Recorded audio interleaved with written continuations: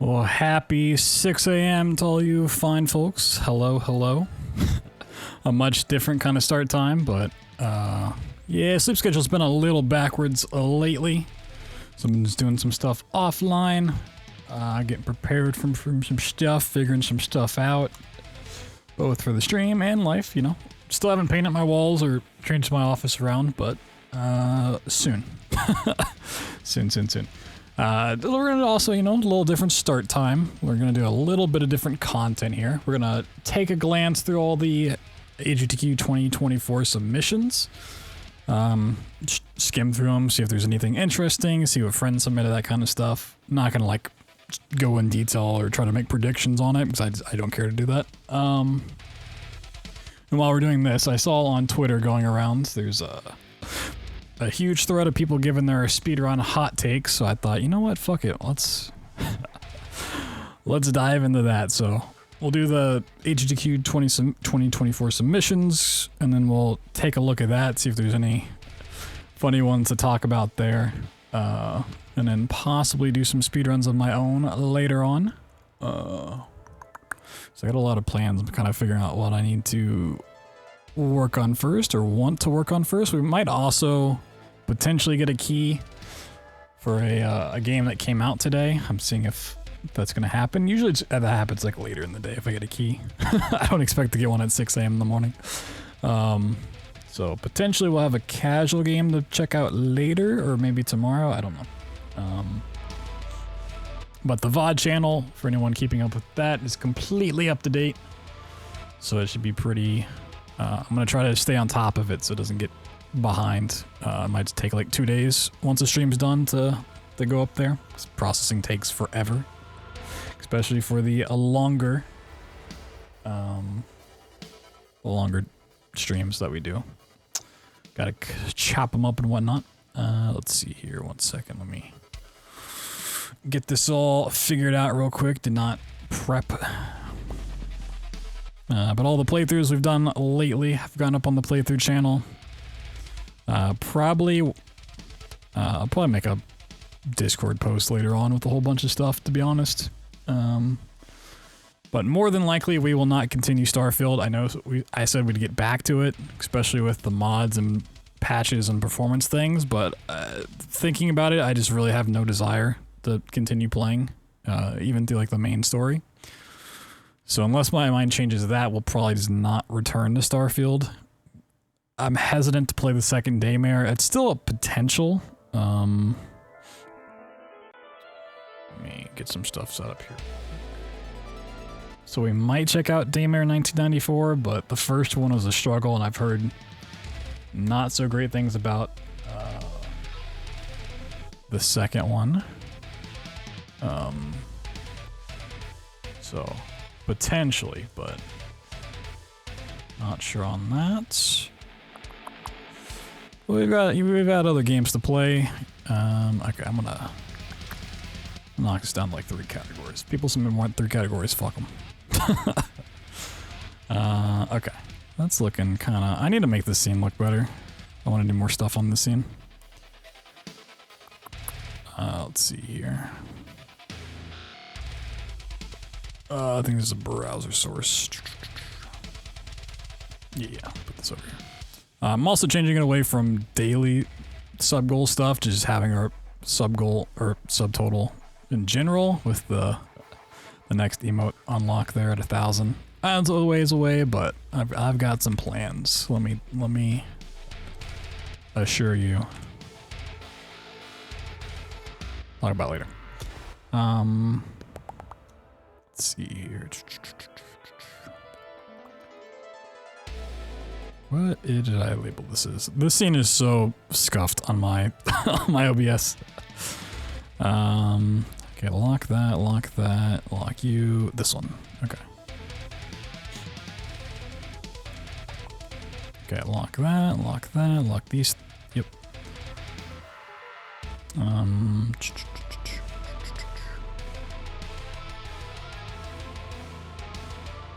Oh, really? I did it that way. Why did I do it that way? That's really weird.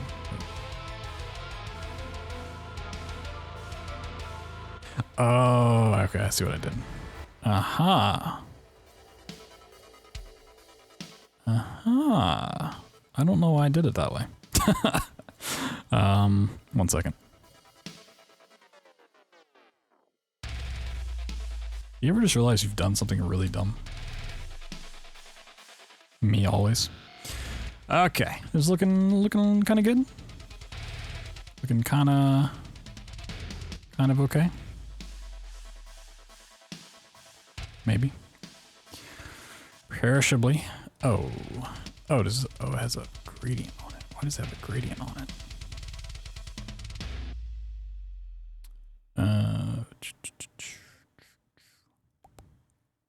To be honest, I've been photoshopping so much stuff lately. I just want to tweak every little thing of color and saturation and contrast and brightness. My mind's fried. Oh, a completely... Okay, hold on. A completely irrelevant thing that I'm sure no one cares about, but I am glad I finally got it taken care of. In my long list of things to take care of, let's see if I have it. So this isn't going to show anything, is it?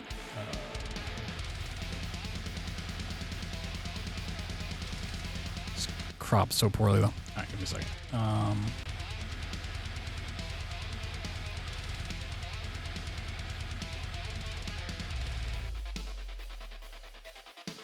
Awesome.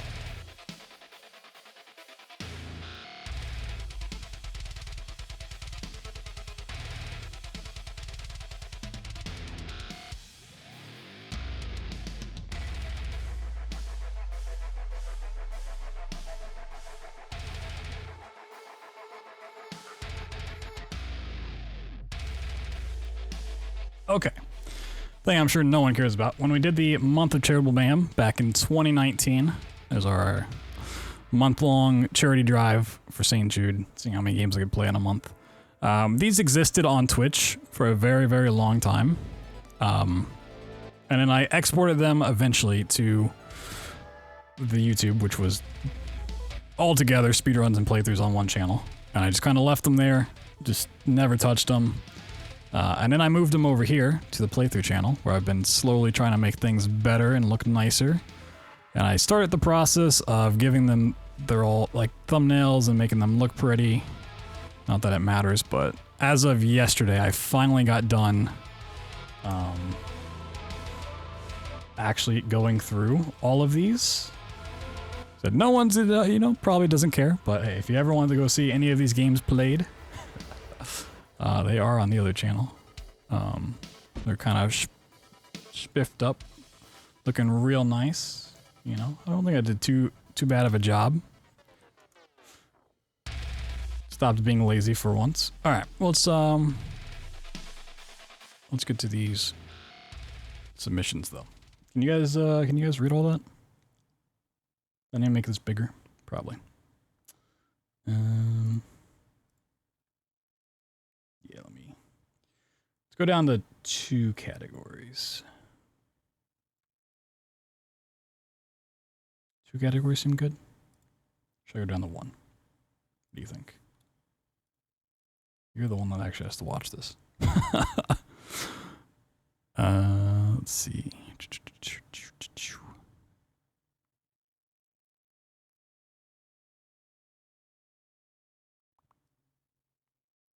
So let me throw a little music on in the background real quick.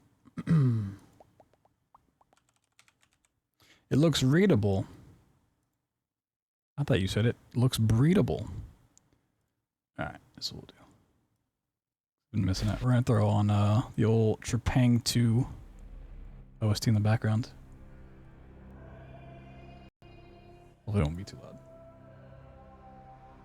So we're not gonna really dive deep on a lot of these games because I don't know them or honestly don't care about them.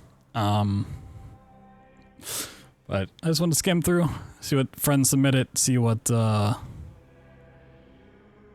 offered, see what my competition looks like. If the music ever gets too loud or whatever, just let me know. Alright, so we got... what does the Lego game start alphabetically? We're just going to go through it in alphabetical order for the game, too. I think that's just the easiest way. So we can see if multiple people submit the same thing or like whatever. Yeah, I mean, this one gets, it's a symbol, but I don't know why. What is Lego? Get top of the list. That's kind of weird. Teddy submitting 24 killers. I don't know what this game is, but I know what Teddy runs, and I'm sure this is a crazy thing for an hour.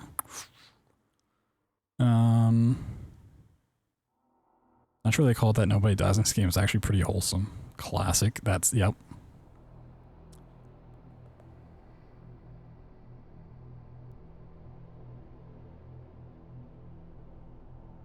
Interesting. 40 Wings, don't know. 8-bit, 9 Years of Shadow, Bug's Life. So most of these I just don't know. I'll be honest, even being around as Abzu. Any percent glitchless blue suit. I do like Abzu. It's never been run at a GDQ event. Featured once an episode of Hotfix. Ooh. That's cool. I mean, I like the Abzu as a casual game. Very cozy. I'm not surprised glitchless is like 39 minutes, but you kind of wonder what any percent looks like. Might be a little too loud.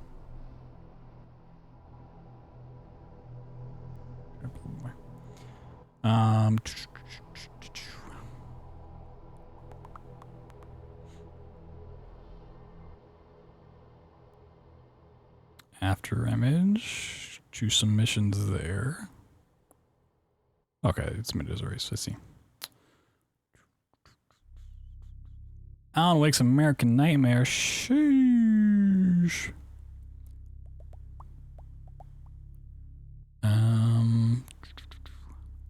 You know, I did play through Alan Wake. I never looked at a speedrun. I kind of imagined it wasn't super exciting. Any percent new game plus at an hour.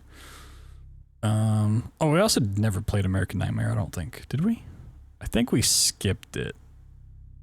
I played the DLC. I don't think I played American Nightmare. 2 years after events of the main game, where your protagonist has been missing ever since. Format as a TV episode of Night Springs, an in-universe variant of the show you know as Twilight Zone.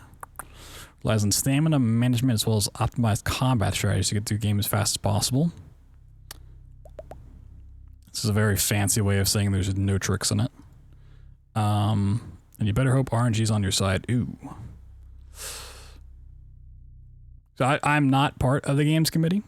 I've just submitted to GDQs for 10 years. And obviously I can get away writing my submissions the way that I do because I'm a well-known entity in speedrunning. The committee knows who I am. They know the games that I submit. They know how I perform. I have a track record, and it's like that. They also read through thousands and thousands and thousands of these submissions. So if you're trying to dress something up super fancy like this, they read right through this. Is like, this is not really a super, I don't want to, I haven't watched this run. But stuff like this, to me, screams this run's not super exciting to watch unless you really like the game.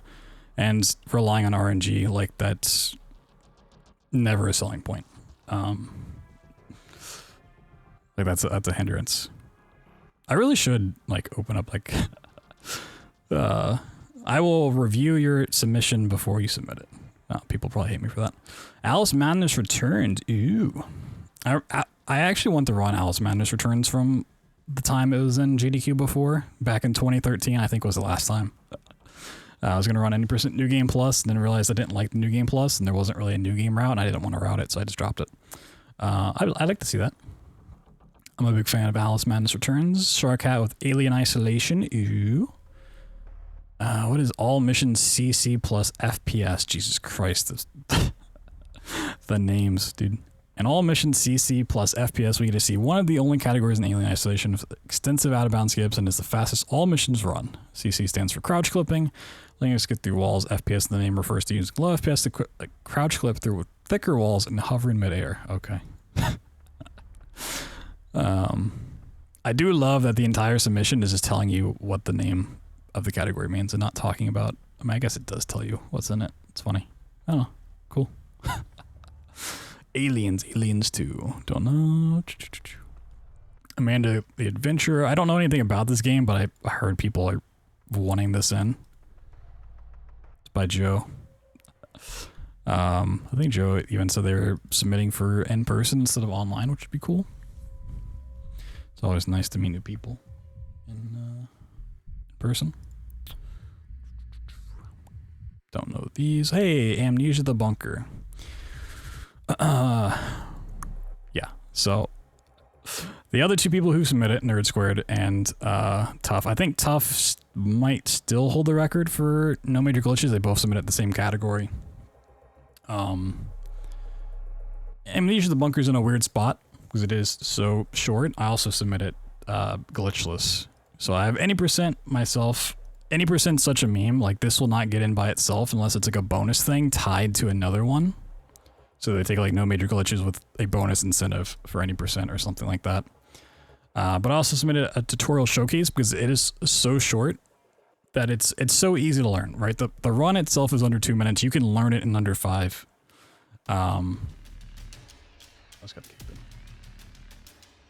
So I think like if they want to showcase any percent and have like that tutorial spot, like this is a pretty decent one to do. Then I got Cobra Muffin to say he'd be the willing participant to learn it. And who doesn't like seeing Muffin, you know? Yeah, glitchless would be cool. It's the third category. I'm not going to scroll over to show it, but glitchless does rely on a lot of RNG, but even like worst case scenario, because I did go through and check it before submitting, even with the worst RNG possible, you can still get a really good time for like a marathon setting. Like it's not, if you don't get good RNG, you're just completely fucked. It's just, you have to rely on backup strats and you save constantly in the run. So like it's still fairly marathon safe as far as that goes. So I'd love to get glitchless in. I mean, I'd love for the bunker to get in. If no major glitches gets in, that's cool. I understand it. It's something that's not glitchless, but not any percent. What's up, Exploit? Morning. What? What do you mean, what? What do you mean, what? Yeah, if no major glitches gets in, I would especially, not especially, I would expect to see Tough be the runner chosen for that. So I think they hold the record. Yeah, the only Amnesia title submitted, which makes sense. Rebirth was just in. And then Dark Descent and Machine for Pigs, while they haven't really been in for a while, they aren't super exciting. Well, I can't say they're not super exciting.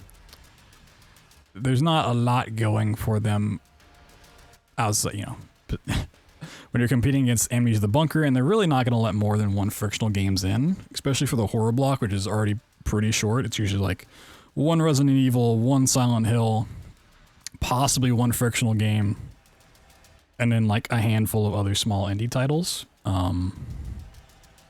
So there's just no reason to submit a title outside of these.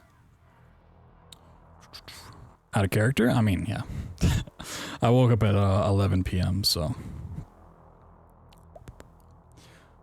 Rather than sitting around getting stuff done in the background, which I've been doing the past couple days, kind of ran out of stuff to do. I have to stream at some point, so here we are. PMC Trilogy, an airport for aliens currently run by dogs. I don't know what it is, but like PMC, cool guy. I mean, people would watch this just for the name alone. Let it in. I don't know what these are. Animal Crossing.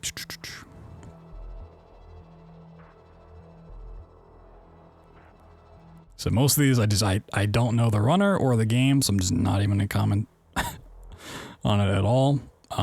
Maybe if something in the description catches my eye, I'll talk about it, but.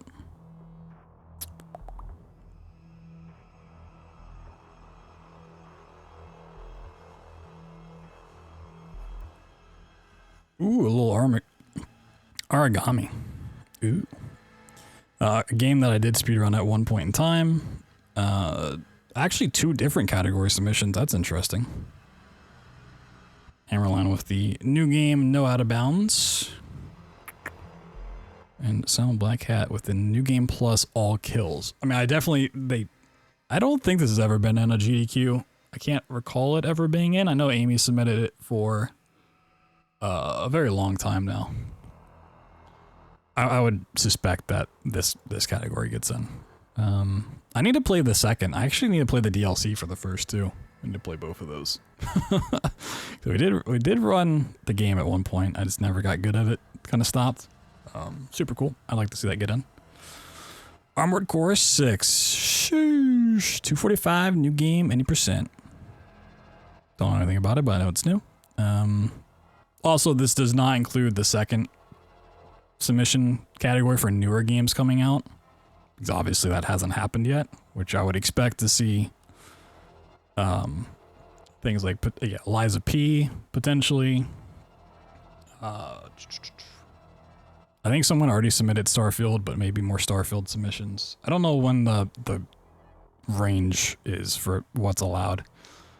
I think I'd have to look. I know there's some games coming out soon that people will probably run.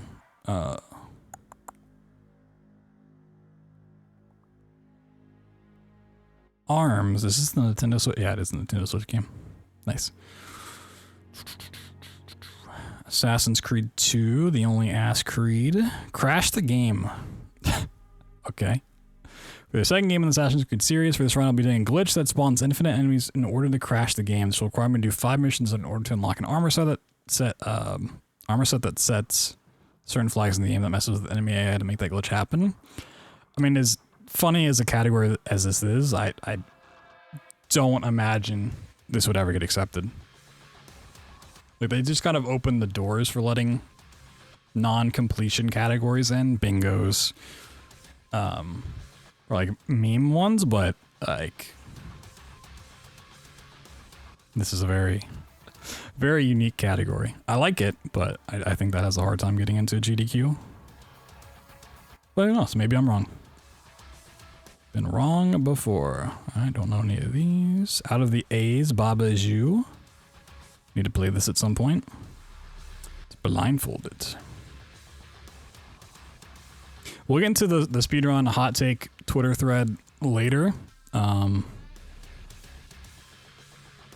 I'd rather just see a regular run.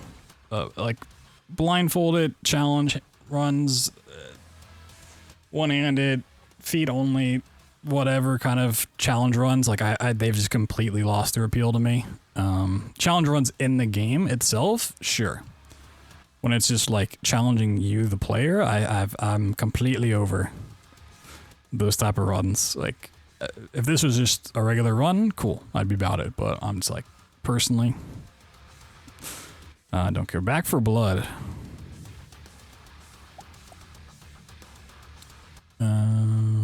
Yo, Bacon, what's up, dude? So I remember Maxi made a video about how Back for Blood devs like fucked over the community. Kind of current patch more safe, but some of the speedrun tech has been patched out. Yeah, interesting. Can run either category on the current patch or 1.0 with the same estimate. I mean, I would just submit it.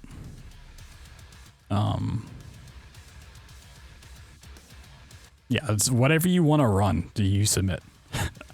I would not personally have done this. Many categories, like even Amnesia the Bunker, like glitchless, you can play on any patch, but I still personally down patch it for monster AI stuff, but I would never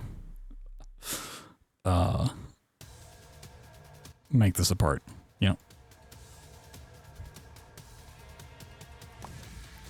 Doing a blindfold aim for nah, not really. Like there was a point in time where it was like cool, it was an impressive feat, but you know, it's become such a thing to do. Like every game that comes out, everyone's doing like their own sort of gimmicky challenge run for it. I'm just like, all right, I mean, you beat it with a potato, you beat it with a carrot. Like, okay, at some point, I don't care anymore.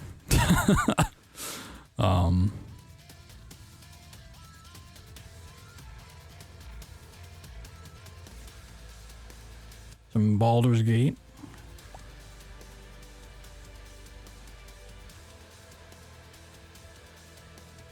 Banjo-Kazooie.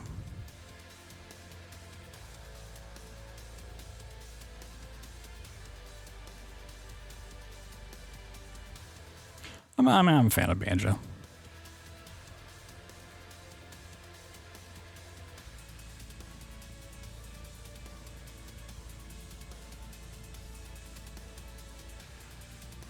Maybe there's a gimmick outside the game the run isn't challenging enough. I don't know that, but I mean, it's still like an impressive feat to do it, right? Like challenging yourself to beat the game in an unconventional way, limiting yourself, sure, but just that challenge alone, like, has lost its impressive nature. Unless it's like so far removed, like, oh,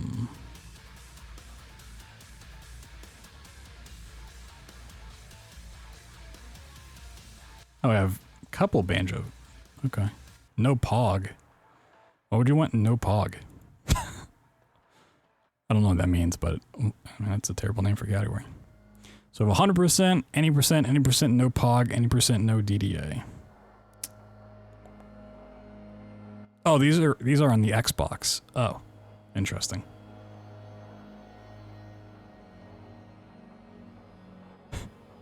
This run makes a joke of the N64 speedrun with its complex route. Damn, dude, shots fired. Jeez.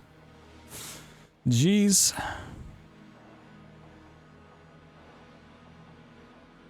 Bobby, you don't see the appeal for blindfold isn't mechanically challenging. I mean, I don't know anything about the run. I haven't watched it because I still need to play the game casually, but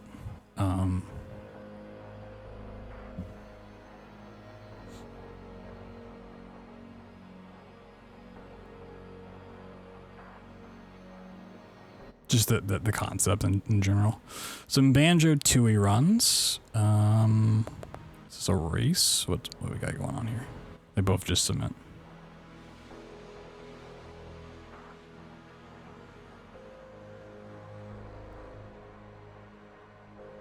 Nope, just two separate submissions. Okay. So their movement count basically. Yeah. Some Batmans. Okay, a lot of Batman. Oh my god, actually a lot of fucking Batman. God damn. God damn the Batman. Whole Batman block. Okay. Cool. Some Battletoads, Bayonetta. Beetlejuice. Bioshock Infinite. And Bioshock the Collection, okay. So a variety pack, doing some Infinite stuff. Yeah, okay. Submitted any percent one-handed, any percent gearless, all collectibles, any percent gunless. Ooh. Bioshock Infinite has historically been showcased on PC, but console runs offer a different, newer perspective. Gearless forgoes Hillrunner's hat. Gunless needs good RNG, but is saved by the silliness of beating the game as a melee sorcerer. Collectibles is a complete run, the new movement of which is underexplored by marathons. One-handed is a relatively consistent challenge run, identifies standard. Yeah, like of these, I think any percent, like the one-handed run, like I once again, like fun to do, but I'd rather just watch an 90% run. I mean, it'd be cool to see this get in. The biggest thing against it is the fact that Variety Pack plays on the Switch, which I think hurts it quite a bit, honestly. Just because, the controls and the performance and all that is much different than playing on PC. But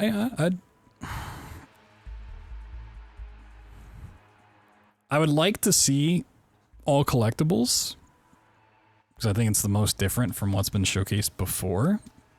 But all collectibles is 3 hours. 3 hours for a shooter is a lot. 2 hours for a shooter is a lot. So even like gearless or gunless is, I think, a very tough sell. I don't think it's impossible. I have to see what other shooters actually get submitted. Because that's the thing, especially with shooters and the horror block, is you're not competing against every other person that's submitted. You're not competing against the other Bioshocks. You're competing against things in that genre, right? Amnesia is competing against everything submitted for the horror block.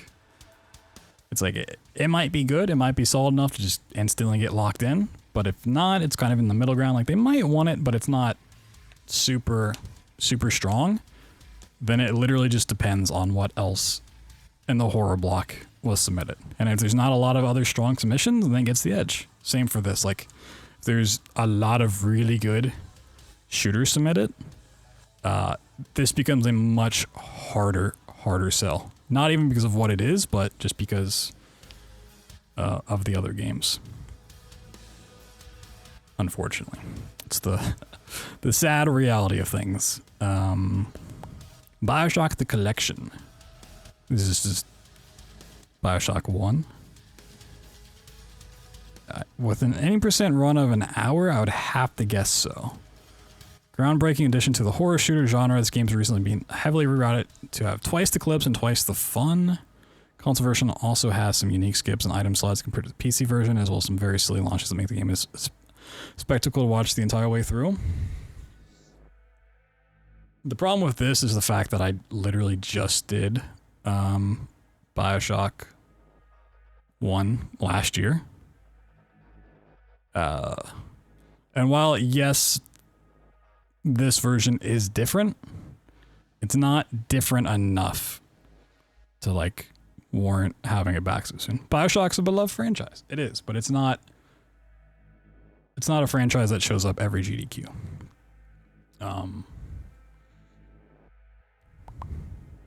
So I think it would have a tough time. When I saw the collection, I was like, did someone submit like all 3 games, like an actual trilogy run? I would have been fucking down for that.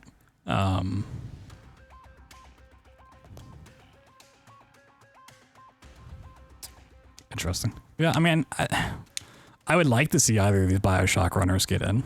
I just think they are both very tough sells. But we'll see what else gets submitted here, maybe. I don't know these. A lot of Blaster Master.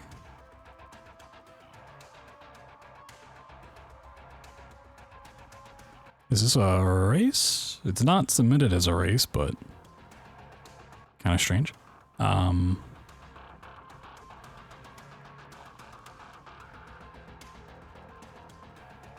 Some blood.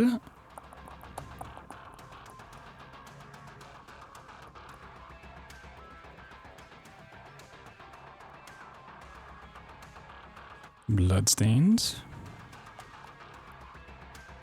And gets you all bosses. Major glitches. It is the fun part. You get to see all these like very strange category names that like outside of the community you're like, what the fuck does that? Well, what does that mean? Cool. Cool. What the fuck is Bomb Rush Cyberpunk? Why does it have 5 submissions? Oh, it's a Brian Otto game.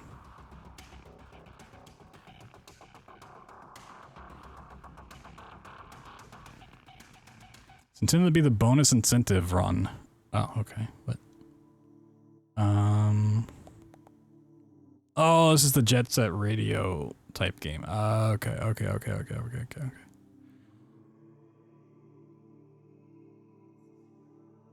Okay, so they're all just submitting on their own. There's no race, there's no co-op. Okay, just 4 runners and then Brio submitting for a bonus thing. Gotcha. Be really, really funny if they let this in, but not the any percent. Yeah, we'll let the incentive in, but not the main game. Cool. Little Borderlands 2 action, okay.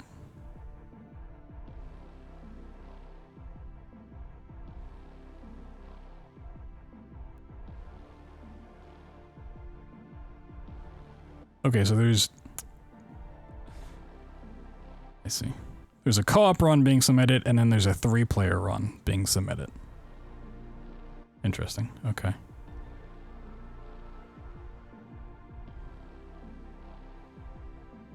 Interesting. Borderlands a pre-sequel. And most of these runs I'm just going to skip over because I don't know anything about the runner or the game. any percent hard exclamation mode.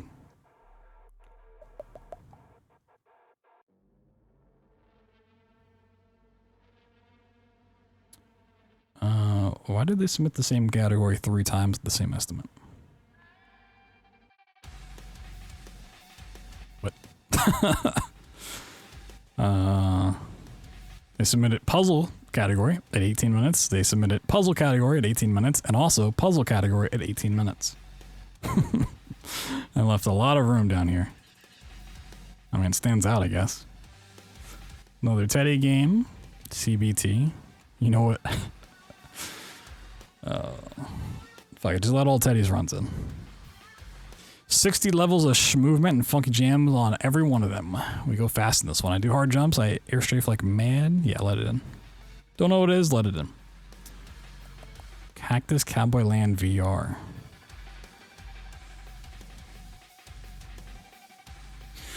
Black Ops 2 Mob of the Dead Easter egg speedrun.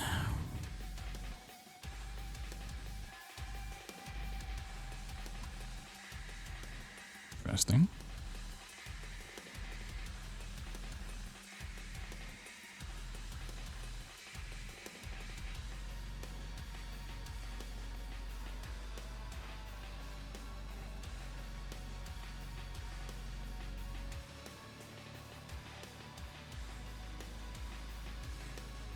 I wasn't going to talk about this game because I don't know. I just read through this. Kind of funny to pick at. At first, one normally doesn't expect runs for this game to be much different from a casual playthrough. However, crafty time-saving strategies have been found to finesse stages in ways one normally wouldn't expect. I mean, personally, I would just cut all of this out. Instead, I would talk about how you finesse stages. What are those crafty time-saving strategies? This is just like, this is speedrunning. You just describe speedrunning.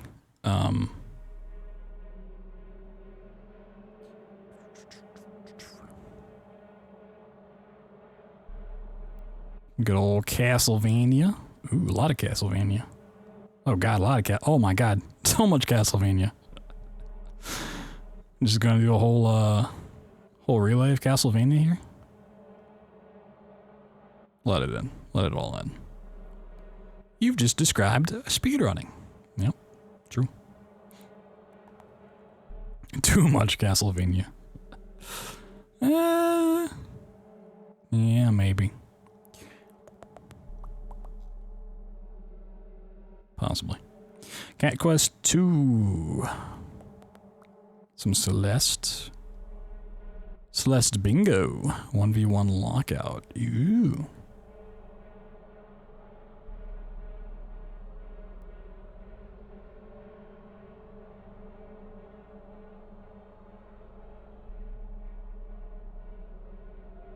Gotten really good at ending running the game fast, ending the game as quickly as possible. Shoosh, let it in.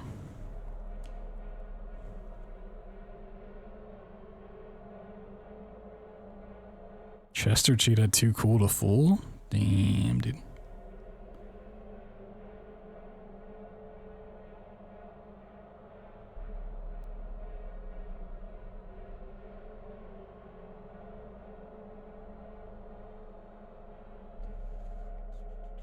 Choo Choo Charles, 100% glitchless. I think that has a tough sell. While Choo Choo Charles was a popular game and a popular run for a bit, they did have any percent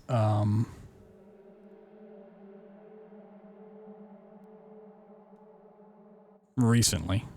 I don't know if it's continued its popularity to have 100% glitchless, so 50-minute estimate. Possibly, but this goes back to it doesn't really matter about this game, how strong of a submission is, because it's competing against every other horror game. And so, like, oh, Amnesia the Bunker has, more hype around it. It's got a lower estimate. It's got a more entertaining run. Then it just gets popped out because there's only 8 hours of horror games or whatever, right? Not saying it's a bad run, just, I think a horror game at nearly an hour is always going to be a very rough thing if it's not Resident Evil or Silent Hill. Gotta run to work. Hope you don't get tired on the way there. Your classic 5-hour Chrono Trigger. Let's see it. City Bus Driver Simulator.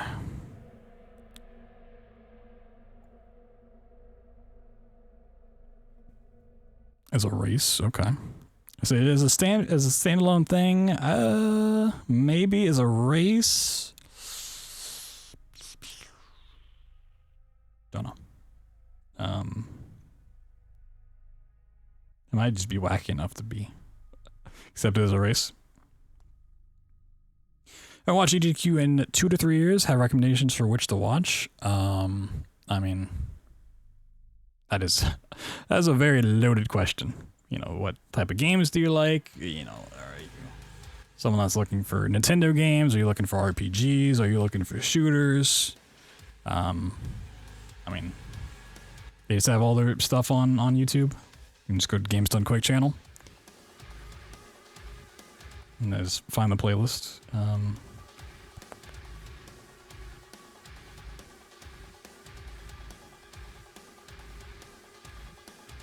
I think Dice's Clock Tower submission, classic. Any game in general? I mean, I would just... I'm gonna plug my own GDQ runs that I've done on my Speedrun channel. There's a playlist for runs that I've done at GDQs.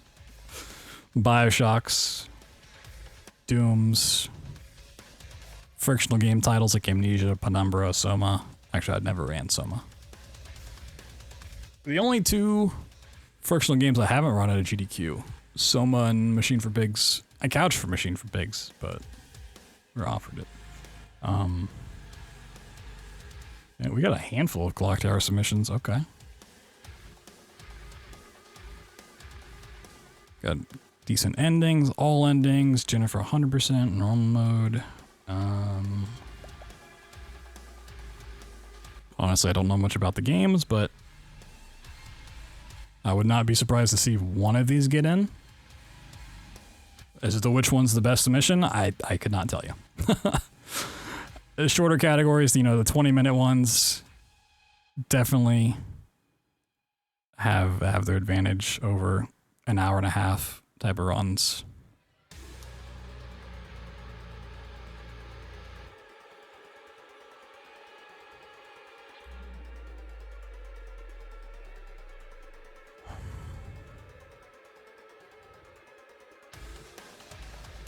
I hate these type of things. Doing it in person, completely fine. Like when you start your run, be like, oh, for every death, I will donate $50 or whatever. Cool. If you want to do that, perfectly fine. Putting that as your incentive, like from the start, I don't know. I just think it's really cringy. Because you're trying to sell them on you donating to charity more so than it being like a good game and good run. It's like you're trying to buy your way in. How I read that, honestly. Conquer's bad for a day. Yeah, good luck with that one.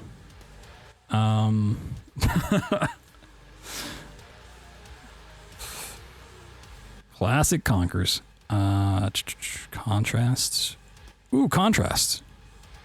So I know that name. Okay, yeah, Contrast is cool. I was gonna run Contrast for a minute, but something else came up.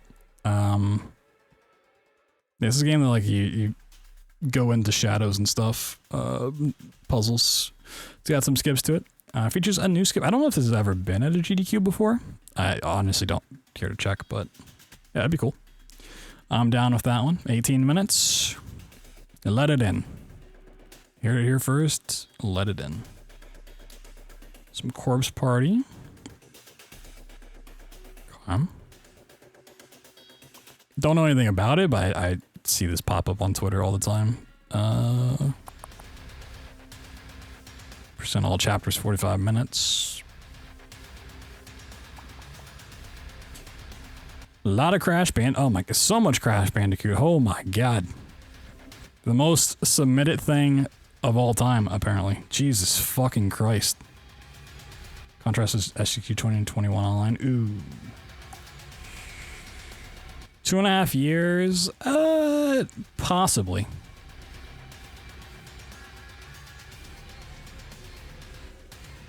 I mean, it's so short. It's got some new stuff, potentially. Once again, if it was that recently, then it's just like, it's going in that pool of, all right, how does this stack up against every other horror game? Like, that definitely does notch it down a little bit, unfortunately.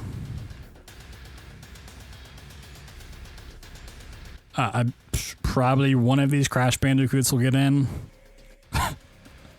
There's 500 submissions. Out of the bees. I think we've been out of the bees for a bit, but... Cruelty Squad? Oh, Jesus Christ, Cruelty Squad. I know people love Cruelty Squad. It's got its cult following, for sure. I don't think it would do well on the main stage, just because it is so nauseating to look at. I feel like most of the chat and people watching would just either turn off or, like, complain constantly. Yeah, but I think it would still kind of go into, like, the horror section. I don't know. When you think, like, 3D platformer, you're thinking, like, Crash Bandicoot and your Marios and, like, stuff like that.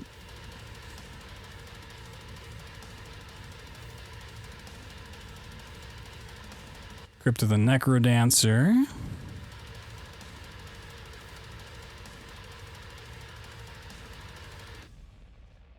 I think that always does pretty well.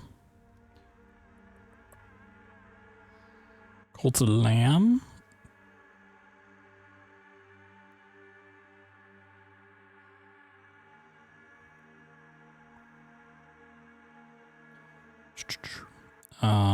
Okay, there's something caught me. I want to read this actually. Not knowing anything about the game.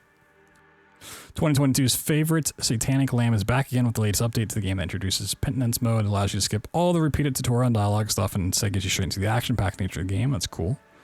This mode provides more RNG potential with the inclusion of relics to the run, and we're slightly weaker compared to other runs due to the current patch Golden Fleece nerf, so precise combat execution is more important than ever. But I never feel like saying it relies more on RNG is a good thing. Like, maybe this other stuff, like, yeah, you have to, you know, shows off more precise combat, better execution is important, that kind of stuff, but, like, saying it relies more on RNG, yeah, like, oh, you know, if he gets bad RNG, is he gonna...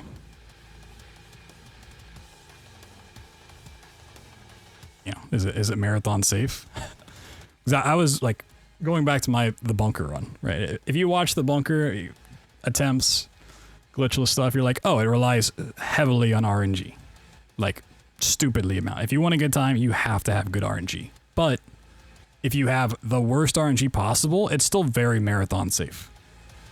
That stuff only matters for, like, top times. So I mentioned RNG, like, hey, there is RNG, but there's very safe, consistent backup strats for all of this stuff. Curse crackers for whom the bell toils. What?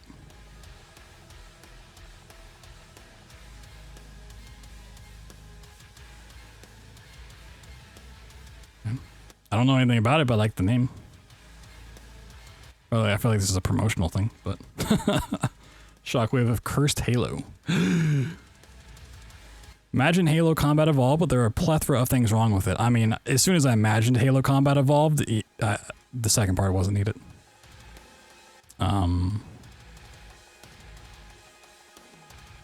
There's a 6-track Mario Kart section skipped for donation incentive. Wait. I'm confused. They're saying for the donation incentive they would skip this, or that they're skipping it with this now being a donation incentive to put it in the run? Is that... I feel like that's what it means to say. That is kind of confusing. Shockwave tried to clarify it and it made me more confused. I think that means they're not doing that section, but also submitted that section as a donation incentive. Okay, moving on. It's 7 in the morning, I can't read.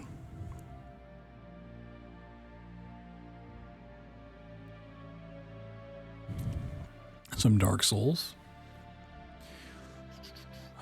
Dark Souls Randomizer. Prepare to Die edition. Depending, I don't know anything about how Lies of P is coming as a speedrun. But if Lies of P is like a somewhat decent speedrun, especially if it gets into the second submission period, I don't think any of these would get in. I think that would just be the one. Yeah. I definitely think that's what it meant. I would have just said submitting a 6-track Mario Kart section as a donation incentive. I don't know. maybe we're both misreading it and it means something else entirely. Some Dead Rising, okay.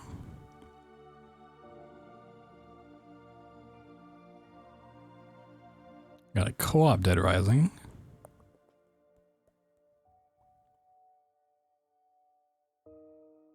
I feel like this is another one, especially like 2 hours. Like this really depends on what other type of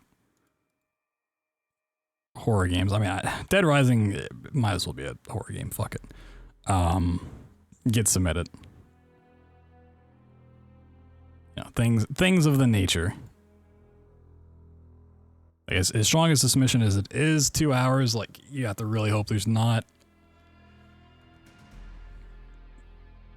more enticing, I guess is probably the better way to say it. More enticing things to accept. Because you can fit a lot of games in 2 hours.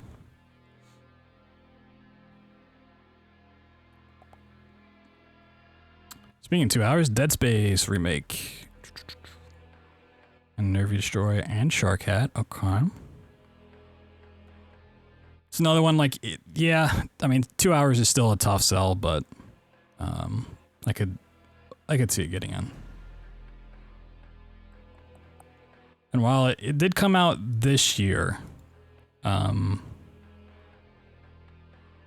already like so far removed from it coming out with so many other big titles coming out that like, I feel like the hype around it isn't really there. But did I submit anything? I did. If you want to see my actual submissions, well, I'll go over them as I get to them, but those are the things that I submitted. It's going down the list. I mean, Dead Space is cool.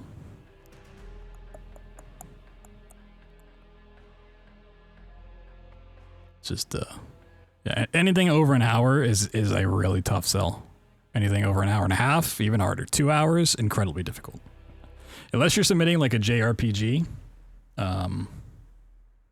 or like 100% Zelda game, good luck.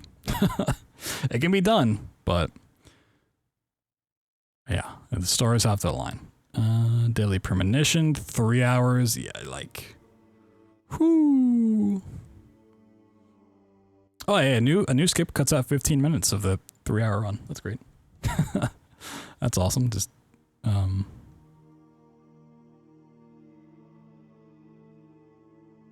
sure, it's perfectly fine. Death and Taxes. Is this the game I think it is? I was gonna play this, but I don't think I ever got around to it. Death and Taxes. Little green. Oh, this is not the game I thought it was. Okay. Don't know it. Moving on. Dev's Door. Source cool.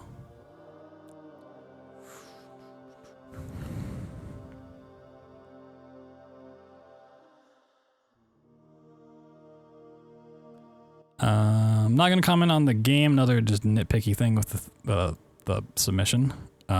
This is stuff I would just 100% cut out. I plan to have a pair of experienced commentators to keep the run entertaining and help explain the various pieces of tech as I'm playing through the game. I mean, this is expected. I mean, not maybe, experienced commentators, but this yeah, like this does not help you in any way. It maybe doesn't hurt you, but there's no reason to include this.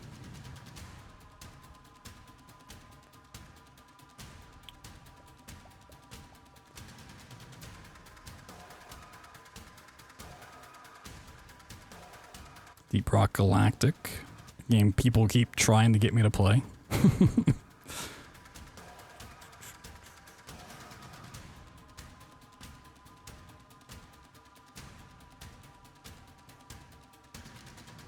Ooh, a little Descent from Zello, okay.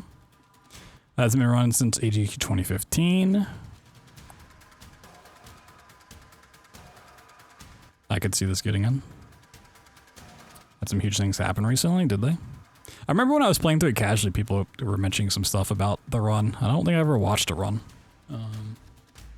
It is the no major glitches, though. I don't know how much that changes things.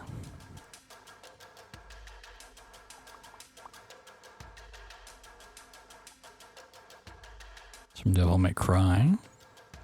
Mr. Cosmic showing up here.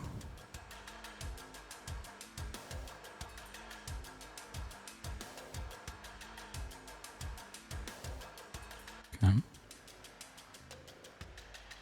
And some Diablo. Ooh, 2-hour Diddy Kong Racing 100% randomizer. That's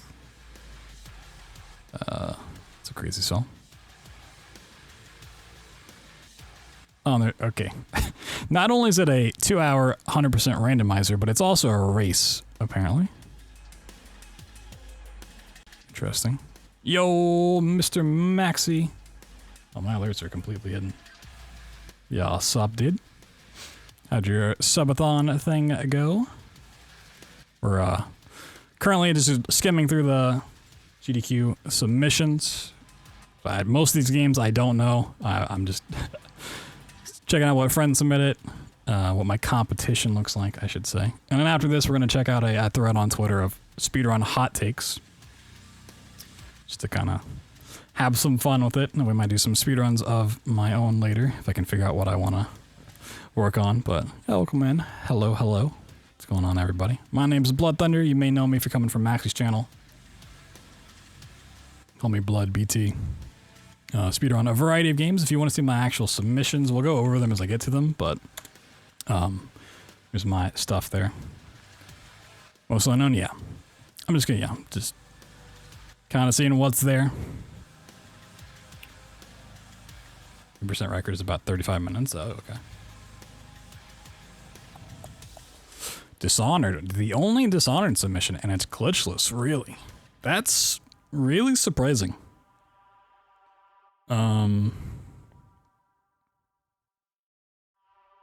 Wait, glitchless 31 minutes? I mean, this is definitely with the speed up mod, but even glitchless is 31 minutes? Huh. Okay. Strange submission. I could see it getting in. I'm really surprised no one else. I know last GDQ, some people submitted Dishonored with the cutscene speed up mod. Kind of surprised they didn't submit again. I'm not against seeing this get in, but I really thought there'd be more Dishonored submissions. Huh. Interesting.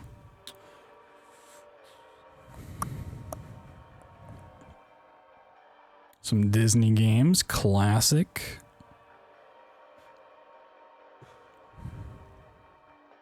Don't spill your coffee.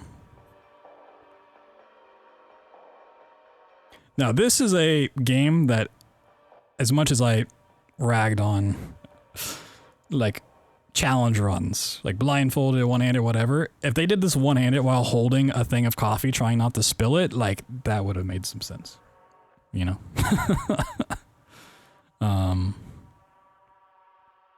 I mean, you could still submit online for this as well.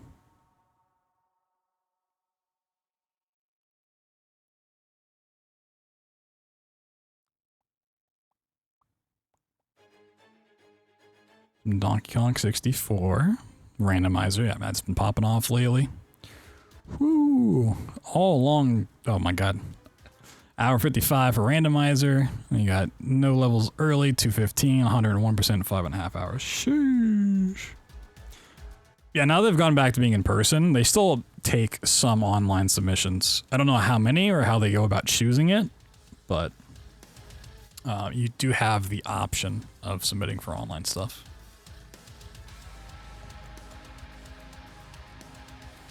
A lot of Donkey Kong, okay.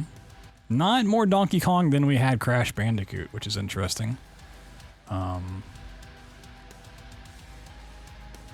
Ooh, okay.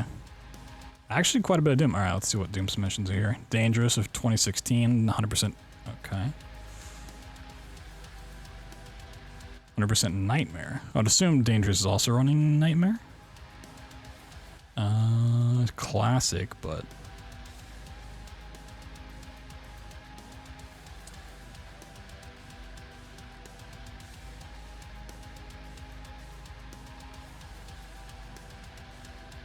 I mean, I could see this getting in. Over 2 hours, once again, it's a hard sell, but it is Doom, which is fucking awesome, and it's 100%. I don't know if Dangerous is running Nightmare, but either way, it seems like with the 250 versus a 230 submission, especially if this is lower difficulty, I think this has the edge, but I don't know. I've been out of touch with Doom, but I'd like to see that get in. See what the Eternal... I don't think they would let 2016 and Eternal in, so I'll see what the submission down here is.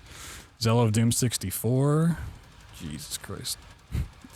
Oh, he's running on PC. Okay. Doom 64 runs on console are the craziest thing ever. I don't know how anyone ever manages to do it. They are actually freaks. Like, if you think speedrunners are freaks, these are the freaks of the freaks. I watched Zello do this run live at QuakeCon many, many years ago. And it is it's a thing. Well, this is the PC version, so that's different. Why is that? So Doom 64 has a strat, I can't remember the name, neutral resetting, and involves like lagging the game in specific ways that build up enough speed to like clip through walls. And you can't do it on the PC version because you just can't lag the game the same way. So they also like to do all of the button inputs, they like use rubber bands and like pieces of paper to hold down extra buttons for the run. And then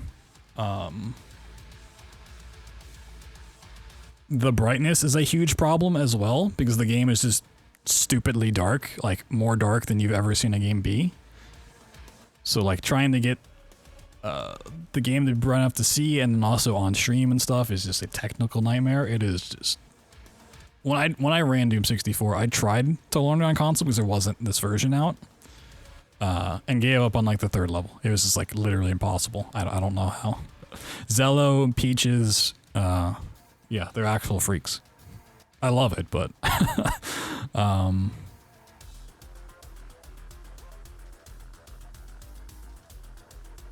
yeah, I mean, I could see this getting in. It's been a long time, and it's a different version of Doom. And Zello, as I said, a freak. I could see this getting in. I'd like to see it. But yeah, once again, I do not see them letting in multiple Dooms. Even like if they did like Eternal and Doom 64, this could happen, but I think you're going up, you're picking one of these. So it's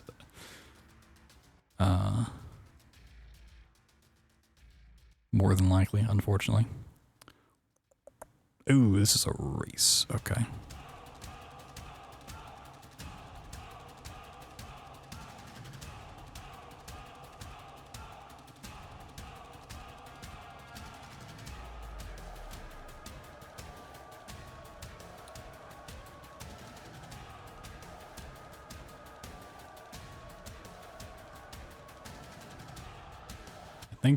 I think one of the people that were supposed to be in the race didn't submit. Because I don't see Drake submitting this at all. Okay, interesting. I don't know how that works.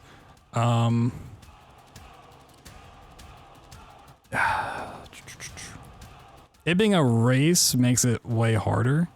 As much as I fucking love Doom Eternal. I love the game, I love the run. I don't think it makes for a good race. I mean, I think basically no game makes for a good race, but...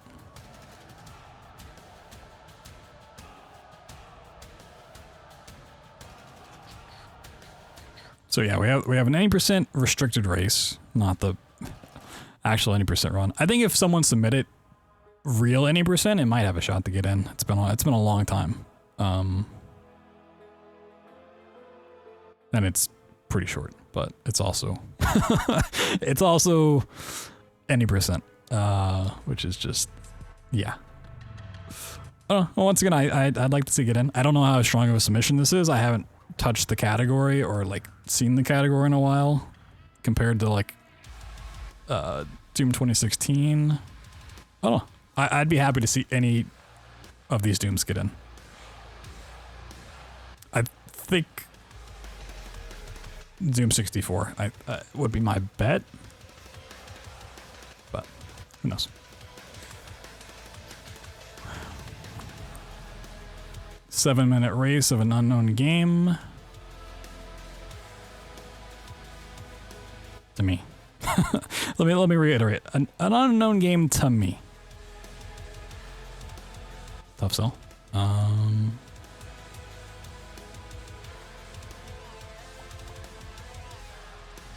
Dragon Age, some Dragon Ball, some Dragon Fuse, some Dragon Slayer, some more Dragon Ball. Okay.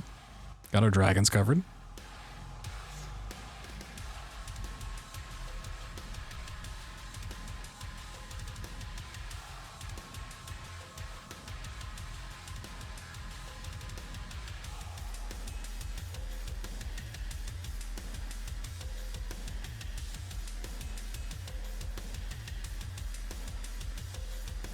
Got your Earthbounds, yep. Some Elden Ring. Randomizer, Lockout Bingo.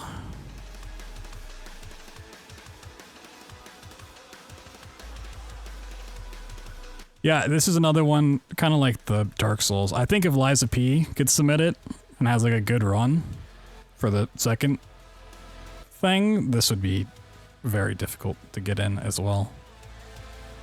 I know Elden Ring's popular, but I don't know how well Bingo or Randomizer really comes across for a game like this.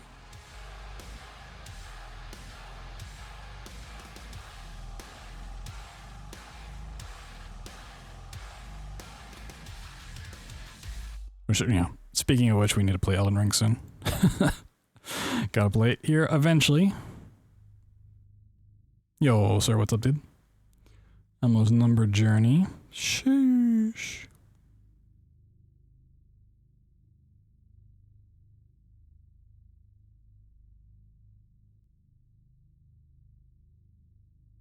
Chilling before launch, hell yeah.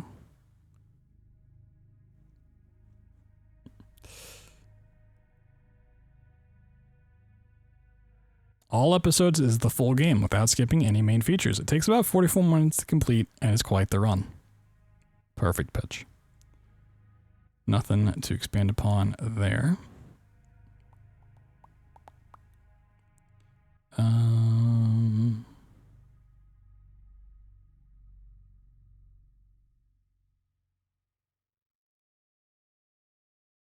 Yeah, these pitches are... Race can be done with Ghostath and Kiki, as well as we are all switching records back and forth. If anyone else wants to join in, the more the merrier. Yeah, I'm the current record holder.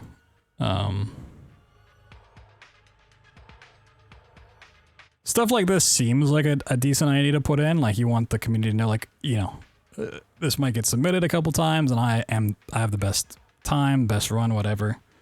They're gonna go check this, right? If they see multiple people submit a category in a game and they want that in the marathon, they'll go and check like who they want in. Like, you don't need to tell them this. Also, you know, when they're considering this might change. You know, in a month's time, you might not be the record holder. Who knows? I think it's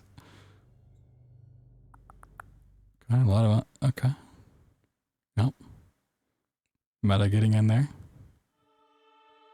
Not submitting for the race. Wow. The Rebel also with the slow submission. Yeah, it's just not necessary to say. There's a lot of stuff that like it doesn't really hurt you to put that in there, but if you're given the space to like sell your game, tell them why it's an interesting run. If it's a negative, I mean, if it's a neutral thing, it's a negative. It's taking away from your pitch. If it's a game that just came out, explain the tricks, explain why those tricks are cool. If it's a game that's been out for a while and the route's changed since the last time it was showcased, explain what's changed, what makes it a more interesting run, what makes it deserve to come back, especially if it's a recent run from like a year ago. That really has to change. Or if it's a different category than what was showcased before, explain why that category deserves a showing, what makes it different, what makes it unique. Other than that, scrap everything. Fuck it.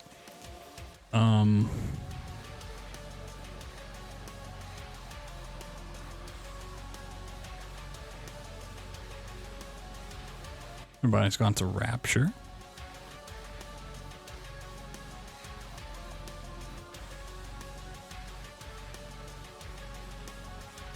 It's a race to the finish, proving you can complete an expansive 4 to 5 hour long walking simulator in only 45 minutes. Like, not only did you not sell me on it, you actually turned me away. I was like, I've played Everybody's Gone to the Rapture. I've never watched a run of it before, but not Kermit. Was there a not Kermit thing? It's also something about a frog. Is there a... Oh, yeah, not Kermit.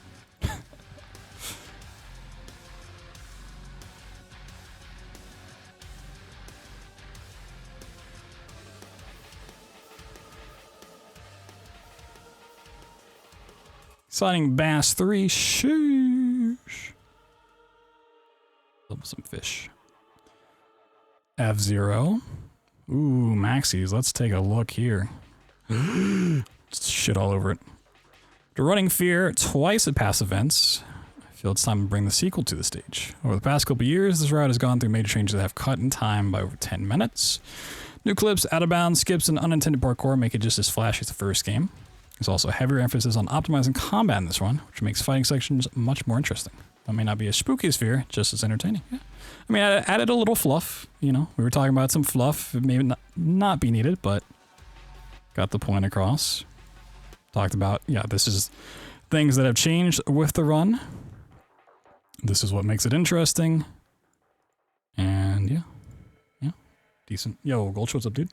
Fear 2, shoosh. Yeah, and then also conveniently left out the ending of the game. No mention of the ending of the game, I see, Maxi.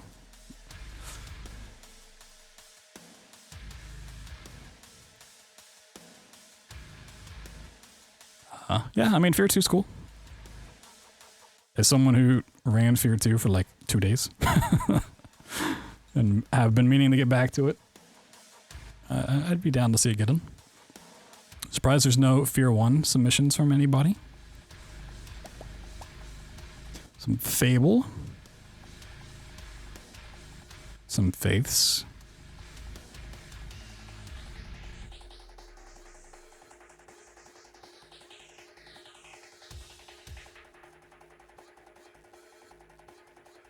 I don't recognize this song from Japan.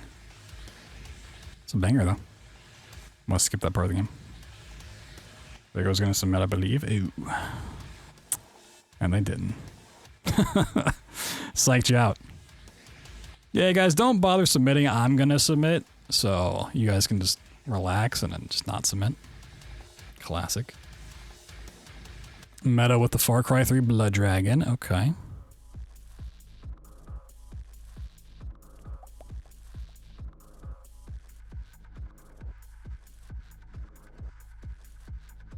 Dangerous little fashion police squad. 100% New Game Plus. For the last AGDQ, I'm sure I don't need to sell you on this one. Okay. I think you do. I think especially having it in a GDQ recently, you need to sell them extra hard on it, in fact. I know it's a beloved run, he did a great job, but someone's getting a little sassy over here. Between New Game Plus and 100%, I would far rather run 100%. But I know that's a harder sell and I'd be totally fine with New Game Plus given that's shorter. Yeah, I would just not include this at all. 100%. I would explain why these categories are worth showing after its recent debut previously for any percent.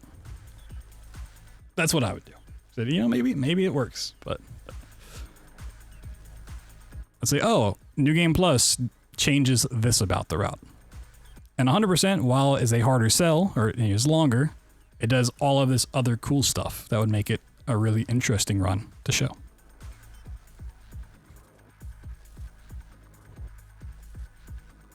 $36-minute estimate. I mean, 36 is a pretty good estimate. I mean, yeah, an hour and a half is a much harder sell. I would just not put that in there. Because you know it, they know it, it doesn't need to be said.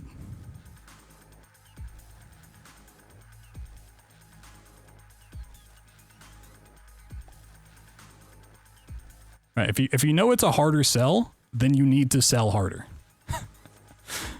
If you just don't sell at all, then yeah, like GG. See you at the next event. Some Final Fantasies.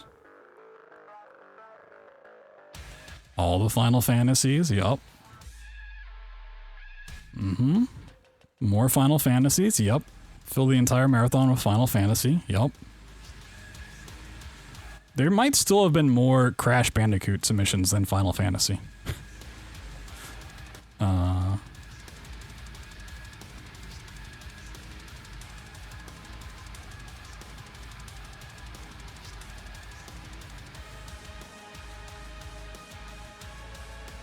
Yeah, there's a lot of Crash submissions. It's crazy. Some Fire Emblems, okay. These games I don't know anything about. Not gonna talk on my ass. Well, I'm not gonna make predictions for them. Just don't know.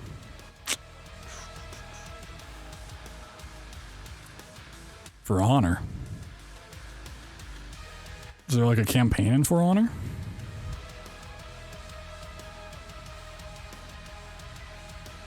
Do the 18 levels, okay. Yeah, I guess there is. Interesting. Didn't know.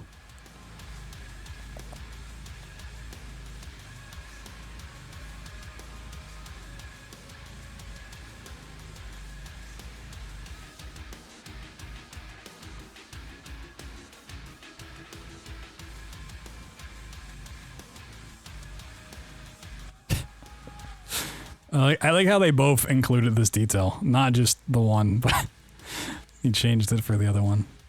For info, the loading time for New Game Plus 80% co-op will be faster than the video. I had an old PC at the time of world record, but I have a new PC. I mean, I would just... I mean, cool. Obviously, I don't know when they recorded the video, but either I would have done an updated run and just gotten a better time. Or I don't know. Kind of funny. Just interesting submission thing. Forspoken, sheesh, 2-hour run. Good luck. Fortnite, classic. Biggest game in the world. Friday the 13th.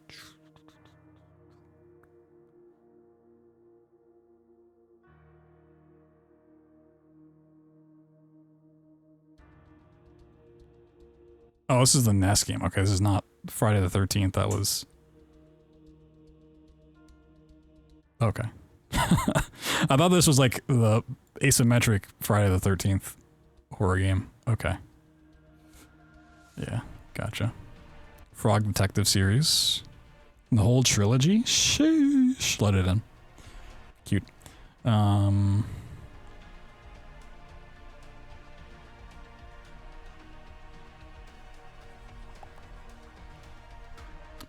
with a G savior. Don't know what it is, but half an hour, PMC, cool guy. Let it in. It's Frogger. I mean, yeah, it's not like... There are certain games where you can get away with this, right? It's like, you know what the game is. You know what the route looks like. It's either in or it's not. This can work, and it has worked before. Like, it's just very specific. There's nothing wrong with doing this. It's just, you know. Like, if this is a category that hasn't changed in the past 4 years, and it was in a marathon 5 years ago, like, yeah, like, it's a well-known entity. Community knows what it is. They either want it or they don't.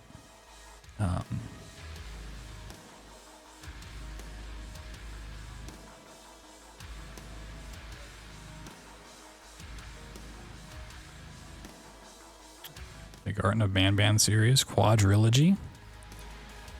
I know this has like been a thing that's popping up lately. I don't know anything about this series. I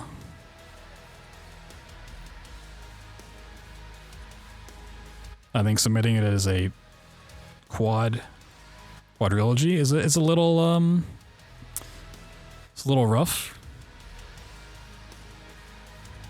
but good luck there. It's trash. Yeah, I mean, I barely know what the game is. I've definitely never seen it run.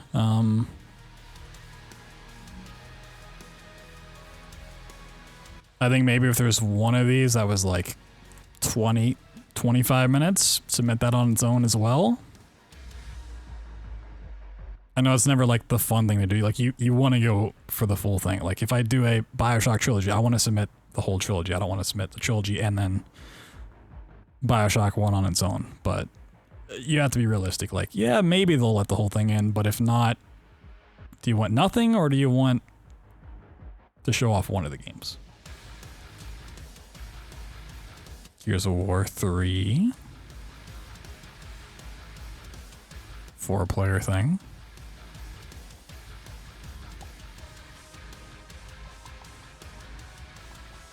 Well, getting over it, glitchless 10 times. I mean...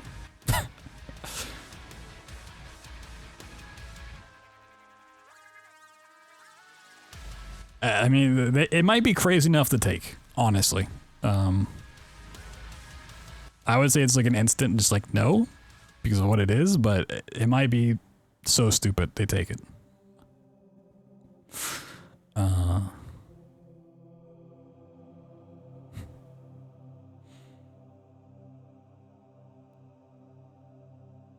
It might just be weird enough.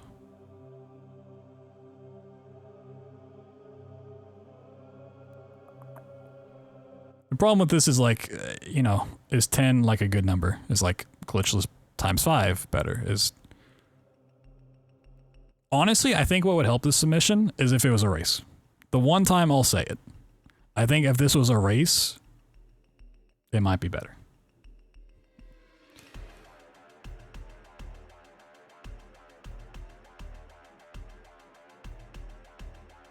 Because at that point, you've watched one run, you know what they have to do from start to finish for one attempt.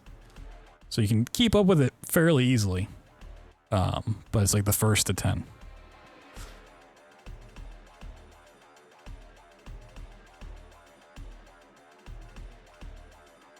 And if you don't want to do it like a race and like actually like stop, it's like, okay, you won the first one. Let's reset and then start at the exact same time. Make it like the best of 10. Or, you know, first to 10. Well, that'd be too many. First to 5, whatever.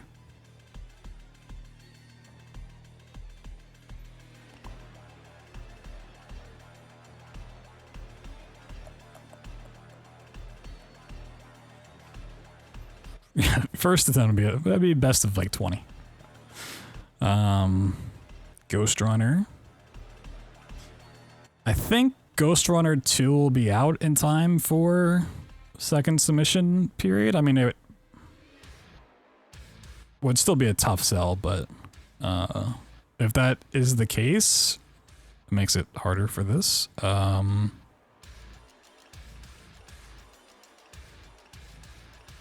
Potentially.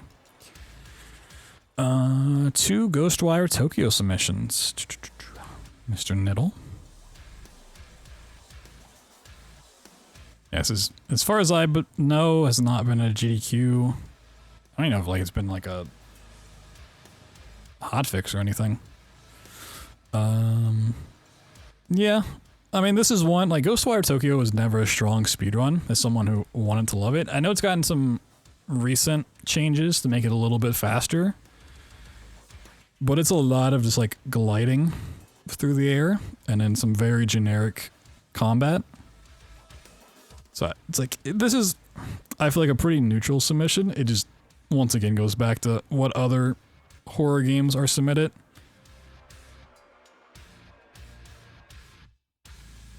More so than how much they actually want this.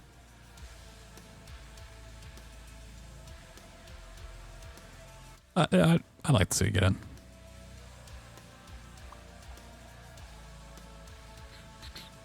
Goat Sim 3. Gone golfing. Oh, Jesus Christ. This is a golf-themed horror game that a man who was tired at work went to a mini golf resort. There's a golf ball guy with hands and legs waiting for him. Multiple endings, but the bad ending speedrun is what you discover the truth of that monster. Yeah, I hated this game. I hated this game casually so much. Don't know anything about the run, but it's definitely a game. That's for sure. Some Grand Theft Auto submissions. Granny, the anthology. A 1 hour Granthology. Granny's popular indie game where you must collect various things to simple ways of escaping her house. The run is short and sweet, but this isn't just Granny. This is Granny 1, 2, and 3. Whoa. The capital and. Back to back to back. Random seeds, glitchless. It is the most intense and entertaining way of showcasing the games. We have named it the Nanthology. I think you named it the Nanthology. I don't know if there's a we in there. Estimate is generous due to randomized items and unpredictable granny, grandpa, Slenderina behavior. I mean, yeah. I think an hour is still a tough sell for it, but I mean, you never know. Grannies are interesting watches, I'll say. And yeah, I think Granthology sounds better. I know you like Nanthology, but Granthology just right there. It's so easy.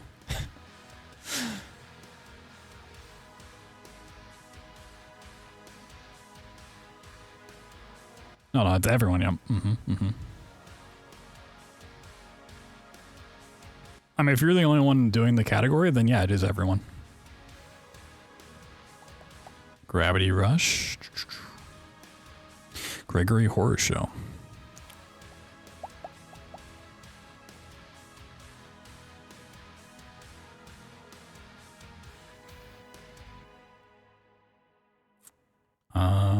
Fantastic, underrated gem of a horror speedrun. Gregory Horror Show is based off a Japanese anime with a cardboard art style and zany, fun characters in a horror setting.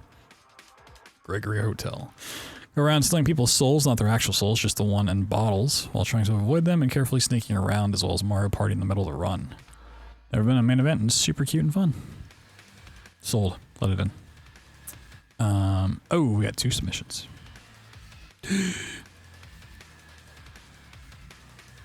I didn't even see the second one. Oh, it's a PlayStation 2 game. Interesting. I mean, I'm gonna give it to this submission because of this typo. Any %. Like, look at this. Capital A-N, lowercase y. Like, geez. You don't even care.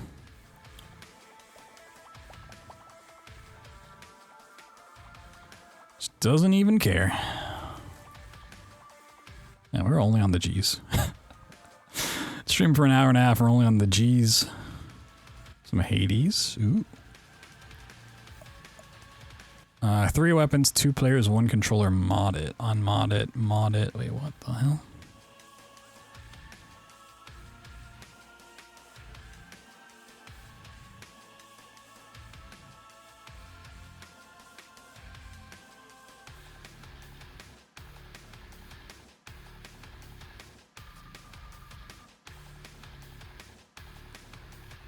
I don't know if the leaderboard mods make RNG manageable, but okay. I mean, Hades is cool. I don't know what these categories look like. Are all of these submitted as a race? Okay, they've submitted 2. Okay, a race, 2 players, 1 controller, and then different. Okay, interesting. Just trying to make sense of the submissions there.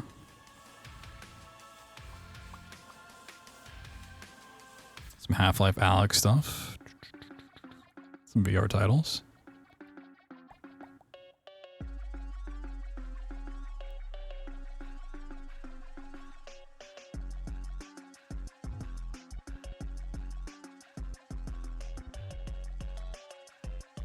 Some Halo stuff, classic.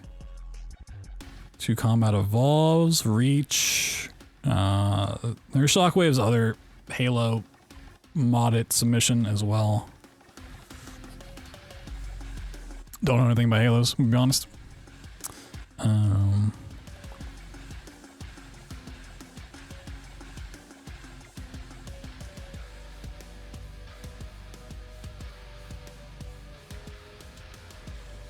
Hey man, okay, we got a little blood money action.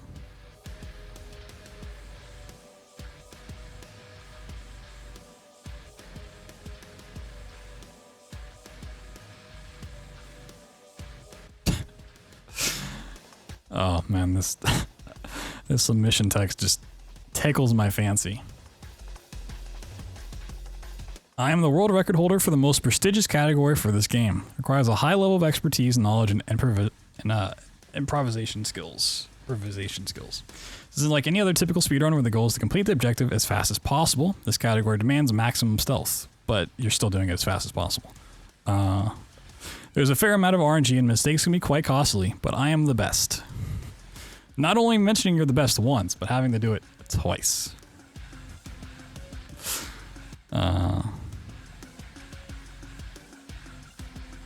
I'm the best. Yeah, that is alpha brother. I wonder if they consider them an alpha male. This is a very like, yeah. This is a funny submission. Some Hollow Knight. Can actually watch Hollow Knight now that I've actually beaten it. Oh, a lot of Hollow Knight. Oh, geez. Blindfolded at 80%. Yeah, like so before, like blindfolded stuff, cool challenge. I honestly don't care if I see that. I'm like, I'd rather just see one of these other ones, to be honest with you. We have True Ending, NMMS, True Ending, no major glitches, all grubs, happy couple. These are all just like completely different categories. Alright, yeah, there's just okay, these are by the same person. Yeah, okay. Shut me up for a second. Gotcha. Those record by 12 seconds? No, but he's the best.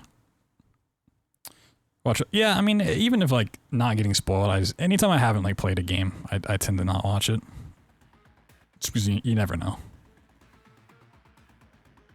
My brain remembers really dumb things about video games.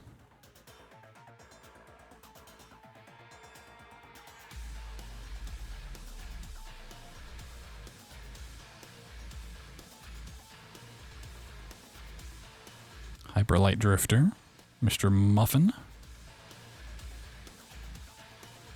Oh yeah, let me check out a submission by Mr. Muffin. The core draw to Hyperlight Drifter, HLD.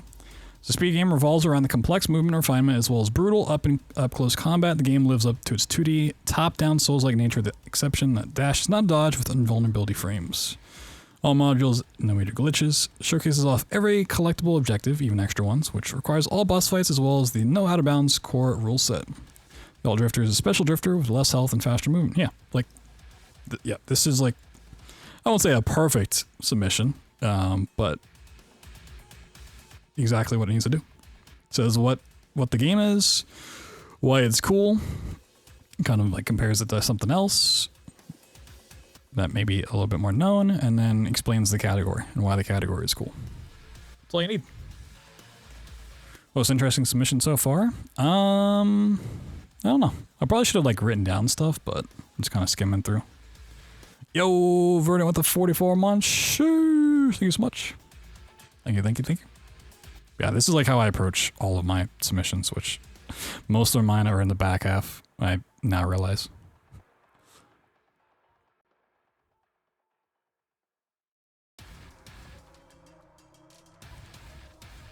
I'm fish.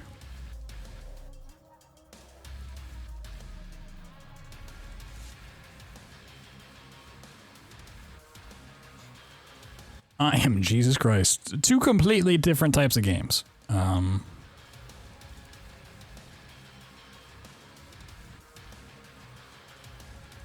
I don't think GDQ necessarily like prohibits stuff about religion and stuff.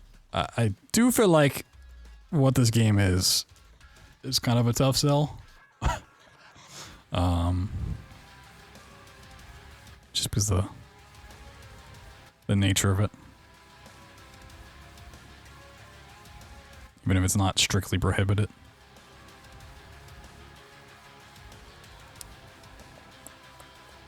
It's pretty whack. Yeah, I mean, anything that revolves around that kind of core concept is just, it is something else.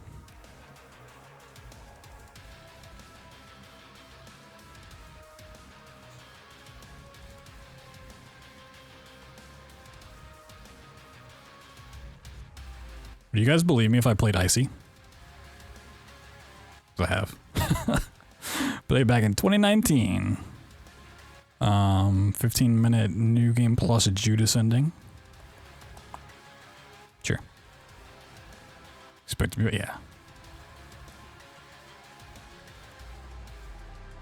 Some Indiana Jones stuff, some infamous Inscription.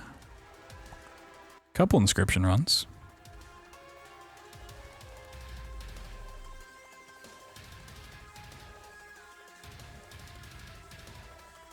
Two Inspector Gadget runs? That's crazy.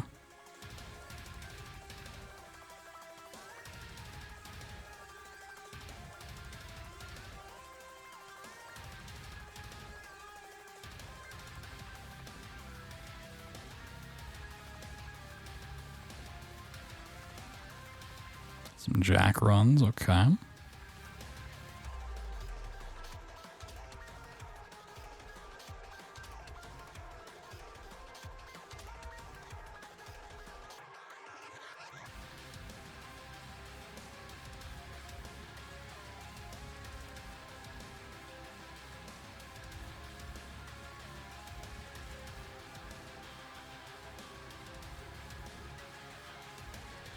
What's this Kiwi game? No, it's a co-op thing.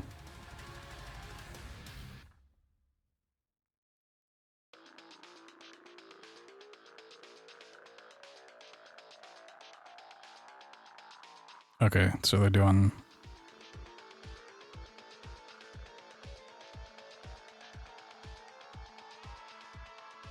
Okay, so two people are submitting as a co-op run. And then they're submitting a co-op run versus a solo player. And then he's submitting solo as well. Okay.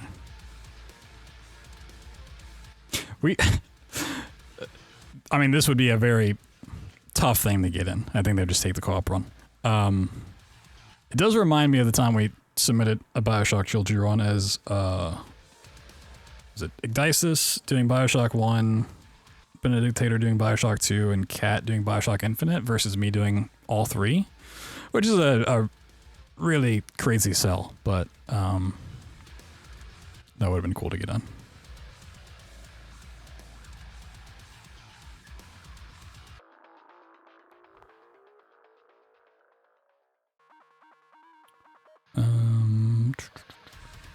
Kid Clown and Nightmare World. Is it actually Nightmare World?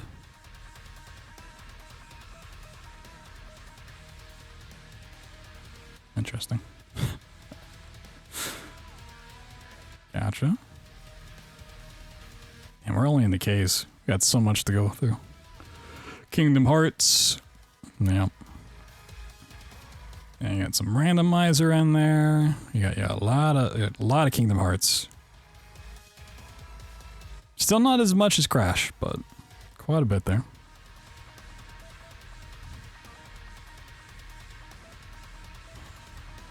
Jesus Christ, Kirby Air Ride. Skip Kingdom Hearts? Yeah, it's like a genre I don't even pay attention to at GDQs. Like, I don't know when it was recently done or what categories or what games were done. I just can't comment on it. Don't know. A lot of Kirby. We're getting a Kirby block. Was just on as a race. Sheesh.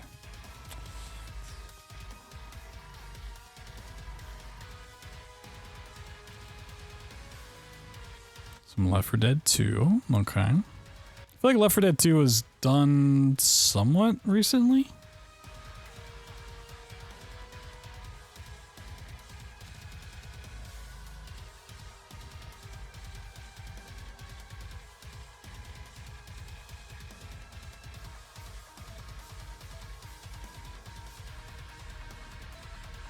Okay, so why are these LEGO games not at the top like the other LEGO games were? Weird. A good amount of LEGO. Love it. Trying to get in? Yeah. Understandable. Oh, Liza P already submitted. Oh.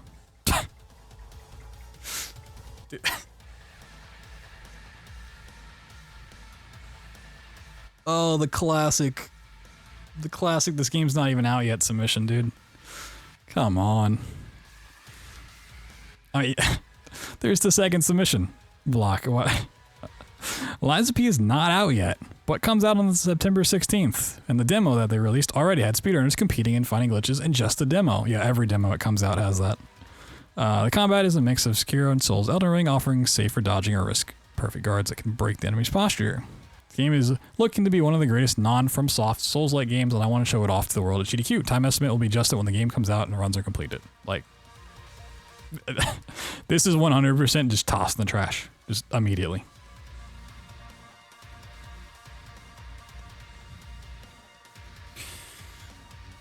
Even if Liza P ends up being a great speedrun, and maybe this 3-hour estimate's spot on, it's just, yeah. I'm surprised they even let it get here, to be honest. They didn't just reject it when they're, verifying stuff. Yeah, 100% don't do this. If the game's not out, don't submit it. Makes zero sense. For multiple reasons. Not only do you not know the estimate for it or how the run's going to be, you don't know if you're going to run it. There's many games I've thought I was going to run when it came out, and then a week later I was like, I don't want to run this game. It's terrible. Or it's just not for me. And it's like, oh, this gets accepted? What, are you going to just back out now? You're going to be that guy? Yeah, classic. Little Nightmares. Okay, we got a race.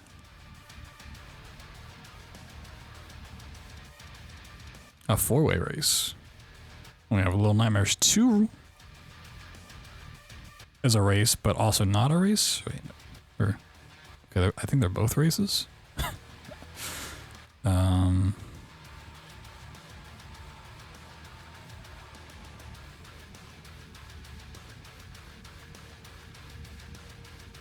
As I'm listening to the Trepang 2 soundtrack, I'm kind of mad that we skipped so much of the game.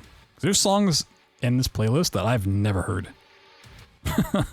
Don't like races? Yeah, I don't either. Not only are they harder to follow, they're typically just not interesting, because as soon as someone makes like one mistake that costs them 3 minutes, like the race is over. And it's like, okay, why am I watching this guy who's 5 minutes behind now? Like, it's not close, it's not interesting. I think it's as strong as a solo submission. Well, I pop chainsaw. Once again, a 2.5 hour submission is a lot. Only playing bonus stages? Ah, that makes sense.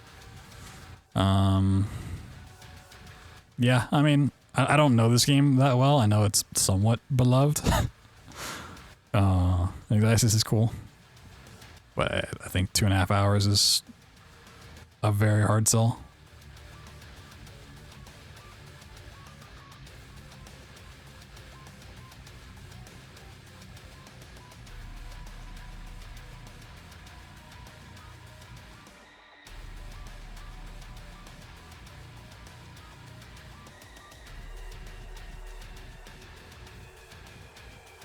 Damn.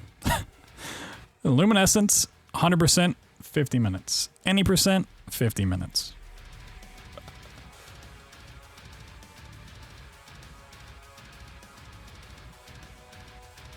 Commentary will take a special interest in explaining the technicalities of the endgame mechanics in such a way that the audience unfamiliar with this type of specialized gameplay can follow along. This is, you do this for every game. This is what standard commentary should do.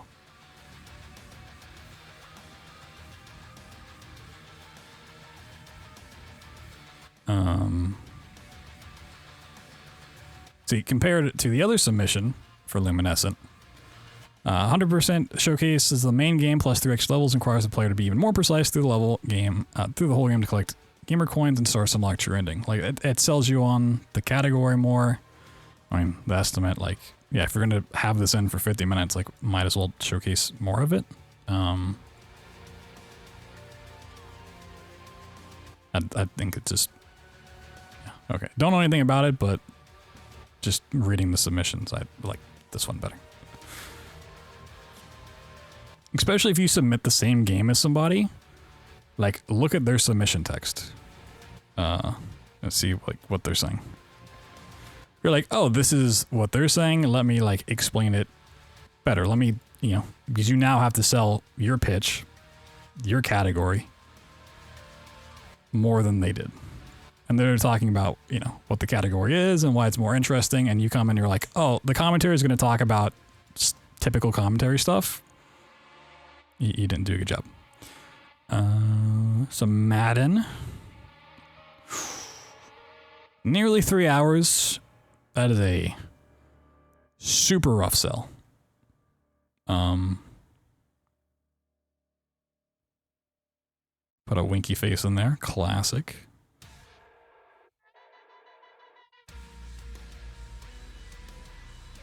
Play the whole, spelled whole wrong, 23-24 season of the NFL, including the preseason. We're going to play from preseason week 1 until the win of the Super Bowl trophy. Like, I mean, if people know what Madden is. You don't really have to explain it, but like, you want to get in, explain, like, you know, do you do anything like strat-wise? Do you play the game a certain way that might be interesting other than just typical football? Maybe you could sell it a little bit more there. Made of Skur. Game I somewhat recently played. Never before seen a GDQ. Made of Skur is a gorgeous, I don't know about that, a stealth horror game that was wildly enemy RNG dependent and even more wildly unstable on console. Okay, don't say that. Definitely don't say that. In these categories, we forgo stealth for the sake of YOLO running through most of the Skur Hotel, avoiding the enemies that we really can't defend ourselves from. All of that said, this is a really fun run that keeps you on your toes throughout the whole time. I mean, the back half, sure. Don't tell them the game is really unstable on console, so I'm submitting a console run of the game.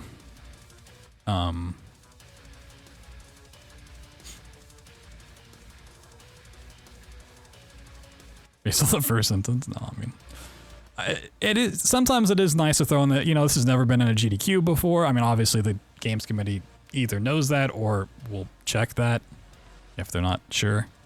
But you know, sometimes it's nice to kind of throw in there like, hey, yeah, it's never been there.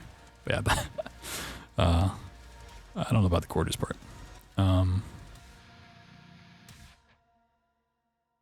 Manifold Garden.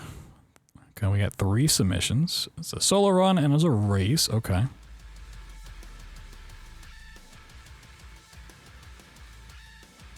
Oh, but is it just a race with Nerd? And then Hat Kirby submitted completely differently? Okay, looks like that's the case. Yeah, the RNG and unstable part, I would definitely... I mean, the RNG, like, they kind of explain that, like, you run past them, so you don't really have to deal with them anyways, but yeah, the unstable and console part... This game crashes a lot, and there's nothing we can do about it. Like, that's... we don't want to have to deal with that. I mean, Manifold Garden's cool. I feel like this was on a GDQ somewhat recently, was it? Maybe I just saw submissions for it. I don't know. This is, I definitely don't think would be a race. Manifold Garden's already like hard enough to follow. Following it as a race would just be, I don't want to say unwatchable, but like nobody would know what the fuck's going on.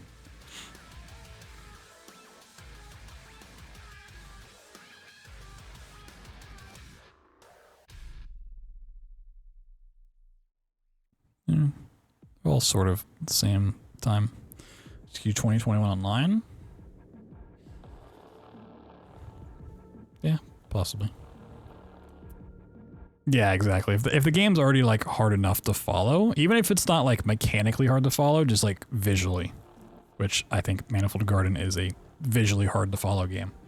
So you're like constantly flipping perspective, and like if you don't know the world, you're not gonna understand where they're going and stuff. That like having it as a race and trying to figure out where both people are, it's just not gonna really work out there. TBCR with Marathon. I never know what the game's TBCR runs, but they're usually pretty cool and he's good at them. The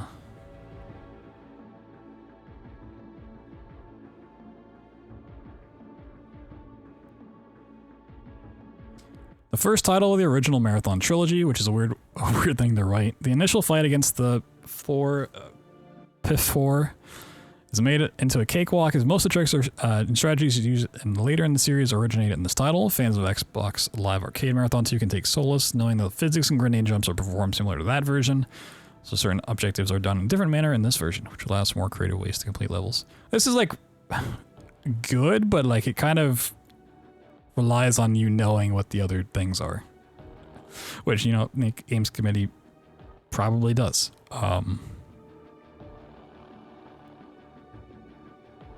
Would rework that a little bit, but decent. Watch it live, couldn't figure out what was happening. Oh yeah, I did not watch the Redfall thing. I wanted to run that game, and then I watched like a couple people run it after like day 2 or whatever, and I was like, this looks horrendous, and I can't believe they actually submitted it and did a run of it. Should watch it at some point. Your Mario's cool.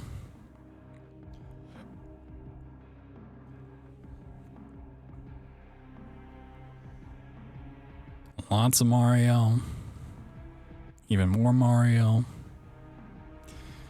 Still more Mario. Even more Mario. Alright, we're out of Mario. Get it out of here. Oh god, Mario, what? And my GDQ? Never. Mass Effect 2.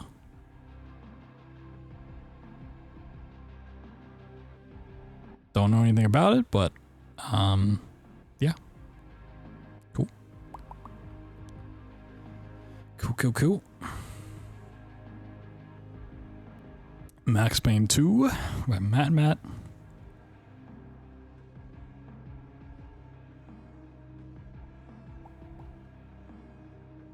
I learned like the first 5 minutes of Max Payne 2 at some point. Your Mega Mans, you got your Mega Mans. Oh my god, even more Mega Man, Mega Man. Oh my god, Mega Man, Mega Man. Oh my god, look at all the Mega Man. Sheesh. Okay. Nope, not out of the Mega Mans. Gotta keep going. Ooh, the Measle Gear Solid. Ooh, what's that game? Oh, it's just a typo. Wait, no, it's not. Wait, it's actually a completely different thing. I thought it was a typo. I was being a dick. An Ape Escape Metal Gear crossover game unlocked in Ape Escape 3. Oh, okay. It's a very a very unfortunate name, but maybe that's the point. A lot of Metal Gear. Man, apparently just having M in the title means you have to submit a lot of it. Mario, Mega Man, Metal Gear. Oh my god. Oh my god, the Metal Gear. Jeez. All the Metroids. Oh god, there's gonna be so many Metroids. A lot of Metroid Dread, specifically. Oh my god, so much. What the fuck? Why is there so much Metroid Dread? Oh my god. Is Metroid Dread the most submitted game? It has to be, right? We have a race, we have a bajillion categories, multi-world randomizers. I mean, yeah, that's not gonna happen. That is a lot of Metroid Dread. Jesus Christ. Metroid Fusion, Metroid Prime. I think Metroid Prime Remaster is like the most likely chance of getting in. 200% normal. 5 hours.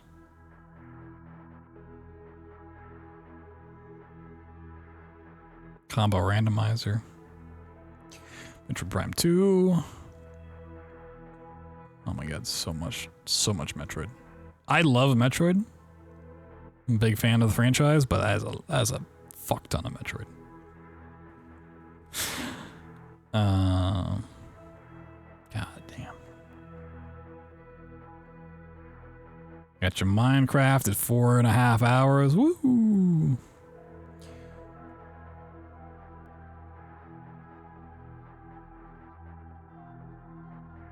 Mom hid my game.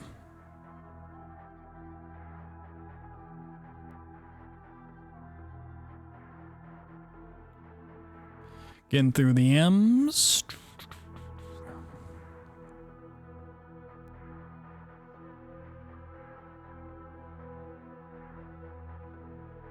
Ooh, are these? Ooh, wait, hold on. Mr. Big Honkin' Burger. Mr. Jump and Run. Mr. Run and Jump. But they're submitting it together, so which one is it? Is it Mr. Jump and Run or Mr. Run and Jump? They submitted two different games. And this is Mr. Run and Jump. Studio, Mr. Big Honkin' Burger submitted the wrong game? Classic. Classic. Emerald Alley submitting a Mulaka. Mr. Run and Jump, classic.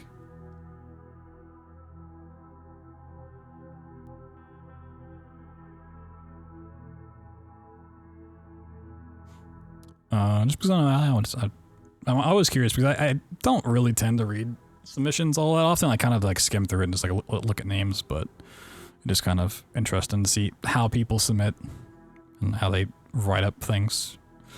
I know someday there'll be a Malacca-shaped hole in the indie block. Maybe today, this action-adventure platformer pays homage to the indigenous Maori people of northern Mexico with all aspects of the game as authentic to the culture and tradition as possible.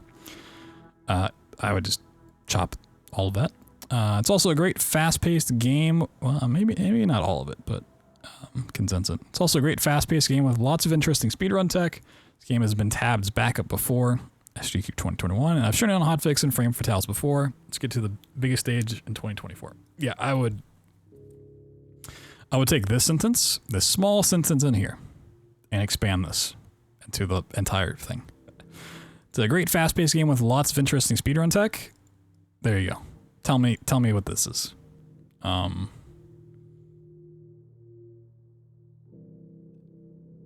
Multiple Batman games. Oh. Oh, okay, he submitted. Yeah, trilogy stuff. Yeah, Chicken submitted. I don't know if he submitted all of these on their own. But there's a lot of Batman stuff. Note, Chicken Nuggets did submit some of them. But yeah, like this kind of comment, if you're ever writing up submissions, yeah, take this thing and just expand upon those interesting speedrun tech.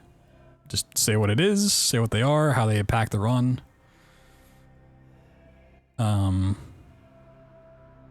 Like you could leave this part, this action adventure platformer, paying homage to these people.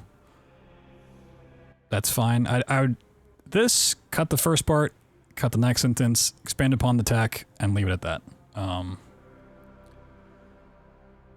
Yeah, I mean, 5 hours and 6 hours is a huge sell. I mean, the Batman games themselves are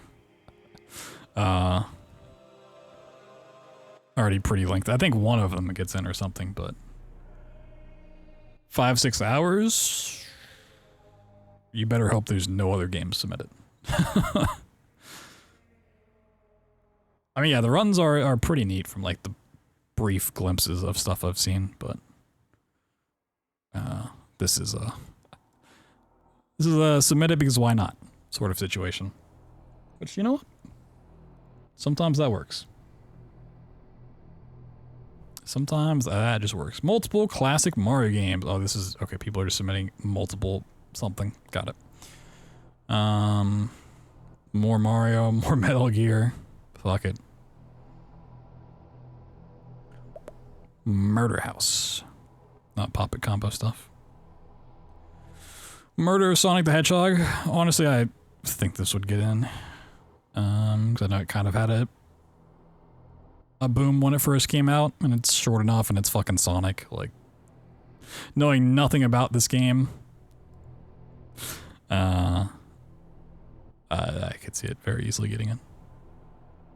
My Friendly Neighborhood, my second submission. This is one that I kind of submitted because I didn't know what else to submit. It's my fifth. This was my fifth. I was considering something else instead.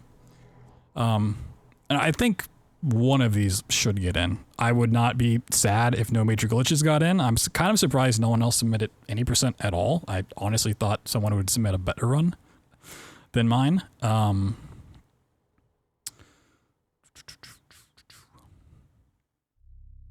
Yeah, this is just a matter of if they want this game, do they want 20 minutes of it, or do they want, you know,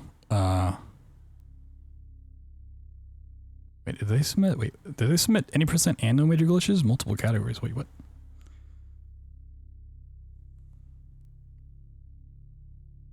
Okay, I don't know what they actually submitted. Because they have any % and then a comma, no major glitches, multiple categories. So I don't know exactly what they are offering. Yeah, I mean, I think Yama probably does have the best shot, but yeah, it's do they want 45 minutes of this or 20 minutes? Like I said, if Yama gets it, I'm surprised Yama didn't submit any %. Any % kind of is like awful in certain regards, but if you practice enough, I don't think it's like that bad. Also want to get another PB in it.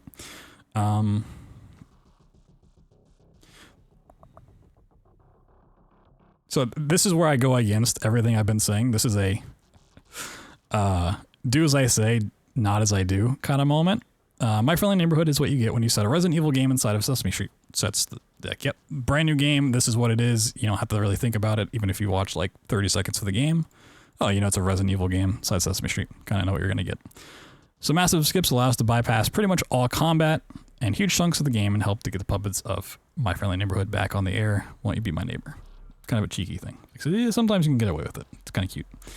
But this is one of those moments like, yeah, it's just like 3 major skips and you like bypass the entirety of the game. Like that's it. You just walk on something and you're out of bounds. There's not really a way to describe it other than that.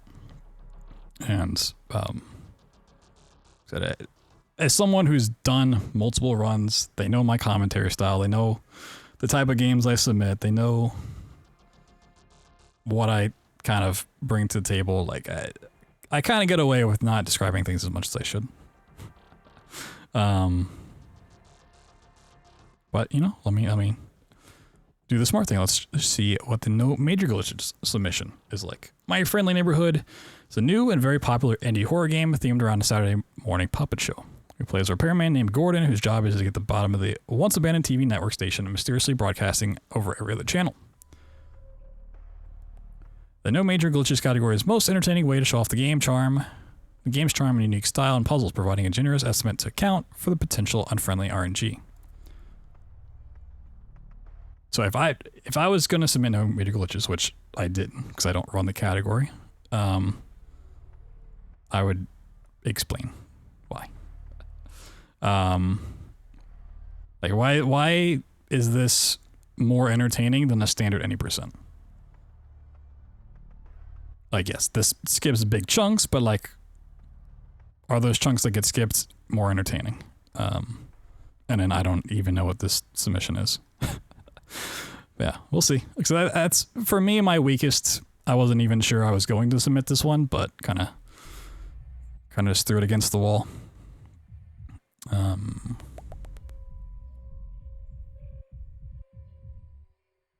So all just mini games, but in the middle you have to push a cow for like 20 minutes. I mean, it sounds hilarious until you have to watch it for 20 minutes. An hour and 40. NCAA football 2005. More football. Sheesh. Submitting both categories in submission. Yeah, but are you running them together? And also, like, you can't really do any % and no major glitches in 36 minutes? Like, it doesn't work that way? That's not how... You can't subtract time? Yeah, I don't know what's going on there.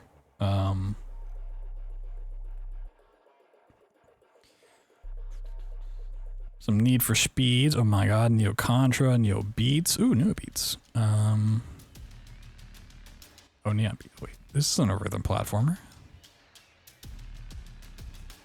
Is it a rhythm platform? I mean, I know it's a platformer. I didn't think there was a rhythm to it. I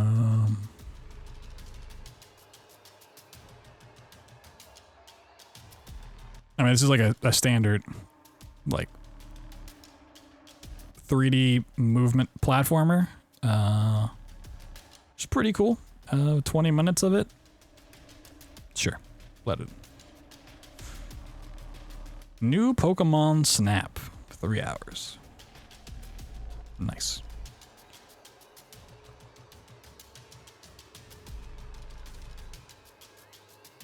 Okay, I did see this submission.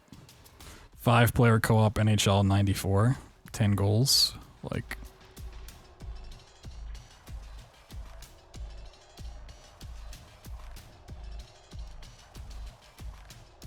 It's a very unique submission, but that does not necessarily mean it's a good submission.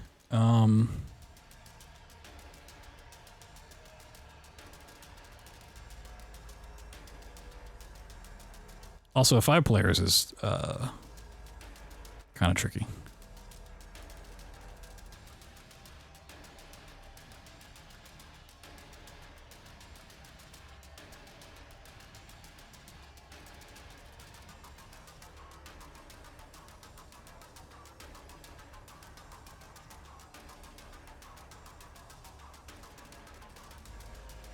Some Ninja games. Nintendo Power Hour. Nintendo Power Hour is a showcase that attempts to beat as many NES games as possible during a 1-hour timer. This run is able to show off many of the shortest NES titles, many of which are very rarely seen. The current PB for this challenge is 23 NES games during an hour-long playtime. The live Nintendo Power Hour would include fun additions such as random game choices and also prop and costume changes. A 30-minute expedited category shows off shortest. I mean, it's kind of like a unique thing that, like, I don't know. I could see something like this getting in, but I feel like it would all depend on the execution.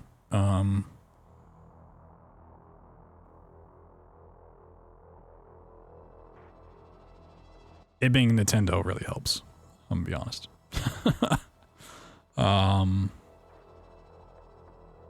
It's like a fun stream idea as well, but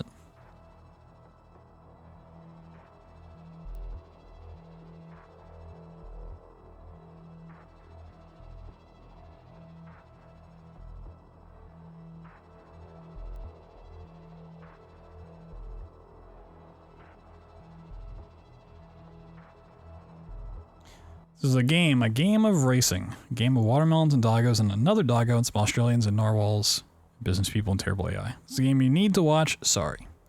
This game is just racing. You must win whilst also trying to make the AI survive at the same time. Such meme, much wow. No.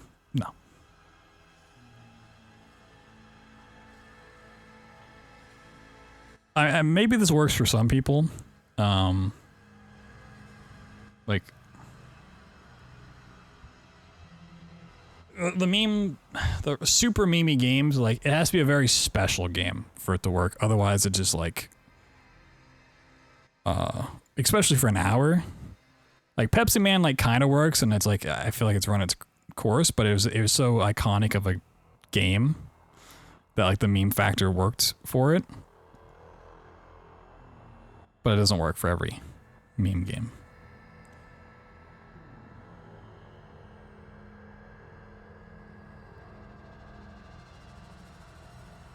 Also, I'm just like a stick in the mud. If you tell me I need to watch a game, I absolutely will not watch it. That's just a me thing. Let's see.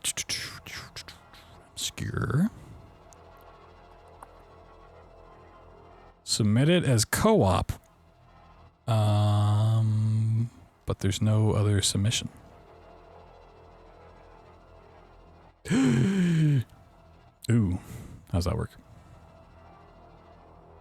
Uh-oh. Some Ocarina of Time.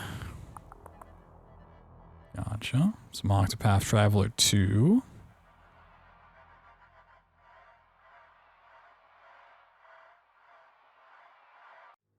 Okay, do we have...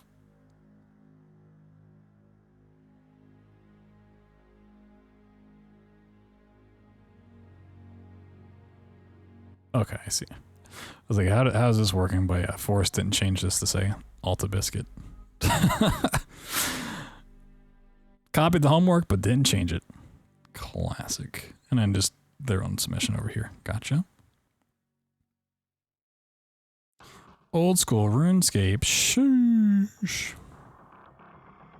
Big Hollenberger, 21 minutes.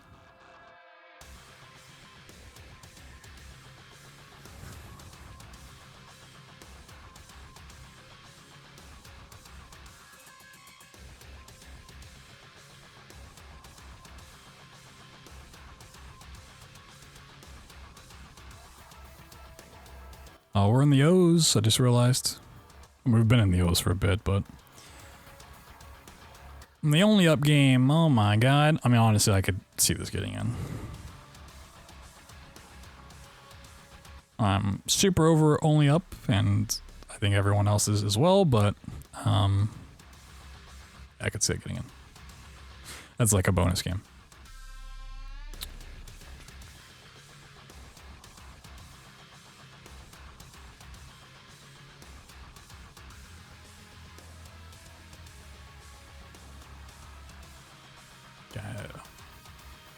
Yeah. 3D collectathon platform about a man with no arms locked inside his office. Luckily, he has the ability to propel himself like a 50 cal bullet. This allows him to complete all 4 levels in the game at breakneck speeds. This run showcases intricate routing, tight and stylish movements, and some pretty wacky locales in between. Like, yeah, short, sweet. So it says what type of game it is, says the type of trick that it has, and why it's interesting. Good submission. Outlast. We're not at Outlast yet. Something near and dear to my heart, some Ori in the Blind Forest. What we got here? Mr. Covert Muffins.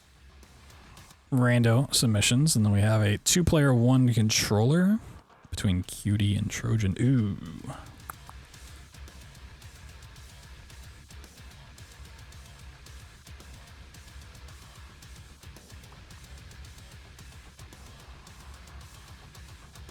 It's tough. We have some Ori and the Will of the Wisp.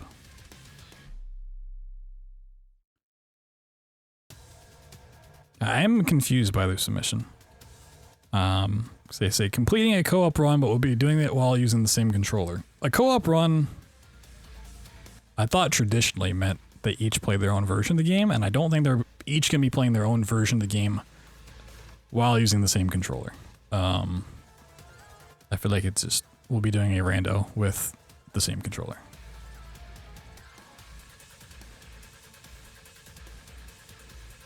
Unless they're doing 2 players, 2 controllers,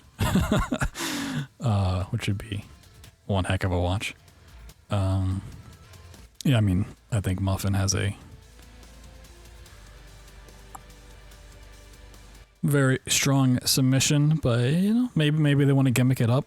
The problem with this, and just Ori Rando in general, and why I don't stream Ori Rando in general, is Ori Rando is extremely hard to follow.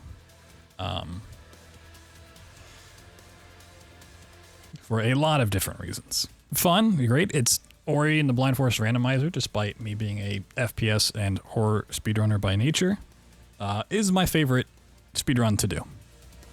But it is just god-awful to watch.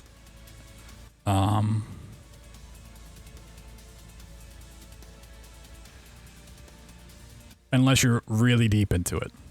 So, like, this, as much as I love Ori and the Blind Forest Rando, and I'd love to see this get in, and I love Muffin and love to see him get runs in, I think just the nature of it is hard. This is one that I wish gets in every single time, but it's a tough thing.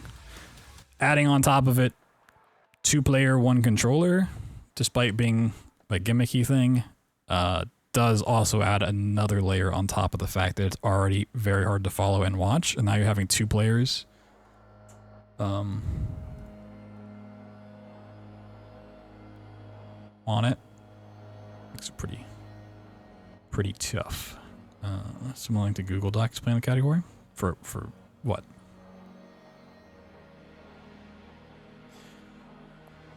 For rando? Yeah, out of these submissions, I don't know which one would get in. I mean, Forest Trees is like the standard way you go about it. Oh, Metroid Prime thing. Gotcha. Some Outlast. Okay. Oh, there's probably all of these probably got classified under the Outlast trials. Shark Out with Outlast 2, no checkpoint killing. I'm pulling for it, but Outlast 2 is a game of all time.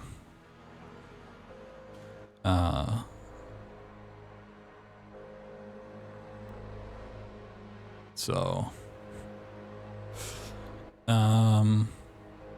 yeah.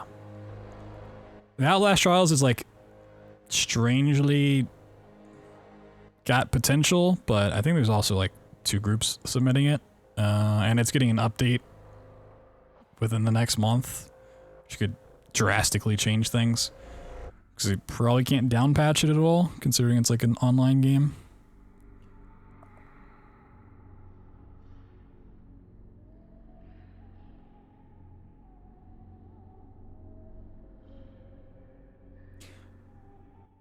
Actually, I think it's under the Outlast Trials, all the other submissions. So maybe we'll talk about it more when we get there. Owlboy, Pac-Lands. Pac-Man, there's a lot of Pac-Man. Paper Mario, a lot of randomized Paper Mario. More Paper Mario, Payday 2.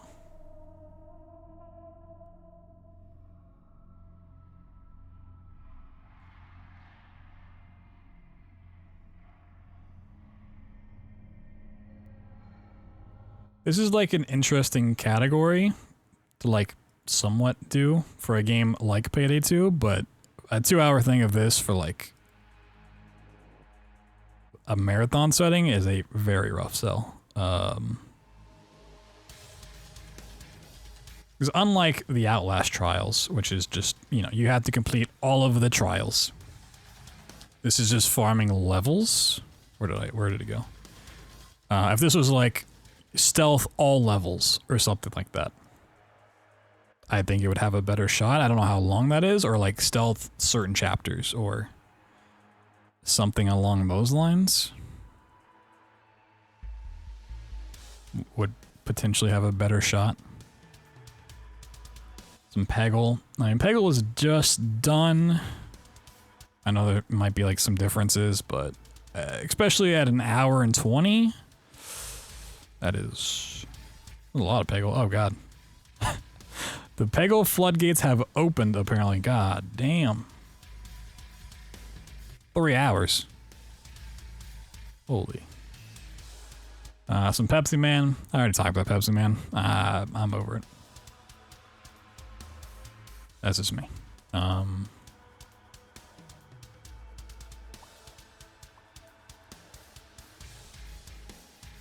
Phasmophobia.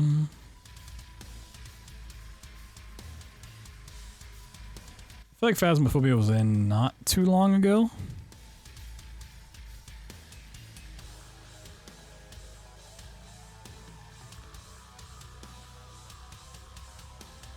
A lot of Pikmin 4. Is this a race?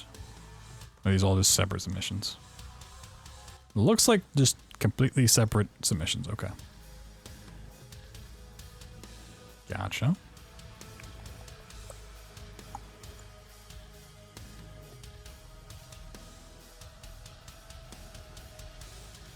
Some Played Up. I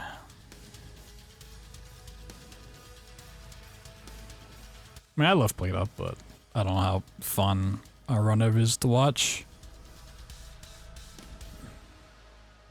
I actually haven't touched Played Up in like, has it nearly been a year since I played Played Up? I feel like I've missed so many updates. I should play that at some point. Yeah, November of last year. God, it came out so long ago. Really, that's crazy. Should play Played Up. A lot of Played Up going on here. Looks like 2 different groups submitting. Random Seed Turkey Trio. Quad Pizza. Okay.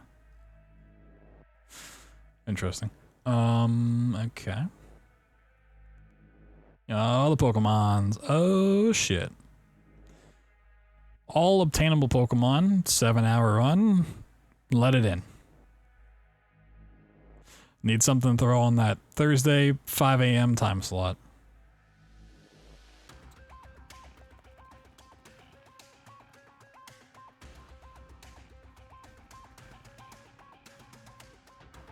I do oddly think the battleships thing is like a unique concept.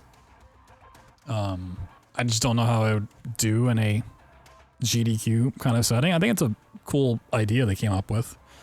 For those that don't know, it's like you battleship, you have all the Pokemon in the game, you set up your battleships, and then the person you're playing against, if they catch a Pokemon, that acts as like a hit on your board. And their goal is to sink your battleship by catching Pokemon. It's fun to watch, and it's Pokemon, so it's pretty easy to understand. I just don't know how it would really play across in a GDQ setting. I mean, honestly, if I'm gonna watch Pokemon, that's the one I'd want. Hour and a half for that. I'd watch that over glitchless or a standard thing any day. A lot of Pokemon Emerald Randomizer, map co-op stuff. A lot of Pokemon.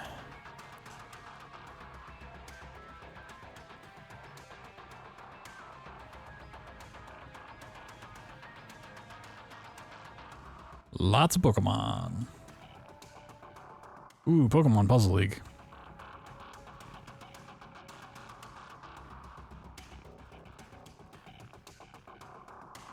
Pokemon still going. Woo!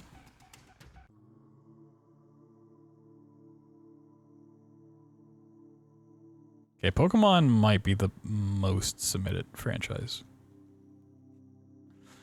Some good old Portal.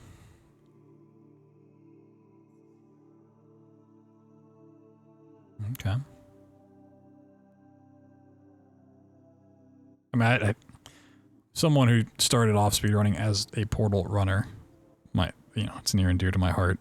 I don't keep track of when Portal was last showcased or what categories were last showcased. I mean, yeah, 2 players, 1 controller glitchless, honestly, could have worked pretty well. It's It's a game that like everyone knows. It's been showcased 1,000 times. It's short, sweet, simple. Could see it.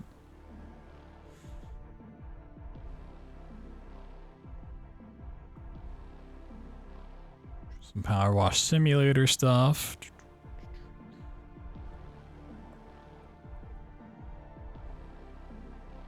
A lot of.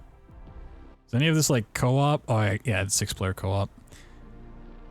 So I don't know like what the games committee's preference is for like the number of people for a co-op thing. I know they tend to like it to be under 4, but I don't know if like going into 5 or 6 like really causes a problem for them. 'Cause I know they have their like rule against a rule for number of commentators, but I don't know how much that affects runners. I know Destiny 2 I think had 6 players, and you know if they do relays and stuff, but I do wonder if this was like a 4-player submission, if it would be better. I don't know. It's a question for them, not for me. Some Psychonauts. QD yeah, it's the Q parody of PT. Oh, everyone runs Quake. Mention the machine any %.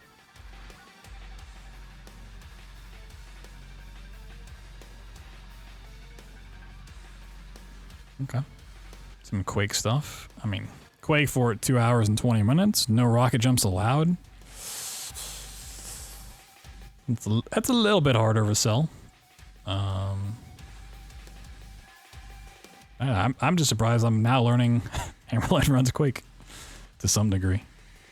Then no. A little Rage and Rage 2 submission.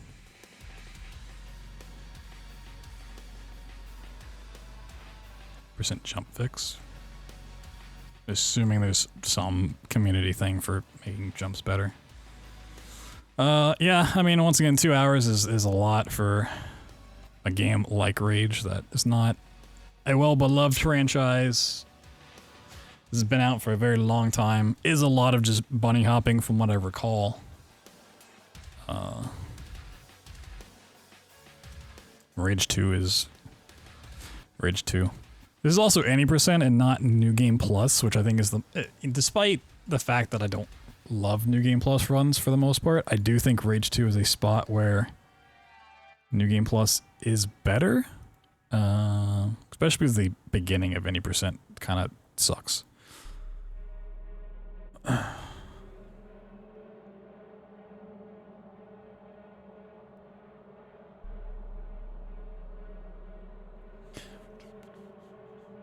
Down into the R as we go. Oh my god.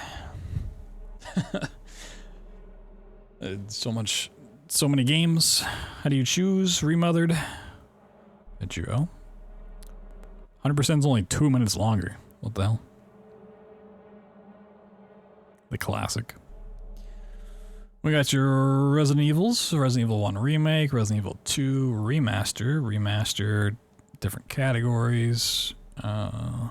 Resident Evil 2 Remake, Resident Evil 3 Rando, Resident Evil 3 Original, Resident Evil 4 Remaster, Remake. I mean, yeah, the remake's gonna get in. All of these other ones, the best of luck to you. Everything afterwards, the best of luck to you. Because it's just gonna be R4 Remake, and then potentially Separate Ways is like a bonus thing in the second submission.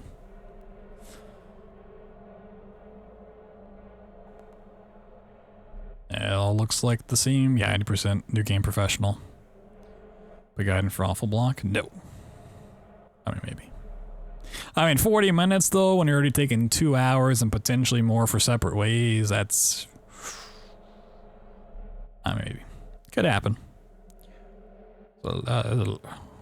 So much Resident Evil.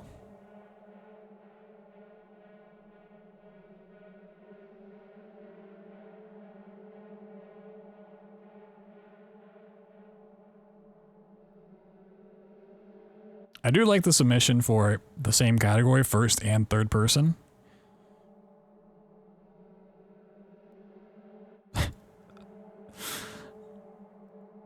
That's funny. Personally, I'm just going to pick one and submit it. I'm not going to offer both. I'm going to have my preference, and then that's the one I'm submitting. A lot of Resident Evil. The game will be done in 8 seconds. Yeah, it's going to get done.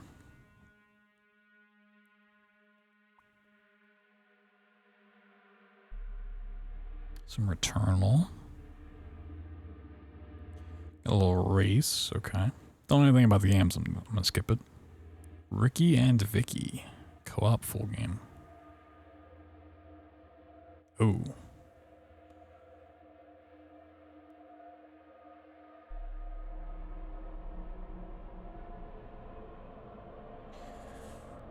Competing submissions. So what exactly are you submitting? As I get to my submissions, I'll go over them. But yeah, that's the list of games that I personally have submitted, if you just want a quick answer there.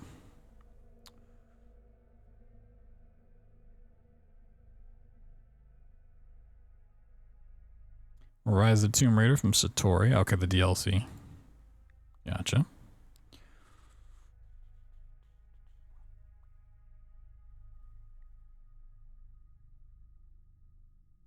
So only, well, I guess it could be Shadow. Yeah, S would be after R. See if there's other Tomb Raider submissions. Would be surprised if that was Satori's only one. TBCR Horizon Triad. I think he just got record in this recently. Maybe? I don't know. Yeah, I never know what TBCR runs. But I know he's good at the games that he runs, so let him in. Let him in. Rescue 2.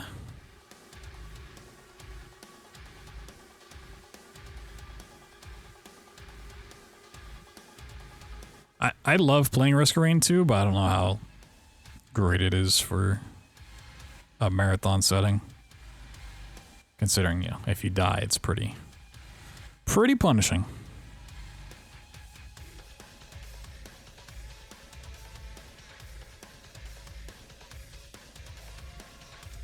Rocket League.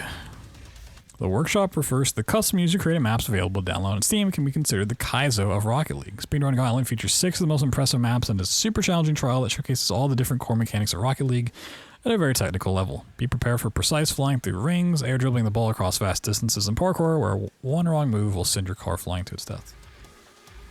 I feel like an hour might be a bit much, but I mean, as far as like showcase things are concerned, it doesn't sound awful. Rocket League is very impressive when played correctly, but obviously not having seen these maps and whatnot, you know.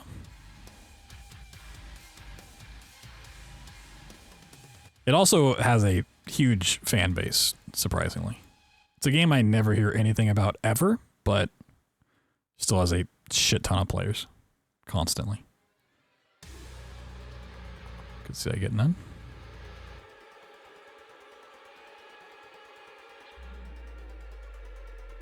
But honestly, my brain's already so fried. I thought this said Soma. I was like, somebody submitted Soma? God damn. Let's go. Saw the game. This is a game that we'll probably play within the next month. It's a game I've been wanting to play for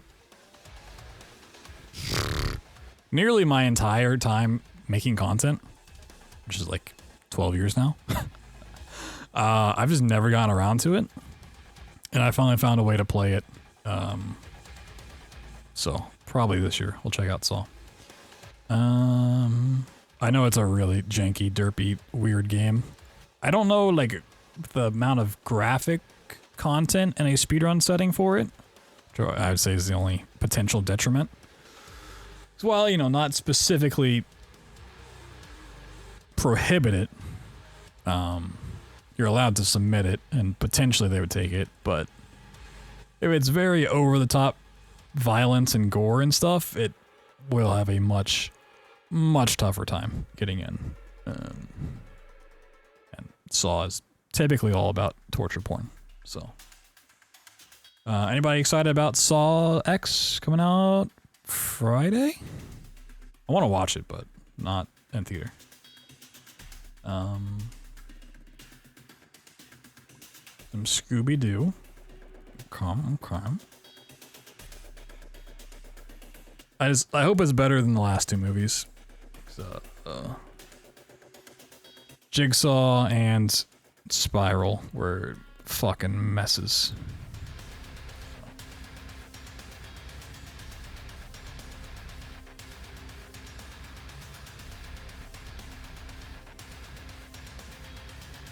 Sekiro. Yeah, another one like Sekiro. I think if Liza P gets submitted and it's like a good run, this also still has a very tough time of getting in. But you know, maybe they take two. Don't know. There's also all the Dark Souls and Elden Ring submissions to consider. Okay, yeah, there is the Shadow of the Tomb Raider submissions. Like, surely it wasn't just Rise, yeah.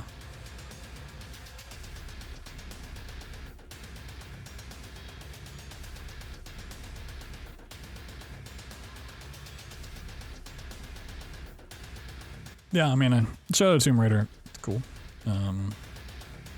I will say not being like standard 80% and not being on the shorter side definitely does hurt it, but, you know, there's not really too many action-adventure platformers that I saw. There's probably a lot that I don't know that we skim past, but, be cool.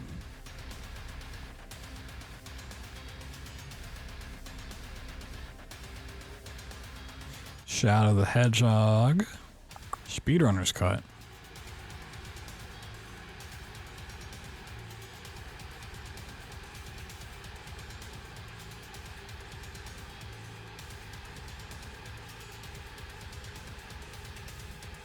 Okay, hold on a second. ROM hack for Shadow the Hedgehog, which aims to improve the speedrunning experience by making adjustments to the game code without changing the overall feel of the game. Changes include changes to how the in-game time is managed and removing unnecessary pauses in gameplay. Estimates are slightly slower compared to original Shadow submissions due to better loading times. Okay. I mean, this is like a ROM hack that like makes the like grinding and overall process of running it better, but not actually like it change anything about the run.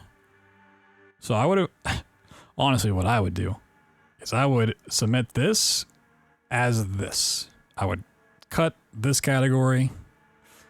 I would submit this one and just like offer it as this.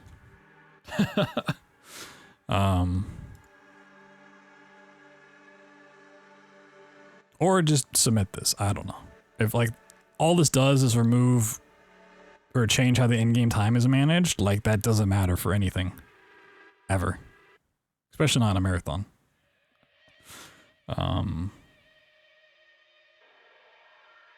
Weird. I would have. So like this and many other things we've kind of talked about, people give the community like a choice, the games committee a choice of like, here's these two things I would like to do. They're not really different, but I'll let you pick. Just give them one choice. Right? Like, now they're somewhat confused of like, what's really different here? Which one do we want? Do we like, does it change anything? Like the first and third person for, was it Resident Evil Village or whatever? Just like pick one and submit it. The less they have to think about your run, the better, right? It's like, they should know what it is, what it's about, if they want it or not. They have to start thinking like, oh, there's a lot of stuff that comes with it, a lot of extra baggage. They might just pass on it. That's how I would. Where did I even leave off? Where the fuck? Oh, what game was that? Oh, Shadow of the Hedgehog. Yeah, I would scrap one of these submissions.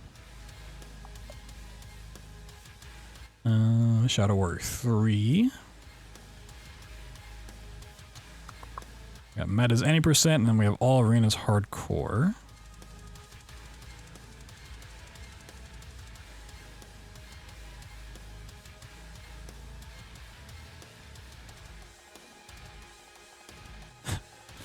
All the Shack games, okay. I mean, if you're going for Awful Block, that might be a shoo-in. Little Shenmue and Shenmue 2. Ooh. Time skip. I mean, yeah, I think time skip definitely helps out. 3 hours. It's still cooking up a storm there, Maxie. I'm hoping for you. After years of submitting Shenmue, I now have Shin Tool, because it's power to fast forward the in-game clock, effectively acting as a time skip mod. So time, it is half the time of the regular 90%, and we still get to experience the entire game. Constant flow progression, filled with optimal fighting glitches, forklift racing, hilarious dialogue, timeless cutscenes, and so much more. Shenmue ran it so Yakuza could sprint, and I think it's a fun time to have you take the stage. Yeah, I would have just submitted time skip. But I mean, maybe.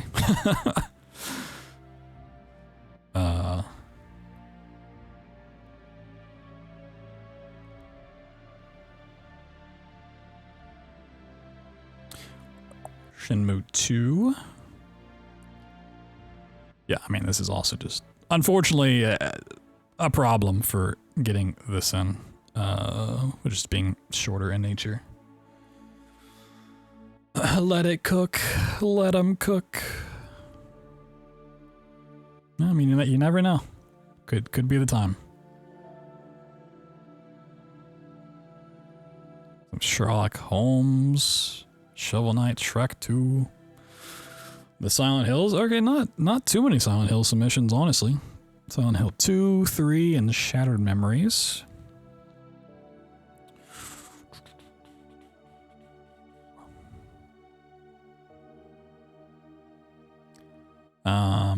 I just want to read this submission. Silent Hill 2 is the greatest horror game ever, and bold statement. Yeah, you could argue some things, and follows the classic survival horror speedrun style. The game has not been showed since AGDQ 2019, and has massively changed since its last GDQ appearance with the discovery of RNG manipulation. You can now predict every single puzzle in the game by using a neat trick at the very start, making this an incredibly safe run and fun party trick where we can predict everything in advance. The game also hits a great time, since the SH2 remake is close. Yeah, I mean, for runs that have been in marathons before, this is what you should do. Absolutely. Explain what's changed and why that change makes this interesting enough to show off again. So if you're like, oh, this run was in 2 years ago, this run was in 4 years ago, 5 years ago, 7 years ago, you know, bring it up. Like, this has not been in a GDQ since whatever event. This is what's changed, and this is why those changes are cool and save time, and very strong pitch. Although I don't know about the Silent Hill 2 remake. Gonna get bloobed on that one. So Silent Hill games I don't keep up with when the last time one was in, or you know what's the best submission. Don't know there, but some Gator 3D. Got a little race thing going on here.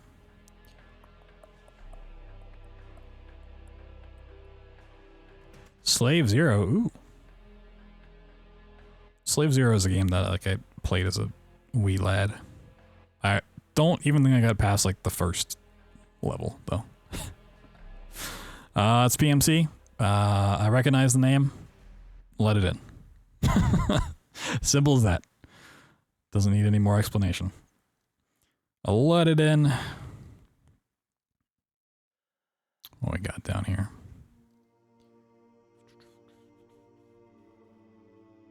Solar Ash.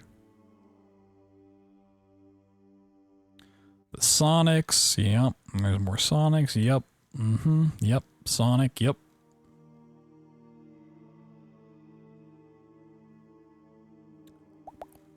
Yep. That's a lot of Sonic. Yep. Oh my god, did somebody say Sonic?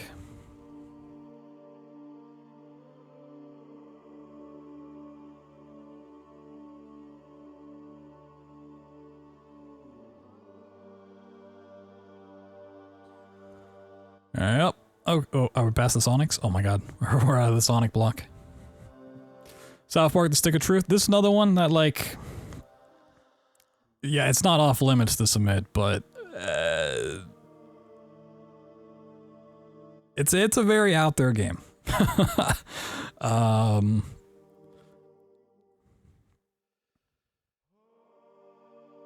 Oh wait, hold on. This end part caught my attention. Hold on a second. Runs can be done on PC or Xbox, PS4, PS5, but PC is preferred. Once again, just submit what you want to do, and don't give them the other options. Right? Just say, just don't even include this. Just run it on your preferred way. And that's it. Normally we play on the Australian version when able, as it's faster and sensors a bit more, something I can easily set up. Okay. Also, once again, I mean, you can mention the censor part, like, hey, we play on the Australian version, which censors some more stuff, which honestly is a smart thing to do for this game. If you're like, hey, we can skip these TOS style cutscenes and like dialogue and whatnot, like, yeah, like this is the game where that would actually be beneficial. 80% current patch removes some of the tech, but it adds more movement and menu optimization, which is bread and butter of the game. 80% unpatched allows for some interesting skips. Easy Escape has a good video covering the game runs. This, like,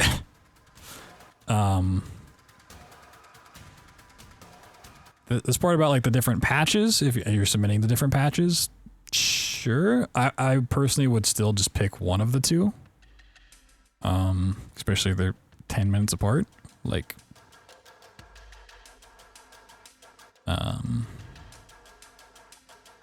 just take that part, rework it, cut the rest. Because linking to another person's thing, like, while this seems like a good idea, like, oh, you can check out my run to see what a run's like, but like, your run should do the job of selling it. If you're linking out to someone else's video on it, covering the game, or like Speedrun Explained or something, that means your submission video was not strong enough, and then more than likely your marathon performance will not be good enough, commentary-wise.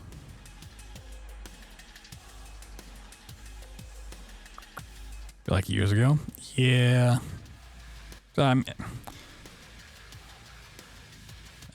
Possible.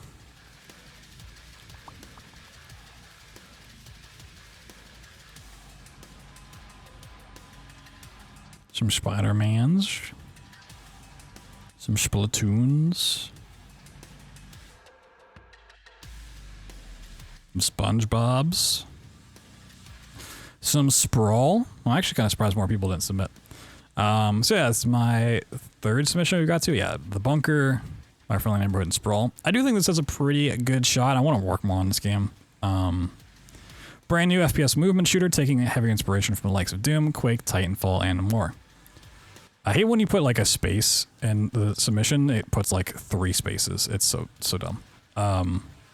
Using the recoil from the shotgun, we can boost around the map, and by combining that with wall running, things get pretty crazy pretty fast. Tons of out-of-bounds skips and really fast-paced movement. So this is more, unlike my Friendly Neighborhood pitch, this is the way I like to do it, right? It's a new game, so the committee may not have ever seen the title, may not know what it is. Instantly tell them it's an FPS movement shooter, and these are games like it. Like, if you watch this run, you're going to see things that are like Doom, Quake, Titanfall, things they know, right? You're going to see crazy shit like that. Explain the trick. Yeah, we're using a shotgun to boost around the map. Pretty self-explanatory. And then, like, this is a typical run. Out of bounds, skips, and really fast-paced movement. That's all you need to know. And then you watch the run, and it speaks for itself. You don't need to say, like, I am the best, I hold the record for this, which I don't.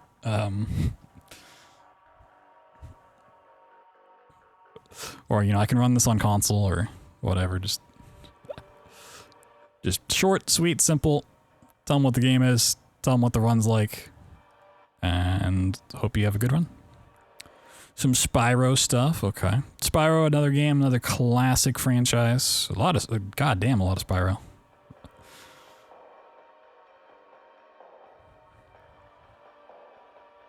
Star Citizen, oh boy.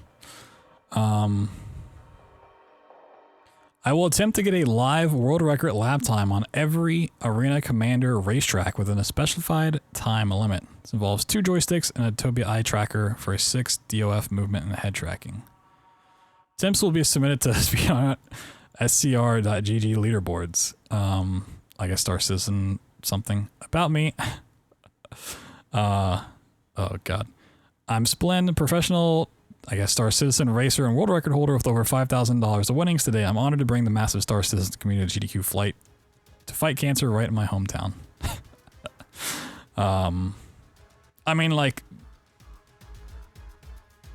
there might be some sort of thing in there, but like this is just like, yeah, Star Citizen racing. All of this cut. Get a live world record on the things, like, that seems very ambitious. You could just be like, I'm going to do all arena tracks and just show them off, as Mario Kart tends to do it. This seems like they're just going to try to like do one arena until they get record and then like move on to the next one in a 45-minute time limit. More of like a showcase than a standard run of the things. Yeah, I don't know. I think you could find some way to submit Star Citizen. I don't know if that's it. And yeah, all of this, once again, completely unnecessary. I do try for record in my marathon runs. I don't. I think trying to get record in marathon runs is really dumb.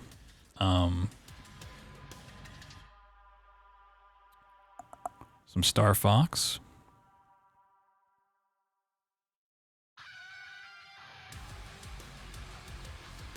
Renegades. Some Star Trek, some Star Wars. Mr. St. Million, friend, let's see. This game has been routed to a Vibra-Blades Edge by the Fallen Order and Survivor community. Released this year. Cut that. Giga launches that shoot you across the map. Cool, like that. Cal can clip through almost any wall door with lag buffering. Cool, like that.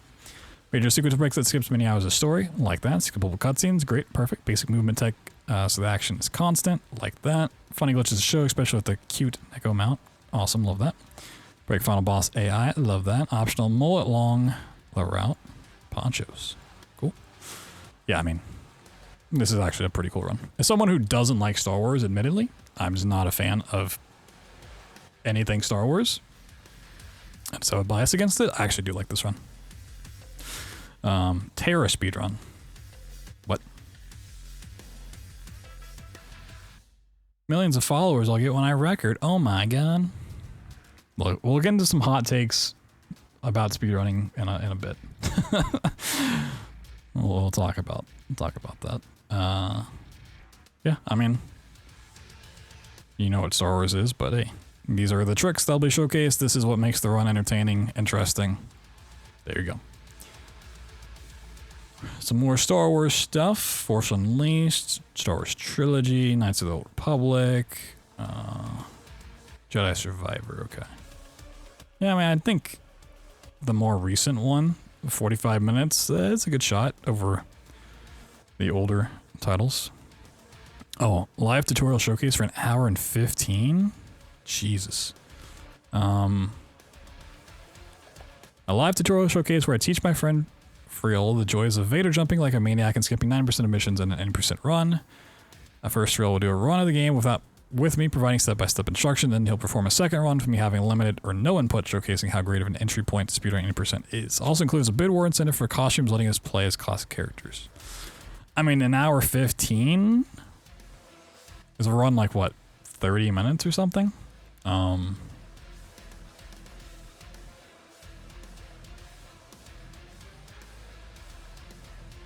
guess, okay, this is an 80%, 25 minutes. So you'd probably do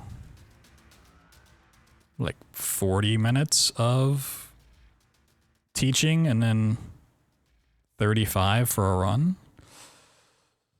That's a lot. That's a lot to take in. So like the reason I submitted Amnesia the Bunker any percent as a tutorial showcase, which is the first time I've done that and thought about it, is because it's a 2-minute run that has about a minute of gameplay. It's like 3 tricks that you can learn pretty quick. It's not a lot to memorize. You don't have to be really good at games to do it. When you have to learn and remember and reproduce 30 to 40 minutes of gameplay, despite how technically difficult it is, that's a lot to recall instantly, of like getting lost or like how skips work, stuff like that, is the only issue there. Yeah, I mean, I think they do have hotfix shows for stuff like that. So it's not a bad idea. Obviously, I submitted a tutorial showcase as well, but an hour 15, not even from like a, you know, getting anything in over an hour is difficult enough, but just purely from a learning perspective, that has a lot to take in and then do again on your own. To where I don't even know if an hour 15 would be enough for that.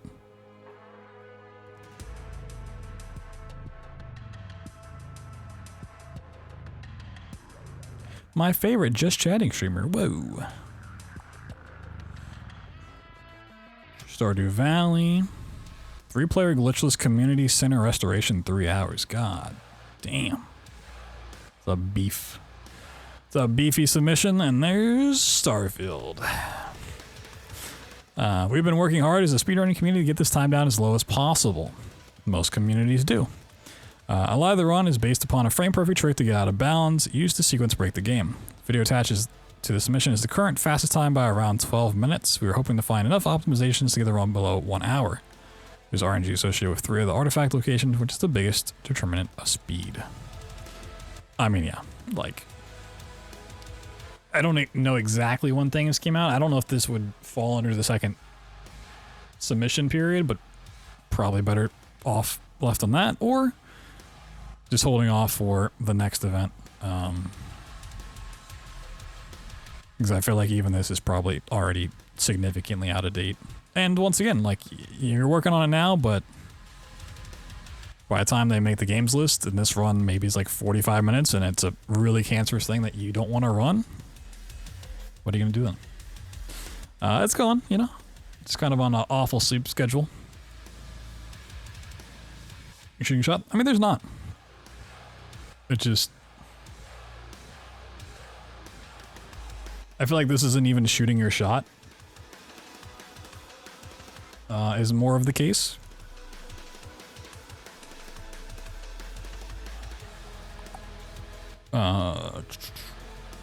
So I would imagine Starfield would still be allowed for the second submission block, which happens like from like a month from now or a month and a half from now, maybe like even late October, early November, where you know, when a more defined route is made, you have a better understanding of what it's like, and if it's marathon safe, or if you want something other than any percent to be submitted, it makes more sense to just wait and submit it there. It's not like you get to wait for SGDQ in that case. Yeah.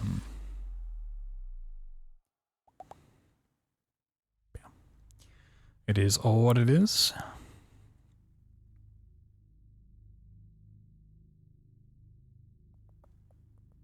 Some Street Fighter. Streets of Rage. A lot of supers. Some more Mario, of course. You thought we were done with Mario? You thought wrong. So much Mario. A lot of randomizer Mario. There's Galaxy, there's your Makers, there's your Odysseys, your Sunshines. Jesus Christ. Super Meat Boy, Super Metroid, Metroids are back, Super Monkey Ball. Is super the most used word for games in terms of submissions?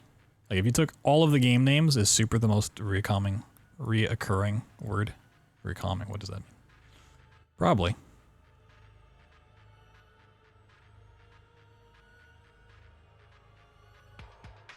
Oh my god, Super Paper Mario. Alright, let's just say anything with the word super in it cannot be allowed in the marathon. Just a new rule. Super smash, but nope. Super hot, sorry, you gotta go. Super liminal, gotta go. Glitchless, this is a race. Oh, they both just decide to submit.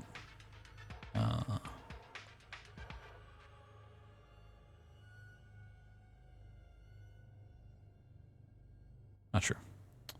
Super unfortunate. Yep. Can't see it. 9% of Mario games? I mean, is anyone gonna be upset? System Shock remake. I could see this getting in, but not really. Mainly just because my other submissions I feel like are stronger. This was like my 4th pick. Like I kind of did it to submit it, but it's not super strong.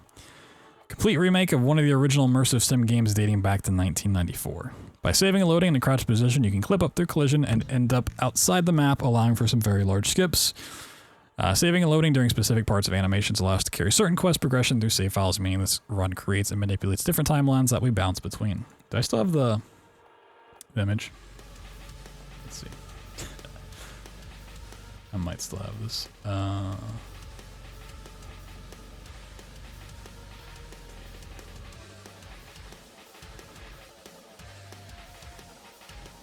me see.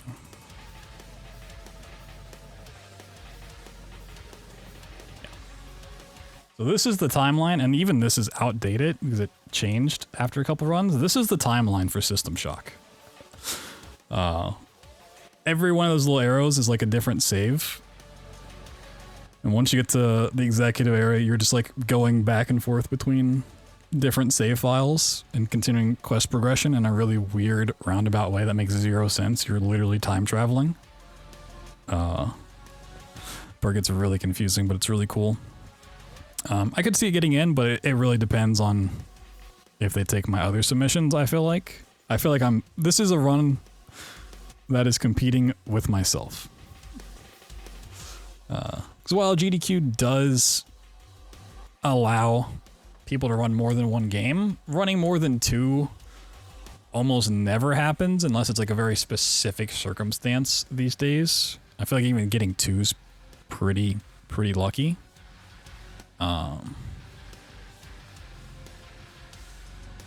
And I think my other submissions are stronger, so I'd like to see this get in, but this very well could be just a run that I resubmit for AGDQ, and it gets in there instead. Also, this trick, basically like the only trick in the run, the saving, loading, and crouch position, they patch out the game, so we have the down patch now, which is great. You'll love to see that. Thanks, devs. Thanks for that. Yeah, I mean, running 2 is pretty rare. You have to have really strong submissions. And typically, a lot of people that run games tend to run very similar games. Like, a lot of people that run shooters run a lot of shooters. So they're not really going to let you have 2 shooters, but I'm in a weird hybrid where I can submit 1 shooter and 1 really strong horror. And because they're kind of different, I can get away with it a lot of the times. Whereas if I just submitted all shooter games, you know, I'd probably get 1 at most every time. But like people that submit Pokemon games, they're submitting 3 to 4 different types of Pokemon. It's like, yeah, you're only going to get 1 of those in. You're not going to get 2 of those. Or if you're submitting 5 horror games, you know, you're probably getting 1 of those in. Unless they're like super short, and then like maybe if they're cool enough and strong enough submissions, you might get 2. But, being a little bit more diverse has helped me sneak away with getting 2 runs in quite often.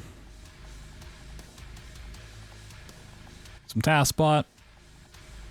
One of my hot takes for speedrunning, I honestly don't ever care for task spot stuff. It was cool at certain points, but I skip it every time.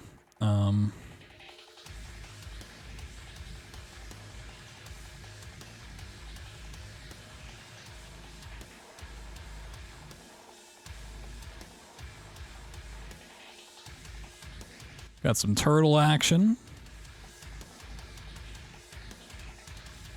Some Terraria.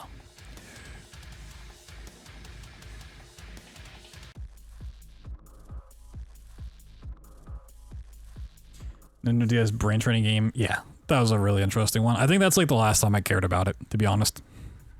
I think after that run, I was just like, I don't need to watch another TASBot for some time, and then they just kept putting them in. But yeah.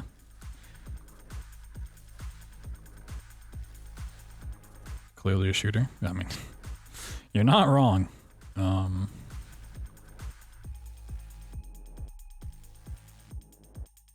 Bugs Bunny birthday blowout.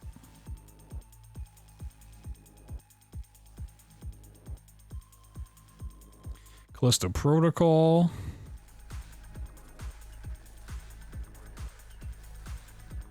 It's a game. The Chant. Apparently I need to watch a Chant run. The game didn't really strike me the way that it seemed to strike others, but maybe a run would be different. Okay. Not a race. We got some conflicting. We got 3 submissions for it.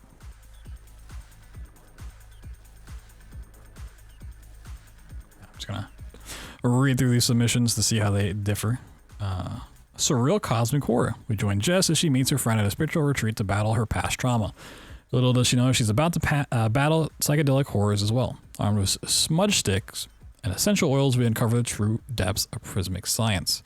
So this just tells you what the game is. This is like a Steam, like copied it from Steam description. Doesn't tell you anything about the run or what makes it entertaining, but pretty by the numbers. The Chant is a cult-like survival horror game set on an island. The protagonist, mentally exhausted, is confronted with a series of strange events that occur one after another. Protagonist beats his opponents with sage, not as incense, but as a weapon. Another just describing the game, nothing about the run. Chant is a third-person survival horror game set on an island. In an island spiritual retreat, upon her arrival, Jess is tasked with navigating the psychedelic and eldritch horrors of Glory Island using powers of crystals, meditation, and a lot of sage. Any percent is the main speedrun category, and it is also technically a glitchless run. Ooh. As such, the player's tasked with precise movement and inventory management. No upgrades will be used, so careful crafting is essential. I mean, this tells you a little bit more. I don't know if I'd thrown in this little thing about technically being a glitchless run. But, yeah, I mean, this. Copy this, paste it here, paste it here. To some degree. It's interesting that there's technically a glitchless run. Classic. Convenience store.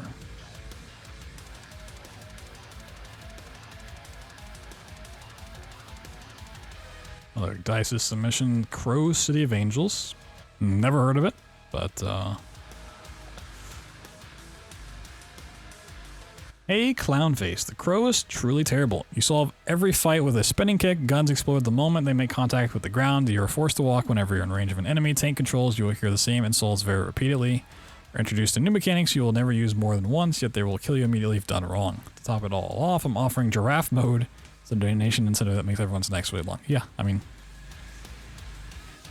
I'm sure that's a submission for Awful Block. I would have to guess, but, you know, it's tantalizing, you know? I want to see guns that explode the moment they make contact with the ground. I don't want to see tank controls. Nobody wants to see that, but...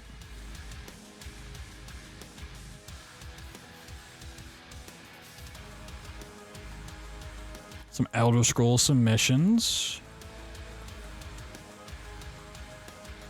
I mean... Did we not just have, like, literally just have the Elder Scrolls Anthology? Am I being dumb?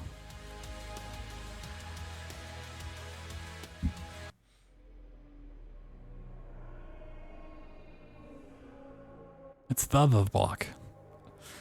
I mean, with just having that, I think these are all just scraps. Even if they're different categories, no out of bounds, like, maybe, but...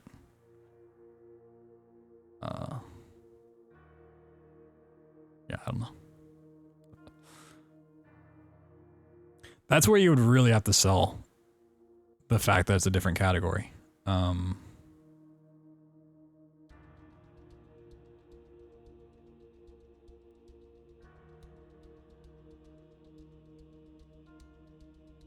You'd really have to explain why this is different than the run that was literally just showcased. Entropy Center. I need to watch a run of this at some point. No major glitches though. 2 hours for a glitch, no major glitches Portal game clone. Now let me read the submission real quick. This game is a first-person puzzle game that released in late 2022. It takes clear inspiration from the Portal series. Yep.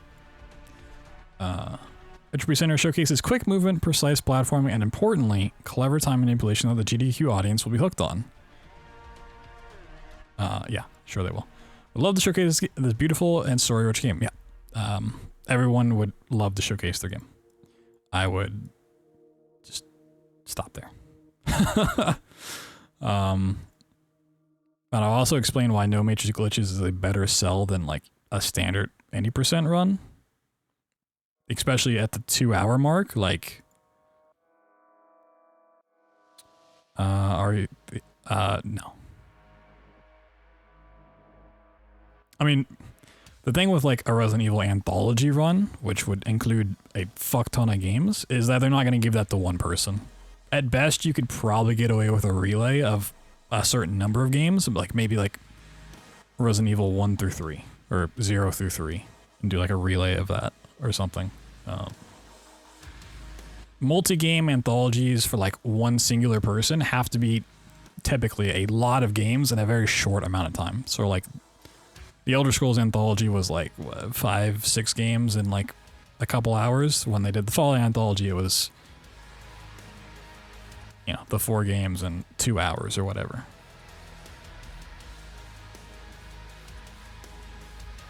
Like, it's a cool thing, but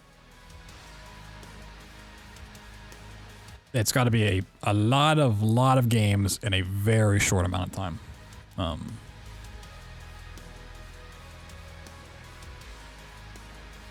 Like even like the BioShock trilogy, right? Like I could offer it nowadays in like 3.5 hours for 3 games, but that is still a very tough sell. Even submitting like the Amnesia trilogy before, which was The Dark Descent, Machine for Pigs, and Rebirth previously. Just never got in, despite the fact that it's, you know, under 2 hours for 3 games of like constant action and stuff. Just a really tough sell. Honestly, I could pitch Amnesia anthology again, depending on how the bunker goes. With now 4 games, 5 if you count Justine, in 2 hours, but yeah.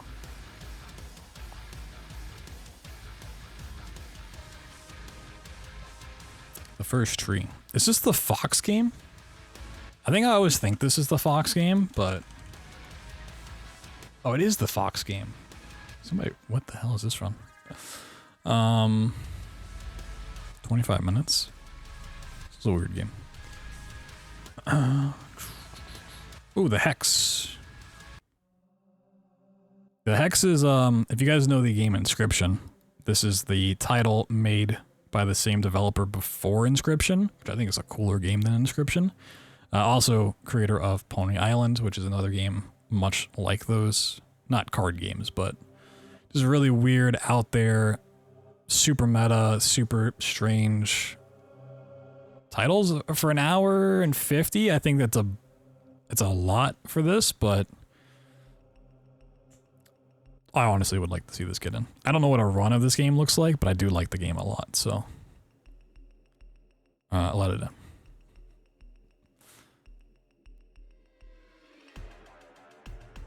Last Campfire.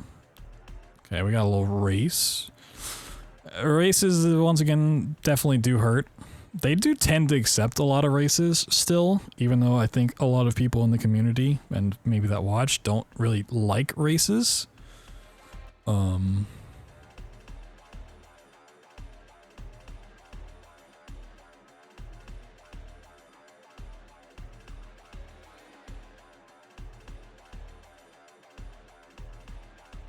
Last of Us, 3 hours.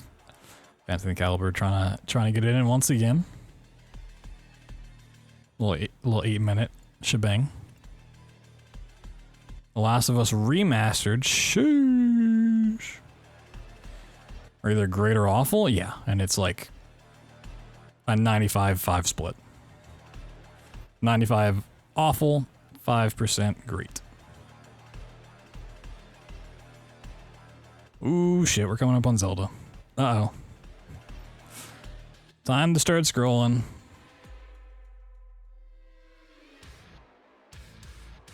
That means it's gonna be Tears of the Kingdom. Whatever category actually got submitted. I mean, that will probably take more than one Zelda, but yeah. I can't be bothered to figure out which one they should take. Oh, actually not that much Zelda. Lord of the Rings, The Two Towers. Ooh.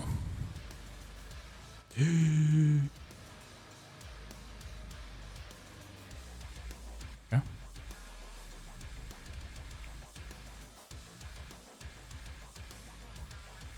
Got some messenger submissions. Oh, there's the Outlast trials. Yeah, I figured this was down here. I think there's 2 groups submitting kind of the same thing, all unique trials. I could see it getting in. There is, once again, some potential problems with the... I haven't watched it run, so I don't know how much it shows, but the graphic nature of the game and potential nudity. Explicit nudity gore can easily be avoided. Okay, maybe that is not the case. Like I said, I haven't watched a run, but I knew from playing it, much like previous Outlast titles, it's pretty up there. Yeah, I mean, I could see it getting in. I don't know which group's better. You know. It's possible. The Punisher.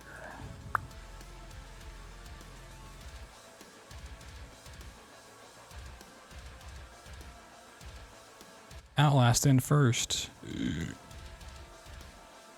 Never. Oh, some more SpongeBob. Cool. Stanley Parable. Ooh, 3 hours, 30 minutes for Stanley Parable.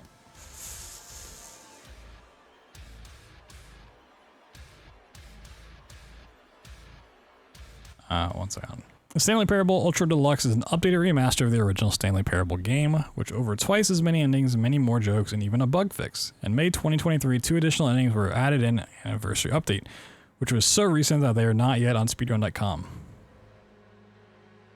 What?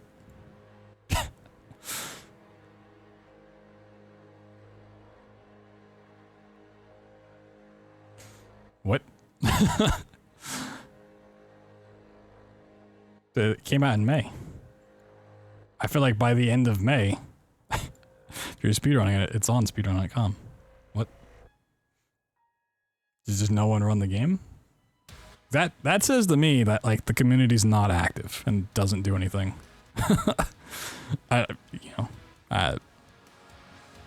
No idea. Also, submissions were open like last month, so yeah, multiple months of like, I don't know. Weird. Some witness.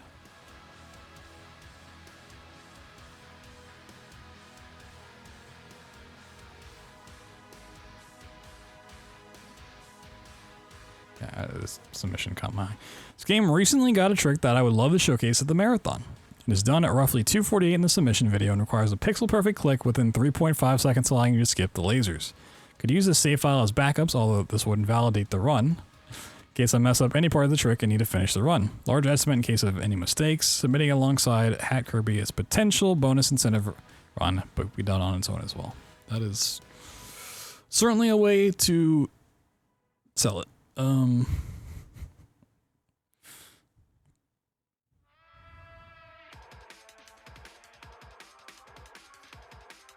That is,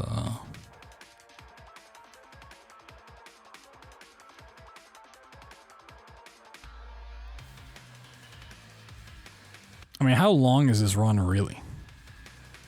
I know they say they submit a large estimate in case of any mistakes, but 80% and 0 lasers is longer than the any percent? I know they said add more, but like how much more? Is this a 3-minute run with a 20-minute estimate? Is it a 5-minute run? 10-minute run? I thought you were adding that much time. If this run is spawn in, run somewhere, click on something, and you're done. Which is kind of what it sounds like.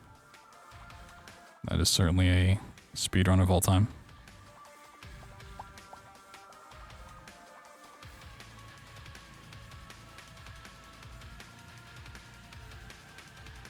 A lot of Tom Clancy. Tomb Raider 1996, okay. A little bit more Tomb Raider down here, okay. Yeah, Tomb Raider, despite having learned a couple of the runs of the rebooted series, Rise, or Tomb Raider 2013 or Rise, I was going to learn Shadow but didn't. I don't keep up with what Tomb Raiders have gotten GDQs recently, and which is like the best submission, but I could see one of them getting in, maybe. They're all pretty lengthy.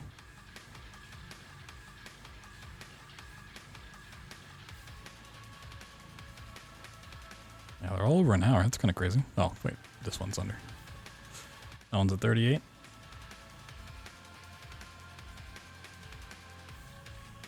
Tony Hawks.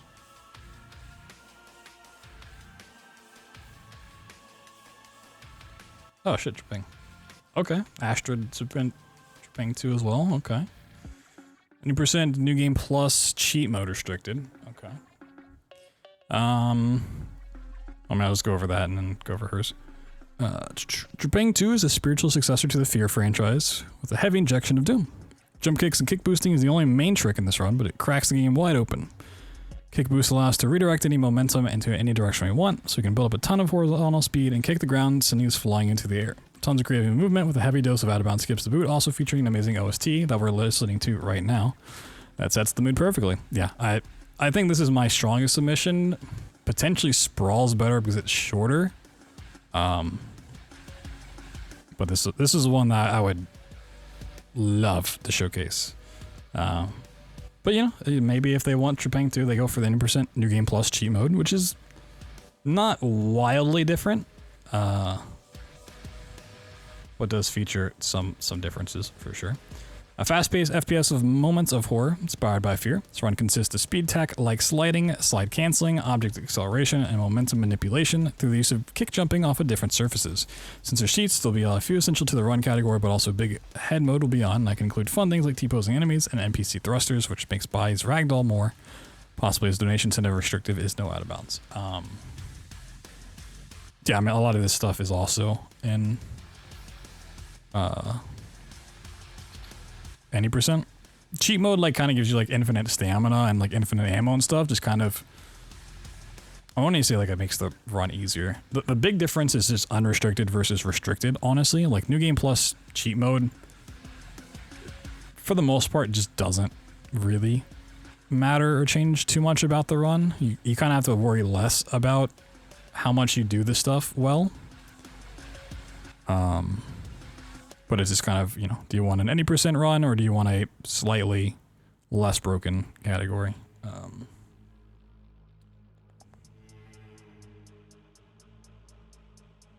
TR for Tomb Raider? Remake incoming for Tomb Raider? What you talking about?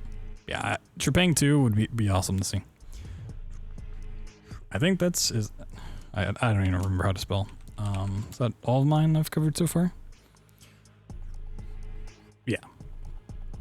Yeah, of my submissions, oh yeah, the 1 through 3 switch, yeah. Right, yeah, okay. The way I went about submitting it is like Tripang 2 and Amnesia, the Bunker were like my two, like I was 100% gonna submit these. So like, of my 5, I think those are my 2 strongest, and I would like to showcase both of them in some capacity. Mainly the Bunker because I submitted different categories, but if either one of these 2 got in, I'd be extremely happy, as I always am. If both got in, that would be like a win-win. situation for me. And while I would like to imagine I could potentially sneak Sprawl in there as well, I think that's kind of unlikely to get 3. That'd be fucking insane. But I would say Sprawl's like my number 3 pick. Potentially, Sprawl would get picked over Trepang too.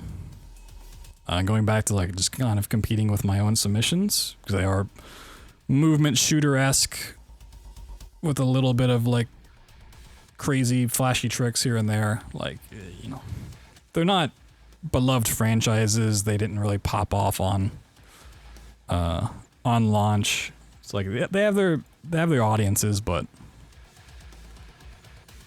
you know, do you go with the one that's 30 minutes or 55 minutes? Can you justify 50 minutes over 30?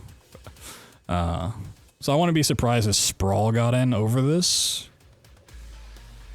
I do think System Shock and My Friendly Neighborhood are my weaker submissions, just because My Friendly Neighborhood, I could see them taking the No Major Glitches one.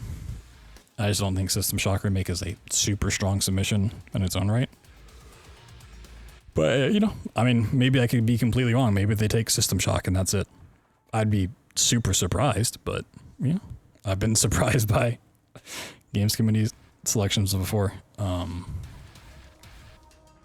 yeah, that goes over mine, and we find out on the 13th, I think it is, what actually gets in for the first round of submissions. So fingers crossed. We'll see. See what else got submitted as well. I will say, besides like Doom, Borderlands, and like Halo, there's not a ton of standout FPS. Well, there's Quake FPS submissions, which kind of help for that.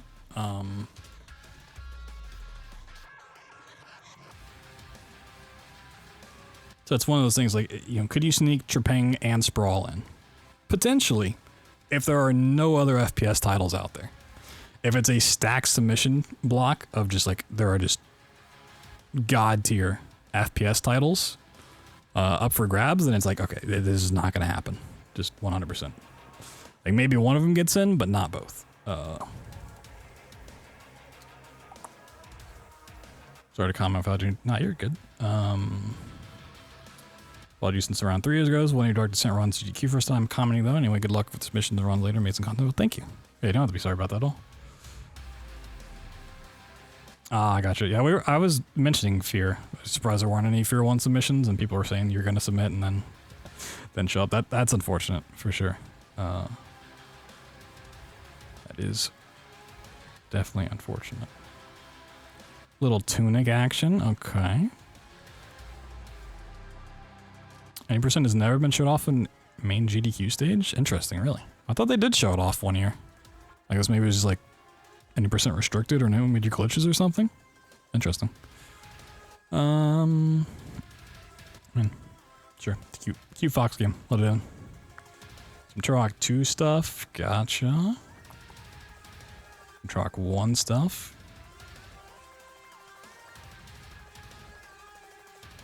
Announcement of Turok 3 remaster? I thought they were remastering... Was it Turok 3? I thought it was Turok 2. Or 1. Wait, what?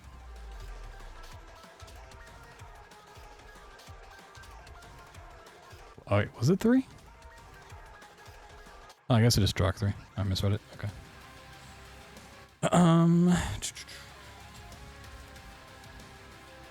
The only issue I have with Turok is whenever I watch a run, I hate it because of the tilting that you do as you run around. Like, your actual camera, like, tilts sideways as you run, and for me it's just really disorientating to watch. That's like a personal gripe I have with the Turok titles.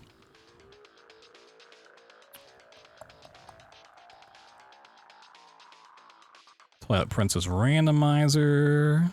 More Zelda. Love to see it. Some Ultimate Doom. People watch GoldenEye run, staring at the ground the entire time. Even not even staring at the ground the entire time. The rest of it's not great.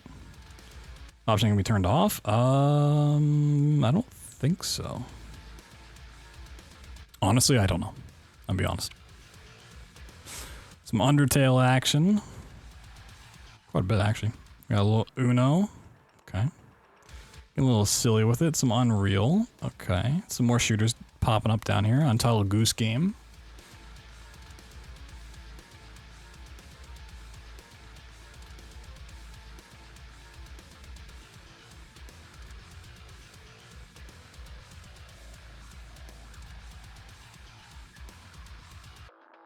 I mean, you can speedrun anything, like all decks. Probably just win using every deck. Something. A little Vanquish action. Come. Viewfinder. Yep. Kind of forgot about this game. We got 3 submissions. Any percent, 100%, 100%. I think any percent would get in. It's only couple minutes different. Interesting. Yeah, I think Viewfinder not only gets in, I think it's a bonus game.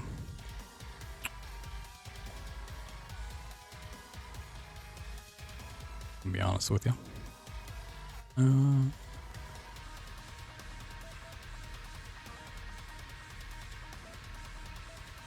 Bonus, yeah. I think it's just that quirky of a weird puzzle game that it could sneak in there.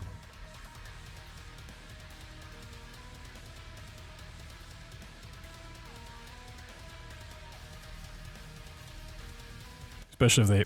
I haven't seen too many puzzle games. I mean, there's Manfield Garden and Portal and some other ones, but if they've like a... Not like a puzzle block, but... Had like a decent puzzle showcase. Slapped it on there. We happy few? Oh.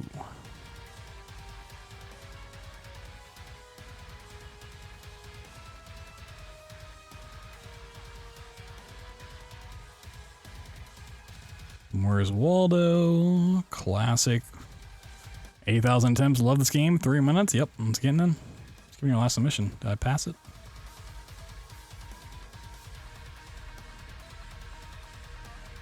So all of this is blending. Oh, Visage. Okay. Didn't even see it. Popular indie horror game inspired by Amnesia and Silent Hill. Despite the simplistic mechanics, the game provides you very unique and complex skips, one of which will surely blow the minds of many. It's gonna blow my mind. Chapters have evolved quite a bit since the AGDQ 2023 submission. Includes 2 brand new skips as well as a new variation of an existing one. These discoveries, the darkest subject matter in the game, is cut entirely in this category and is now the best possible showcase for GDQ. Yeah, I didn't play Visage at some point. I was gonna play it initially, but it was only like episode 1 or chapter 1 out at the time. I was like, I'll just wait for the full thing. And the full thing came out and I didn't play it. So maybe this year. Baldur's Gate 3 is not. 1 and 2 are, but it could be in the second submission block. I mean, yeah, at an hour. I think it's another one that it kind of depends what other horror games are all submitted. More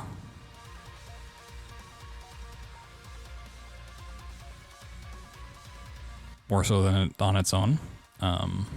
So short nobody cared to submit it? Hell yeah. So we need to make a longer category for the fun of it. I haven't watched or seen this, so I can't really comment on it. Need to play it.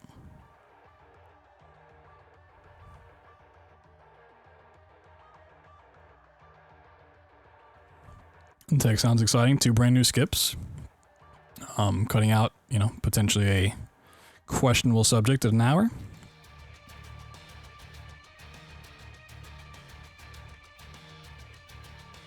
Pretty solid submission there.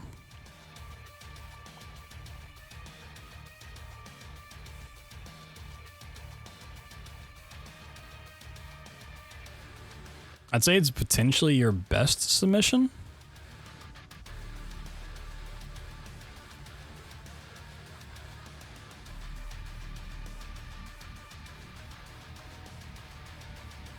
Maybe a slight edge above Fear 2.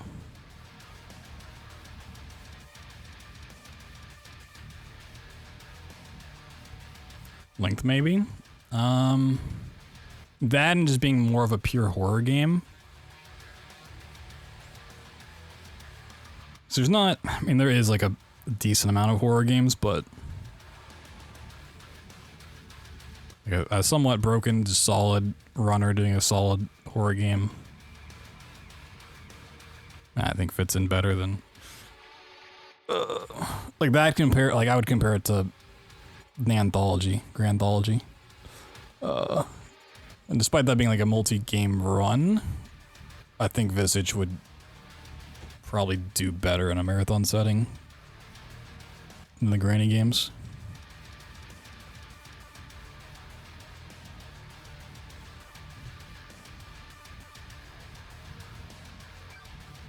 We're going to restrict to 25 minutes.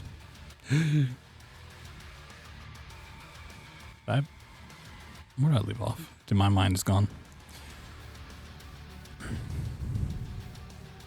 Did you submit 5? I think I only saw 4. I'd say Visage, Fear 2, Anthology, Shenmue. Like, is the way I would rank your submissions. Also, never having seen Visage, by the way. I could be completely wrong about that. Checking out a bunch of niche games nobody knows? No, not really. Just kind of scrolling through. A lot of those I'm just leaving behind. White Day? Is this the OG? Is this the one I ran? Oh shit, Schmumbler. My boy. So this is the OG, this is not the remake, and this one was a Korean-only release and is super janky, and I actually kind of like the skips to it, but it had a lot of issues, technically. Army of Two? Oh, I didn't. I'll have to go back and see that one.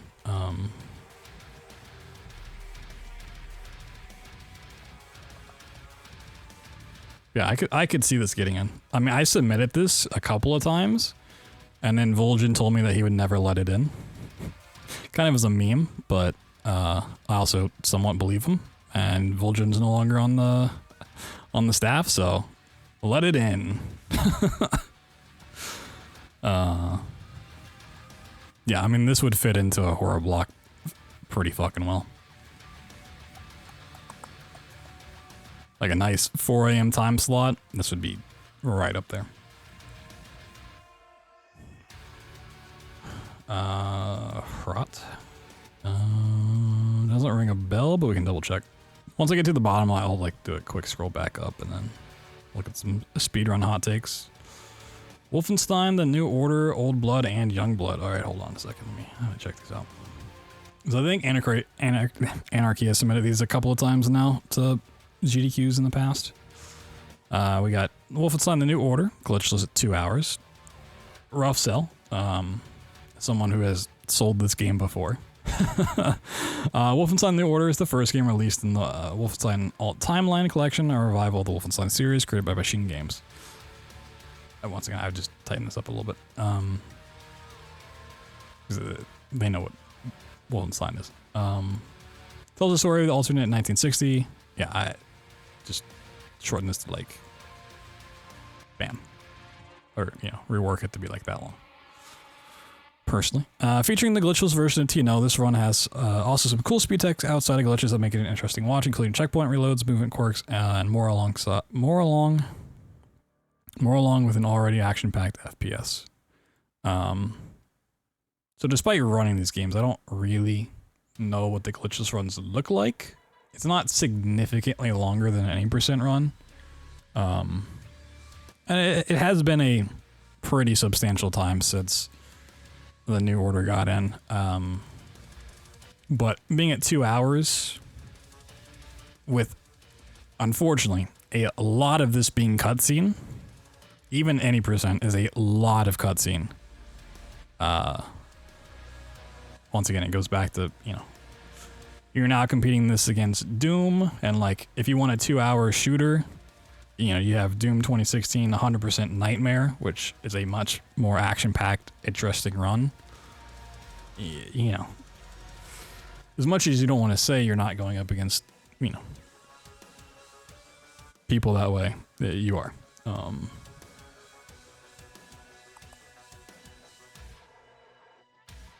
Wolfenstein The Old Blood.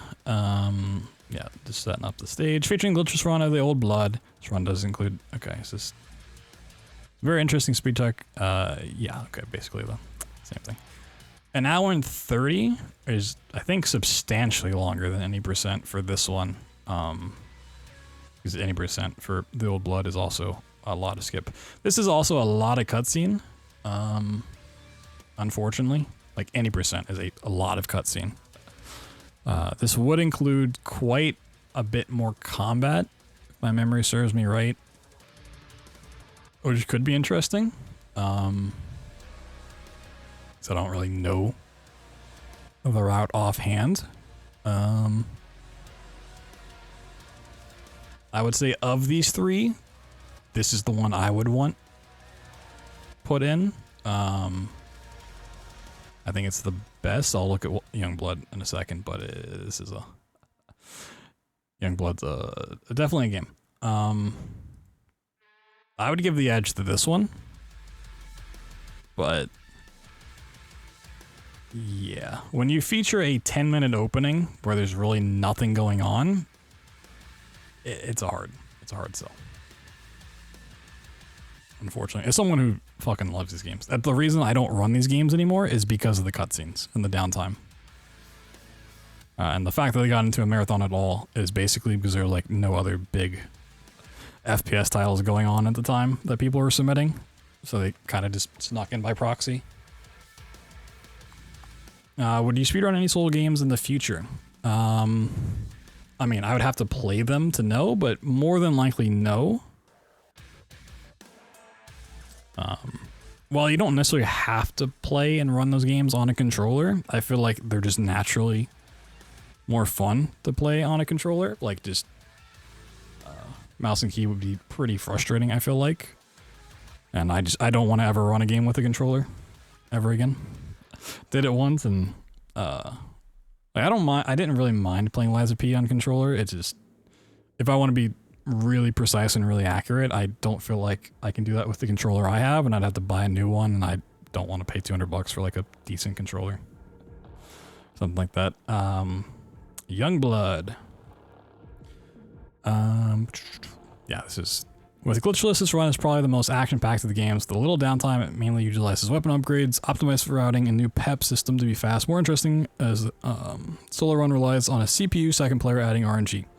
This is less interesting. Because I didn't do glitchless, but I did solo runs of Youngblood, and the AI is awful. Maybe since then, that's changed, and maybe like, I really can't comment on this run as it is now, having stepped away from it for so long, but the CPU companion made this awful. Also adding RNG is not a benefit. It probably does have the least amount of downtime from cutscenes, but I don't know if the action in there is...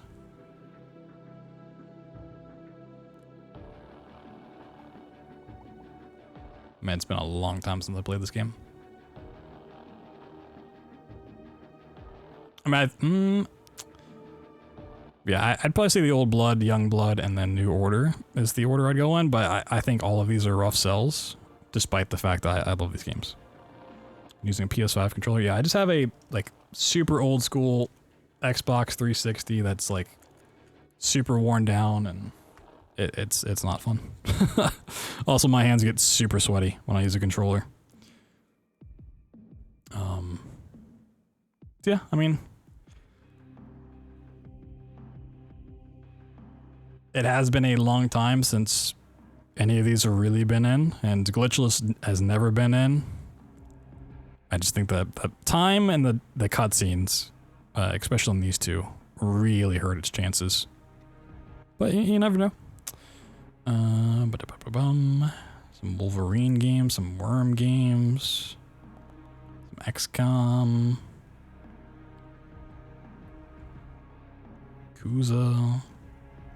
Yakuza.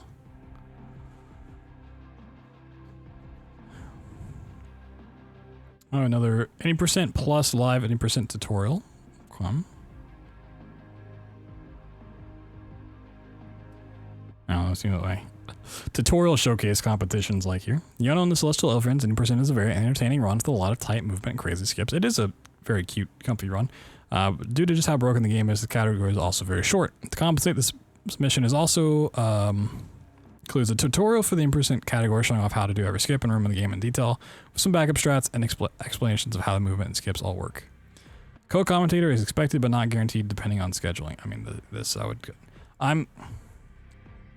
the way this reads is like they would do an any % run and then they would just walk through any %, just explaining the tricks. Not so much teaching someone to do it and then having that person do a run, which is typically how the tutorial showcases go.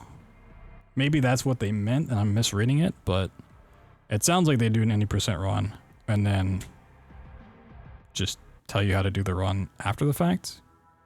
It's kind of strange. I feel like they just want like an any % run and then you can make a video on it later.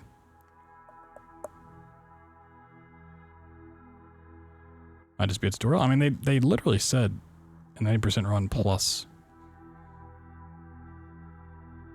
80% plus live 80% tutorial.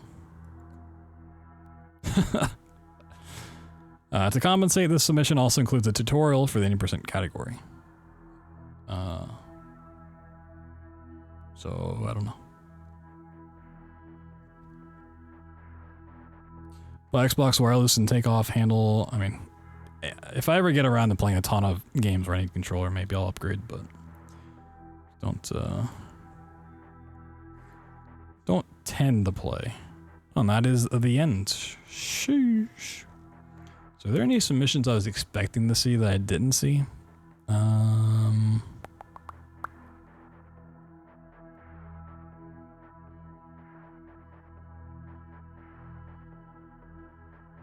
Some faces that are typical GDQ submitters that I didn't see. For whatever reason they didn't submit, which is interesting. I feel like there's a lot of standard stuff in here. You know, you've got Mario, you got Sonic, Zelda, Crash Bandicoot apparently, Pokemon, horror shooters, platformers, indie games, Xbox Elite controller. Yeah, I mean, I would. That just sounds like a lot of money.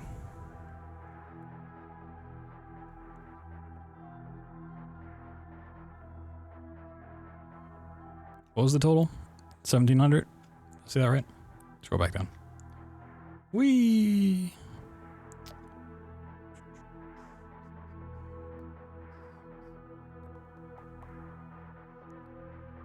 $1,792 submissions.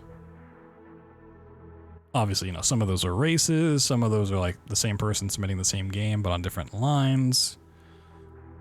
So, yeah, it's still unique submissions, 1,500 plus. Pretty crazy.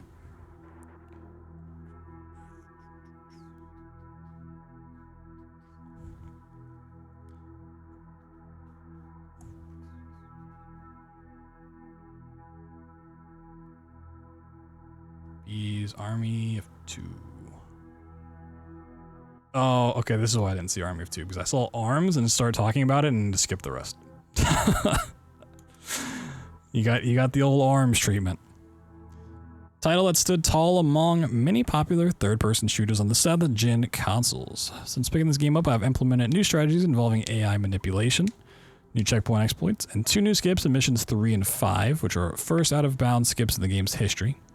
It's a very engaging run of silly AI shenanigans, fun ragdoll physics, and comedic 2000 dialogue that's either aged like fine wine or like milk. All aboard the Xbox 360 Nostalgia Express. I mean, that's a wonderfully written submission. It's just the hour 45 time. Honestly, yeah. That is a rough sell, but a beautifully written submission, I will say. That is if you're ever wondering how you can write your submissions, like read stuff like this.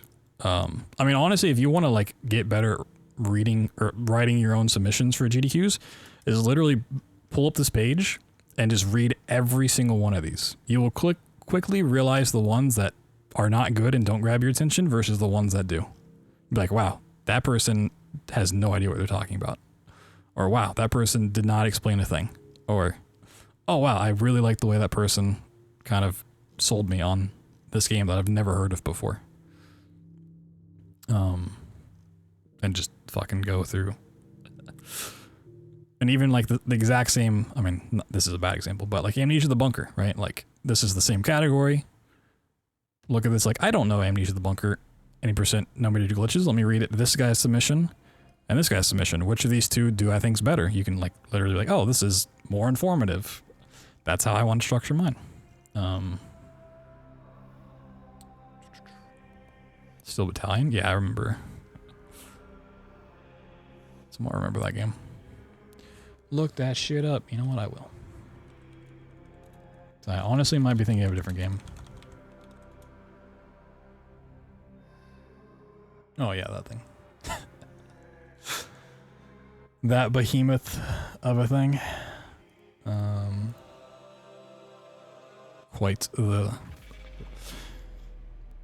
Quite the whimsical controller.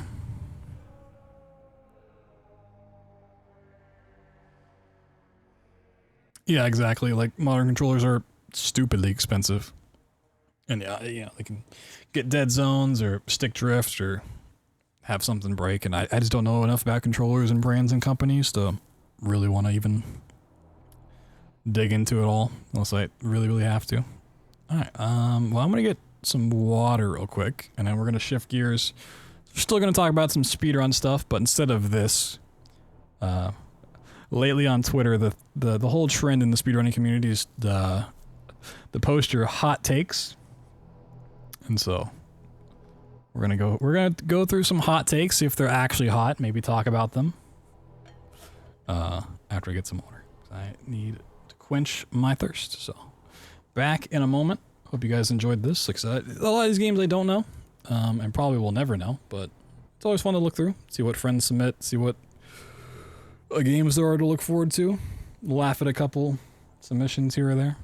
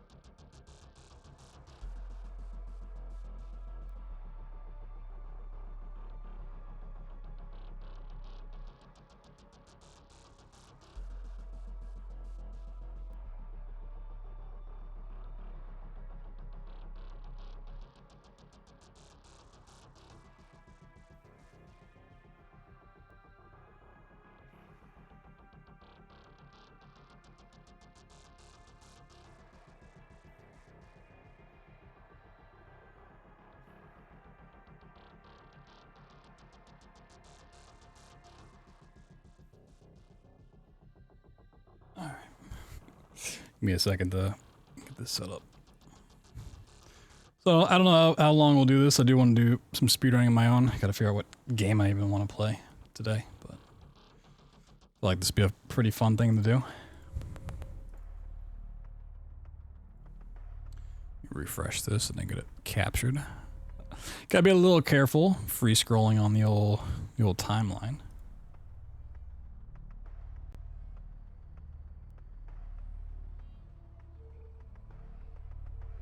But I think it can prevent some stuff here.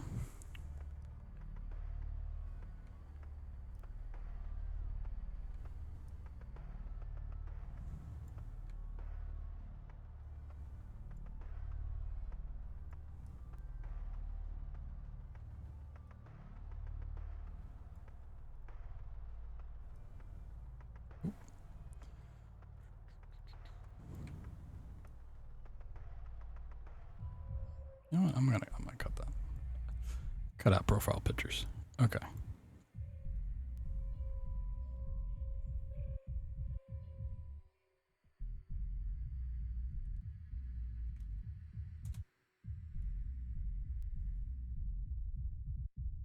Alright, here we go. Yeah. So there's this thread. JCar03 tweeted out, "What's a speedrun hot take that will have you end up looking like, you know, the Patrick meme?" It felt like I would go through this. It had a lot of quote retweets, a lot of friends sharing their opinions. A lot of these are not hot takes from the few that I saw, but I thought it'd be fun to talk about some of these as they're potentially controversial things in speedrunning, and that's always just kind of fun to talk about. So, a good friend, Heinke, do a speedrun however you like. Enjoy the challenge and how you want to do a speedrun, even obscure runs. Also, leaderboards and records are just bullshit and are of non-value. I don't think this is a hot take at all. I'm gonna be honest. I think this is pretty lukewarm. Yeah, I mean, there are some people that would fight against the record thing, but I think this is just a pretty sensible take, to be honest with you. Grand Pooh Bear, we're long past our peak viewership-wise. You're better off talking about speedruns than doing speedruns for viewers. Not really wrong there at all. Speedrun Sessions is the only pure speedrun event left. Is that his event thing? I still think it's really a hot take. Maybe a truth that people don't want to realize. I don't know if peak viewership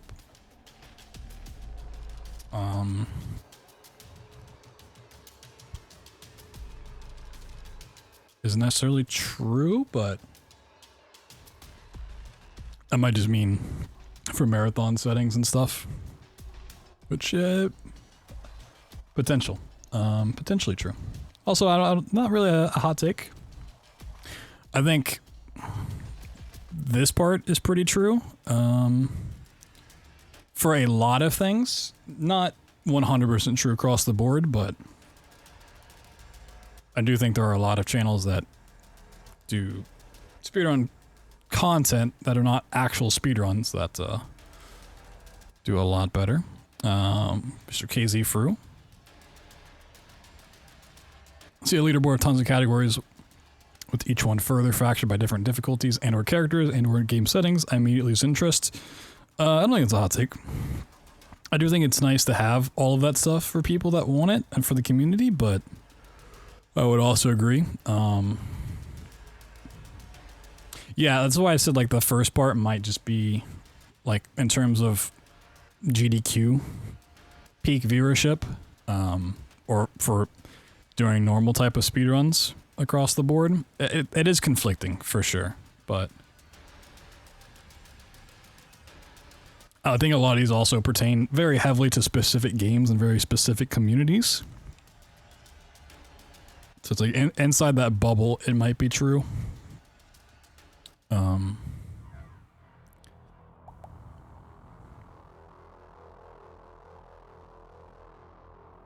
Yeah, I don't think this is a hot take. I think messy leaderboards are pretty off-putting. Not even like super messy ones, just even somewhat busy ones look pretty awful.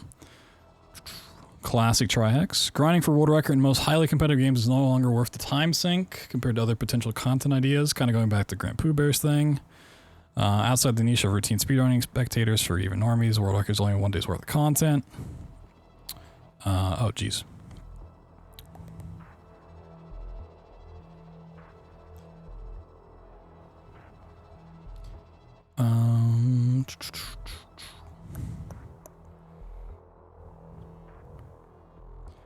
Getting a record in and certain top 50 game speedrun ranked by most active users took me 6 to 18 months of dedicated grind. Besides farming the journey it took to get there, which already requires you to care about me and not the speed game itself. Same time, could have had 10 times opportunities doing original speedrun adjacent video concepts.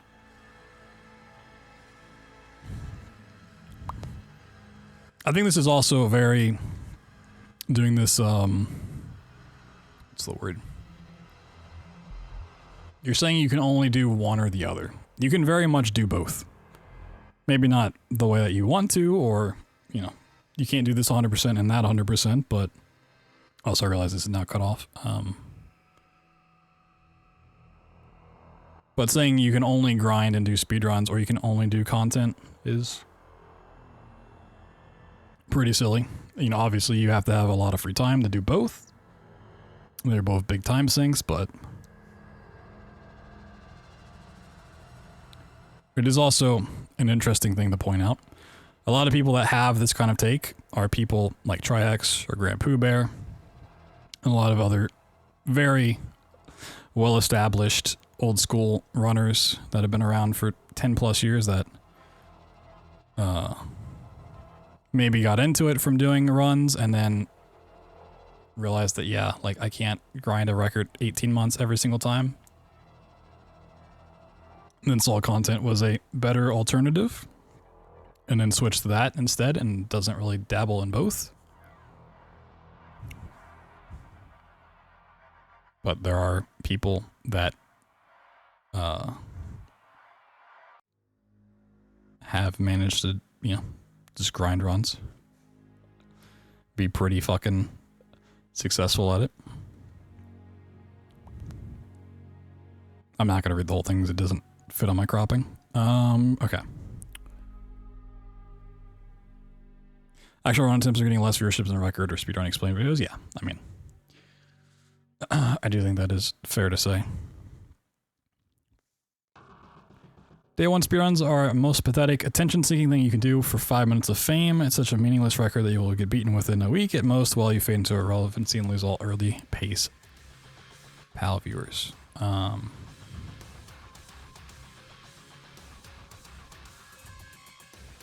It depends. I think for the most part, true. If you're only running a game for this, yes.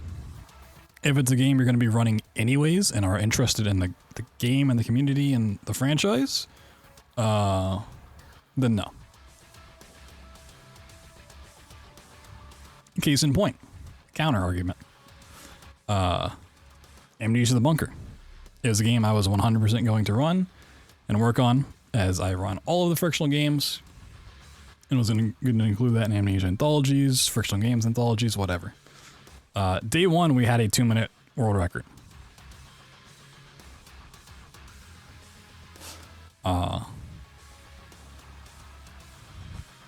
You know, there's always going to be exceptions and stuff, but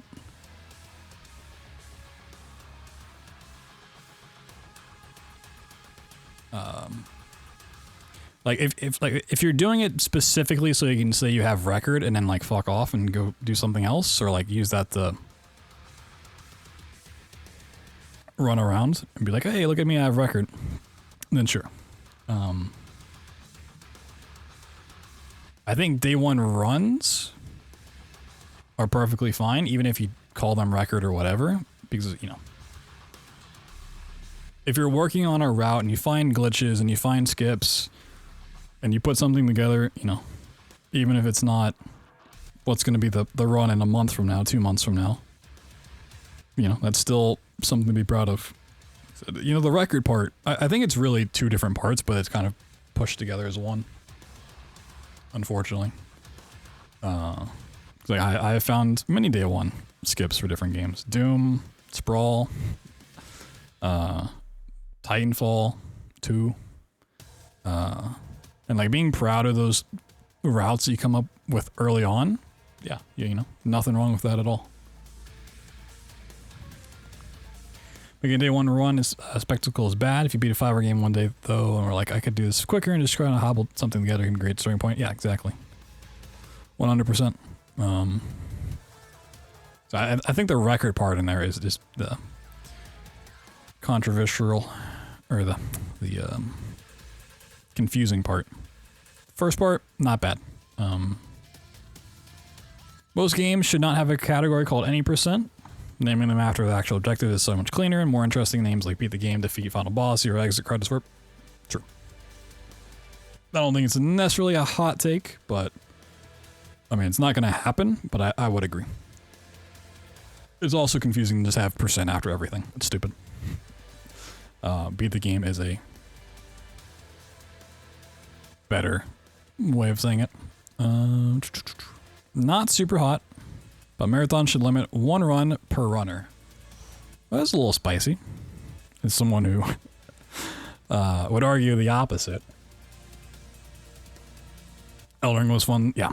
Like when there's a game that comes out, it's like super busted, super early, and runs are like sub 10, day 1, day 2. Like that shit's awesome, right? Be proud of that. Nothing wrong at all. I mean, yeah, you know, declaring a record and being like super milking of that's a different thing entirely. Yeah, I mean, I would disagree.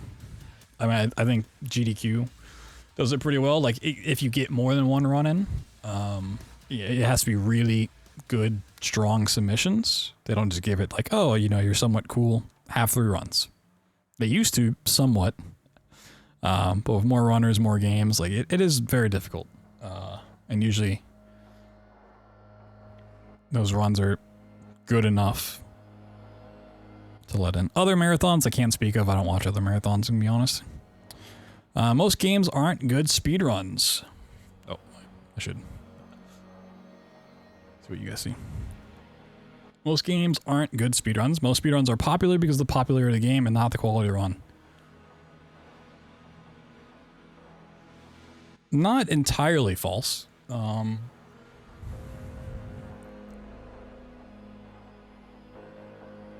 It's also, you know, obviously a opinionated take that most games aren't good speedruns. It depends on what you want out of a speedrun, you know? If you're someone that doesn't like glitches, you're going to view games differently than someone that likes super heavy out of bounds 5-minute runs versus someone who likes JRPGs. I think everyone would say most games aren't good speedruns depending on what they like, but there's a problem with people learning, though. I'm not a speedrunner myself, and it took a while to understand all the nomenclatures. Everyone explains everything each time they run it. It's fine for the audience. I mean, yeah, nomenclature does... Speedrun category names are the memeiest thing about speedrunning. Every community, every run has some stupid trick name, has some stupid category name that you have to like explain it every single time and make a Twitch command for it. Yeah, this is that waifu. I'm just hiding the profile pictures because I don't want to like check all of these for... Like, I'm looking down below in case there's something I need to block or censor. I'm not going to check every profile picture.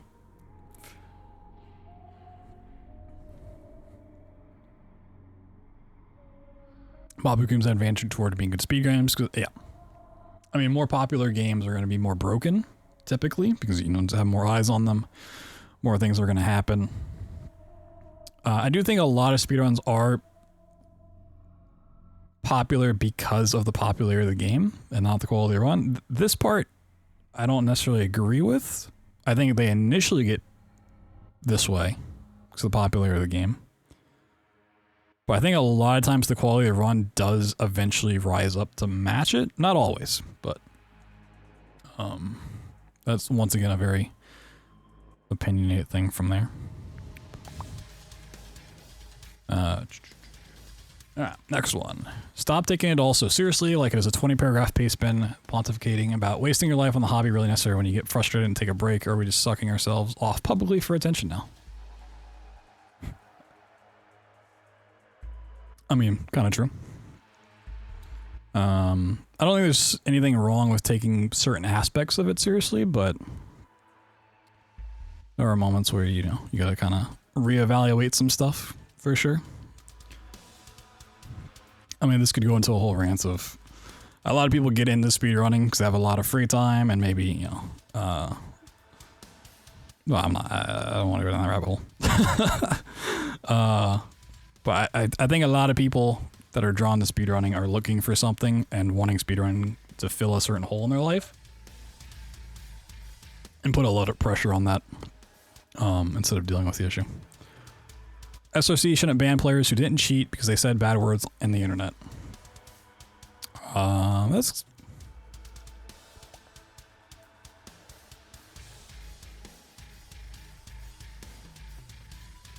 One, depends entirely on what they said / did. And two, you can ban the player and then keep their time on the leaderboard. It's also community run, so if the community says they don't want someone, then, you know, it is what it is.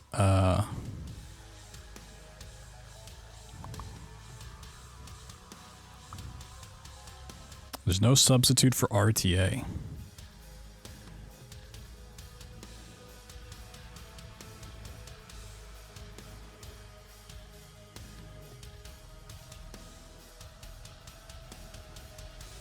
It's honestly a take that I don't know how to interpret. Mr. PMC Trilogy.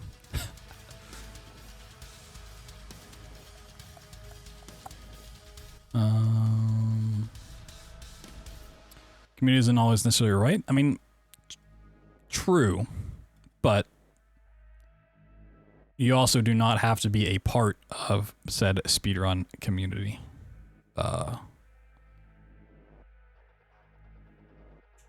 Right or wrong.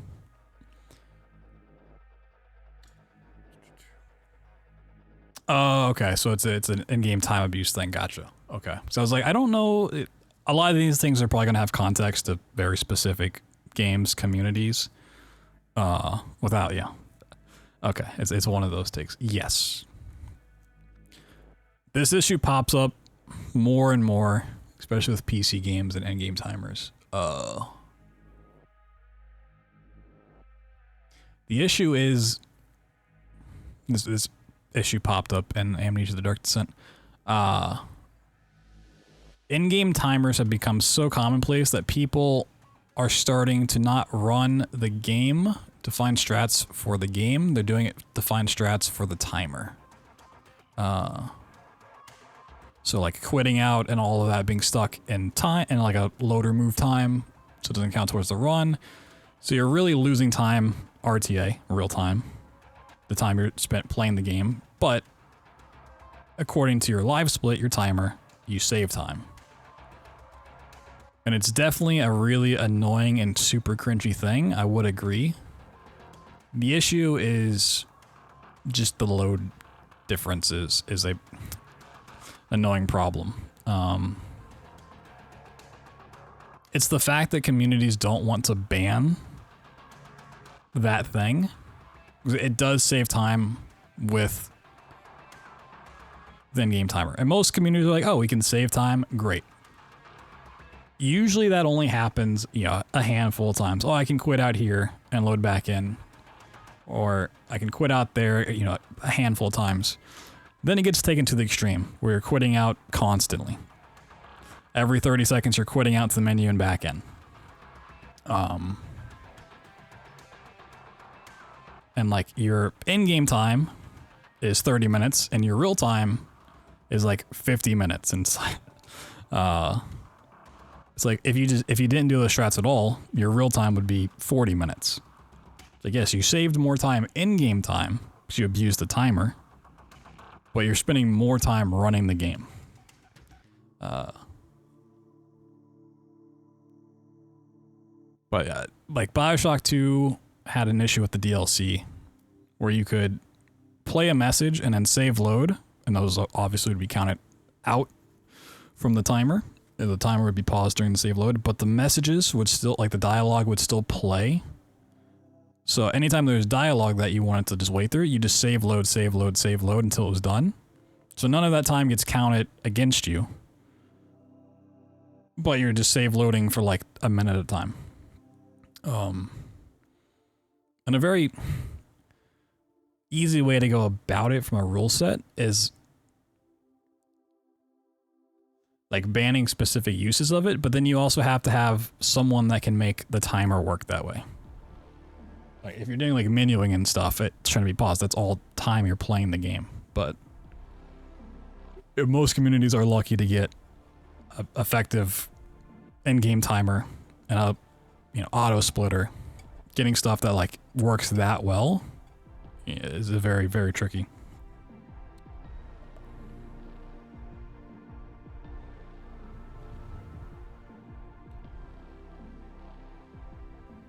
One runner abused in-game time trash to the point that the final in-game time was 30 minutes. RC was like 90. Yeah. I mean, if you watch Amnesia Dark Descent, it has a lot of issues with doing that, like skipping dialogue through flashbacks by just save loading. Which, if I ever do runs, I don't do that because I just don't like those strats. So I can never compete with the top time in the Dark Descent because I don't do those strats. Because I find them like really, really cringe to do. So yeah, kind of a hot take. There are people that like, oh, the timer is the only thing that matters. If it's lower, the better. But like, when you're sacrificing the fun of the game and the gameplay and the run itself for just having an arbitrary lower number, it's kind of silly. I'm gonna give that one a like. It's a very, very tricky situation that no one's really found a good answer for. Doing an RTA speedrun over 24 hours is a stupid decision, and I won't congratulate you for it. I don't care if you can do it, and it's your right, but don't act like I should be impressed. I'm not, and if I'm being able to do it, being able to do it makes you advocate for no breaks. You're an asshole. It's kind of a spicy one. I don't know if I'd say it's a stupid decision. I mean, I think doing very, very long runs is definitely a meme. And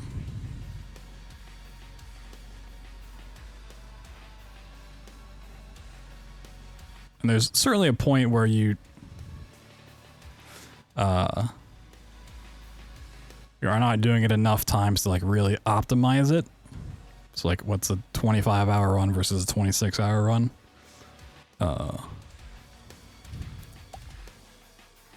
Certainly something. This part here means that like, if you're saying you can't pause the timer, you can't go to sleep, that kind of stuff, then you're an asshole. Because a lot of people will say, and I think I've saw this a couple of times, that longer, it's become more commonplace to say longer runs, you should be allowed to take breaks. You can pause your timer, get up and stretch, use the bathroom, come back, unpause your timer and go. For a long time, that was very frowned upon. People were like, oh, you can't stop your timer for any reason. If you need to use the bathroom, do it during a cutscene or between runs, blah, blah, blah, blah, blah.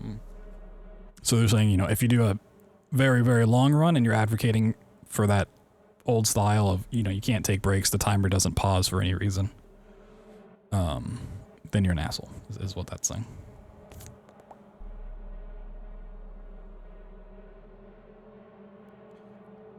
Yeah, I mean, the breaks thing, it's a tricky situation. Like, I'm not opposed to it. Like, if I do, like, frictional games anthology runs, or Bioshock anthology runs, or, longer categories, I pause the timer between games for setup reasons, and sometimes I do go to the bathroom. And I think that's perfectly fine. There's obviously ways, you want to get into the whole, like, the ethics of it. Like, oh, I know, if your heart's beating and you're rushing with adrenaline and you want to pause so you can, like, focus and calm down. Yeah, like, maybe there's something there, but for the most part, if you're doing, like, a 10-hour run, like, fuck it, I think if you're doing a 10-hour run, there's probably, a cutscene in there somewhere. 30-hour run, I mean, yeah, like,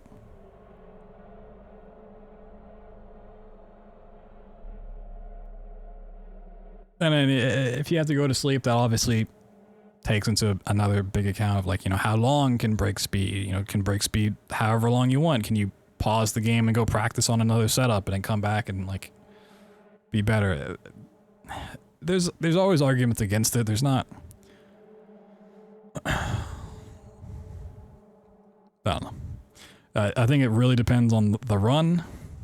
And here's the thing. Most people that are doing long categories like this, there's not a whole lot of people doing those. Just fucking do it your way, right? You want to run something 24 hours and you want to get up to stretch your legs and pause your timer and come back, fucking do it, you know? Like, if you're trying to submit it to a leaderboard and they don't allow it, you know, just say, fuck them, right? Just, if you want to take a break during a run, fucking go for it. You know, if you do that and you try to submit it and they say, hey, sorry, you can't do that. And then just, you know, say, you know what? I don't need it to be on the leaderboard. It's a perfectly valid way to go. All right. Someone who consistently gets a time is infinitely more impressive than someone who got one good run and is never able to match it again, even if the second person has a better PB. Yeah, I mean, I would agree. If, you know, record is 30 minutes flat and that person tends to get 35-minute runs, and can never get close to 30 again, but someone's getting constant 31s, like, yeah, that is more impressive. Being consistent is more impressive over time, but I think both are impressive, right? Once again, it's not an or situation, it's an and. You're saying this person can be impressive or that person can be impressive? I'm saying they can both be. Why not? How fun a speedrun is should be equally important when making decisions rules. Too often does a terrible trick ruin a speedrun for people. I don't care if X solution makes it cheaty. If it's more fun or accessible, then allow it. My only issue with this, I mean, it's a pretty okay take, is this should depend on the category. And if a terrible trick ruins the run, then it should just be a different category. If your category is any % beat the game, whatever you want to call it, and you're just banning tricks for no reason because it's not fun, then just make a new category. Right? If you're changing the literal category to meet this stuff, that's what I don't like. And it revolves around people wanting any % beat the game to be like the run. That's the only thing that they're going to run from that game. So it has to meet their standards, when that's just not the case, right? The any % doesn't have to be the main category, doesn't have to be the community standard. But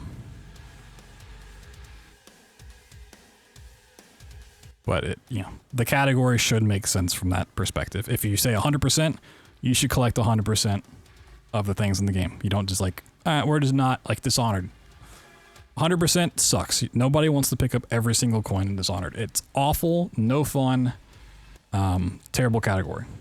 But they don't just not collect the coins. They just made all collectibles, which is literally the exact same thing, but they don't pick up the coins. So paintings, the bone charms, all that shit gets picked up. They just don't do coins. They made a new category.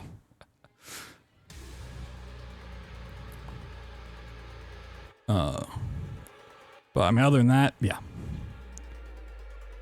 Sure, fine. I should probably like somewhat read these before I scroll down. I feel like communities should try to focus more on being accessible to newer runners instead of trying to keep things true to the spirit of the category. Okay. People shouldn't have to spend hundreds of dollars on hardware just so they can properly run the game. This one's probably, you know, context based around some certain hardware. Like turbo button or something like that, which is a completely different topic than what we were just talking about, being true to the spirit of the category. I'm gonna say this one I don't have enough context for, and I'm gonna yeah, or FPS based tricks, yeah. FPS based tricks are a very touchy subject because Once again, I think any percent beat the game should have uncapped, unlimited FPS. Should be pay to win. Do I think that's the way, that's the community standard? No. There should probably be any percent and then have some frame lock, 250, 144, 60, whatever it may be. Fuck it. But once again, that's a separate category thing. And if it works out to be more fun than another, sure. If not, whatever. Emulation. Yeah, I mean, in terms of emulators and like that, yeah, fuck it. Use emulators. Like when I ran Doom 64, I could not, despite trying, get past playing it on console, and I started using an unofficial PC port. Did I care? No, because I wanted to run Doom 64, but I would not play it on console because it was a terrible, miserable experience. Did I submit that to leaderboard and stuff? No, I just ran it on my own, did my own thing. Which once again, if you want to emulate the game, run it, be good at it. Community doesn't allow it, fuck them. Greatest speedrunner of all time. Very hot take. Some speedrun communities are absolutely garbage in terms of their overall culture and membership, and ultimately because their leadership being either apathetic to change or actively wanting things to remain the way they are completely kills their potential for growth. Super cold take. This is the coldest take so far. SRM was the downfall of Ocarina of Time speedrunning. I don't know enough about that acronym. But maybe. Most single segment speedruns over 8 hours are unhealthy and shouldn't be performed nor encouraged. This goes back to the whole break thing. I think if you take care of yourself, 8 hours, it's fine. Like, I'm not gonna, advocate that you have to sit there for 8 hours and do nothing else but it. Like, but once again, goes back into the little break thing. If we've talked about it before, I'm not really gonna go into it unless it's something new. There are so many YouTubers now that make speedrun explained videos that GDQ/marathons won't be as popular anymore. Viewership is down because they're losing this market share. Like the average easy speezy upload gets way more views than the recent GDQ runs on YouTube. There's another and/or situation. There's many reasons for potential GDQs getting less popular, but you're comparing a very live event versus a very YouTube like upload. Yeah, completely different roles. Yeah, someone that's known to upload specific content is going to get more views than just a cut up VOD. It's just the way it is. But yeah, one's a live marathon raising money for charity, and the other one's just someone uploading videos. Like I don't think this is cause and correlation.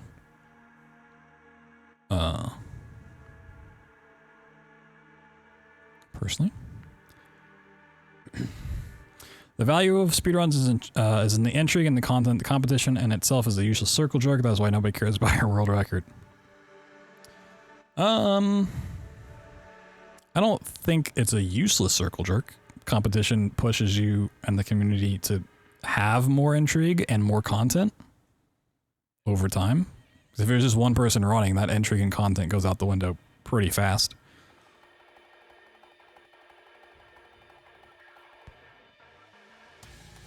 I mean, I do agree with the first part, but not the second one there.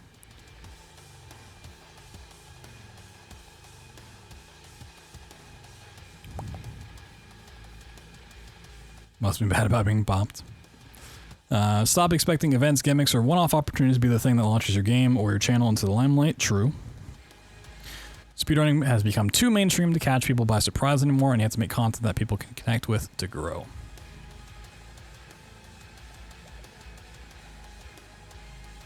To an extent, yes. But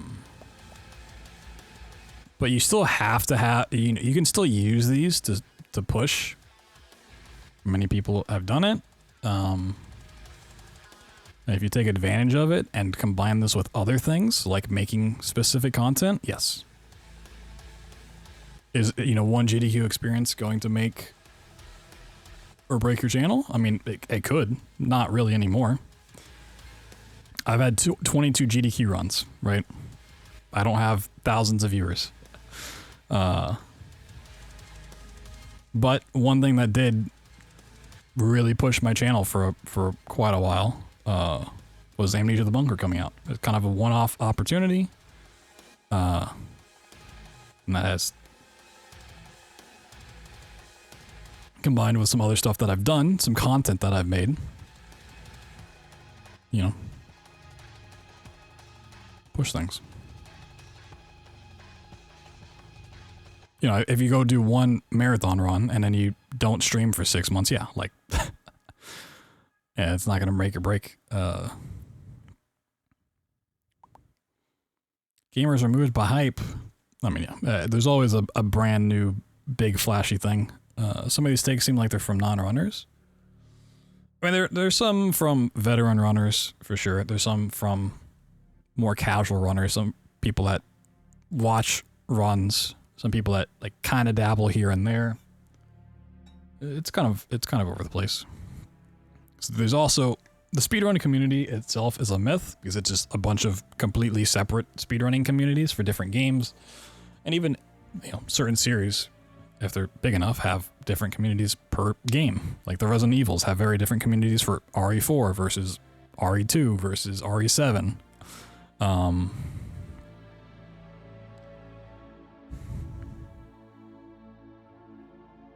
So like, you know, this might be contextually, you know, focused towards one type of run content. Not saying that one is, but just a lot of these takes are.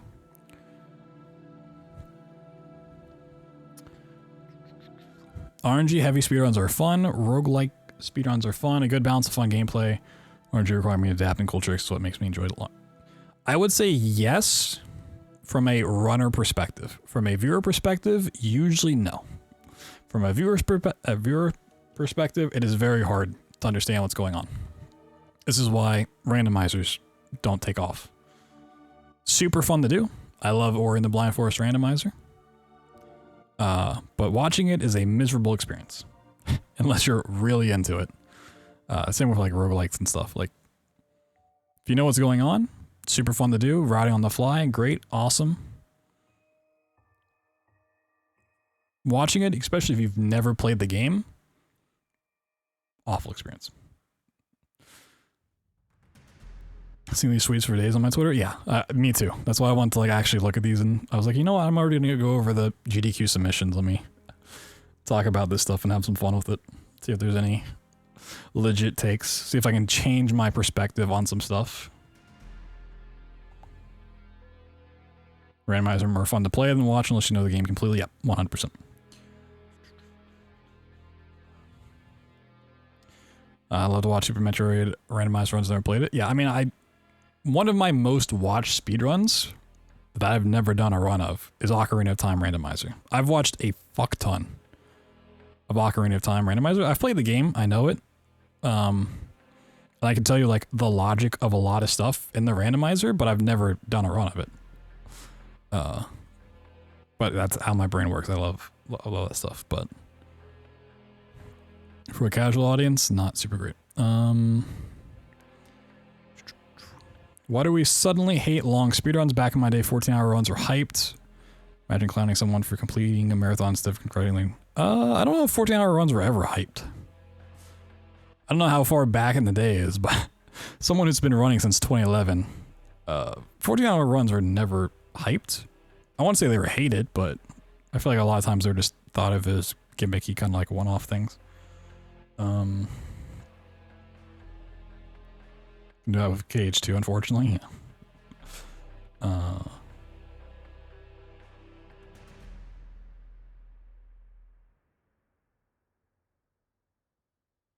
A lot of games were long? Yeah, I mean, I don't know, 14 hours, but I do wonder what the back in the day.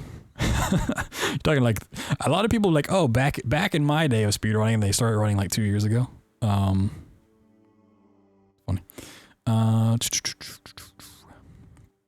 And this one might be about community. Too many top level runners who have been outed as being blatantly bad people who have glaringly problematic behavior, and everyone ignores it because their skill is valued more than the harm they bring to respective communities. I mean, it's certainly true of certain individuals. For sure. Don't think that one's super hot. It's kind of just like, this is like outside of speedrunning thing in general. It's like a life thing. It's like SG 2013. Yeah, like I'm thinking back in the day, I'm thinking like 2011 when I was just getting into it and like watching it. Justin TV was still around.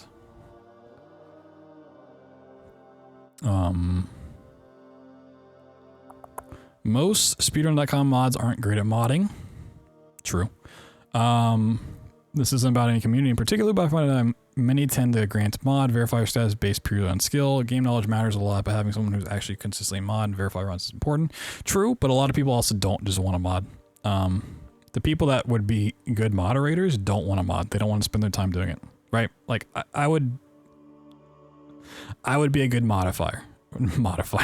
I'd be a good moderator of a board, but I don't want to do it because fuck that. Right.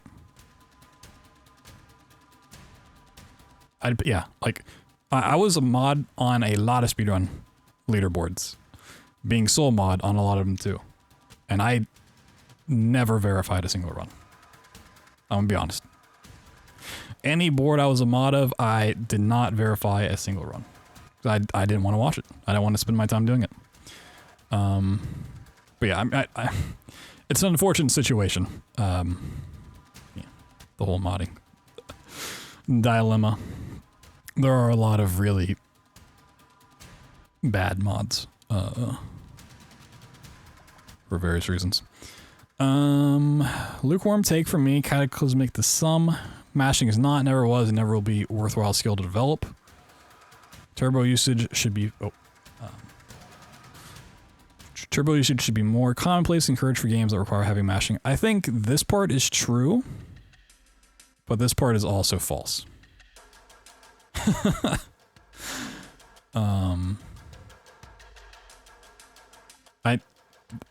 might have to make my own hot take after this. I do think mashing is a skill. People say mashing's not a skill. I think it is. Is it a worthwhile one to develop and should be, the thing that causes turbo to not be included? No. But I do think mashing is a skill. Like I use a literally cheating G502 mouse. Always have, always will. It has free scrolling mouse wheel, which is essentially turbo for PC. Do I abuse the fuck out of it? Yes, all of the time. Should there be a macro for games where it's like, you have to have this mouse or else you lose? Sure. I've advocated for that in the past. Dishonored does it. Doom did it. Some other games have done it. Do I think games that require super heavy mashing on a controller should allow turbo? Probably. Do I think mashing's a skill? Yes. For runner hands, for sure. Sure.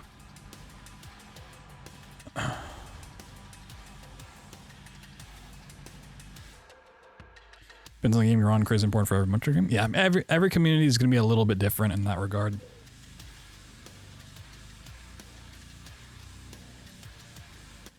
And this is even going outside of what they've talking about because they just say a worthwhile skill to develop. Like,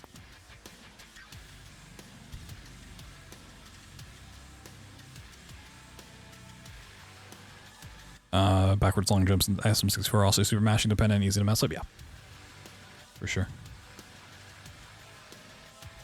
There's arguments to be made both ways, which is why it's it is a hot take. The sum,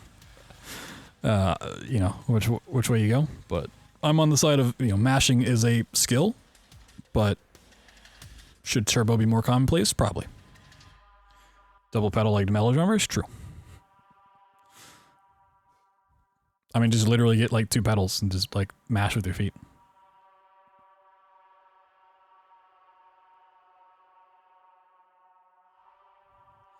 Big story is actually fun. It's context to something. Saying it's free is undeniably toxic to most new runners who are trying to get a handle for a game. It should probably be retired as a term. That's kind of a spicy one. I feel like someone told them it's free one time and they were really struggling with the trick and got mad, but no, it's funny. I do think, you know, veteran runners of games are not always the best teachers of games and like don't know how to properly describe how a trick should be done. They've just inherently done it from muscle memory for so long. They're just like, oh, it's free. It's super easy to do, which is a little bit toxic, but yeah. I feel like they were scarred from one particular incident here. I'm going to say it's free.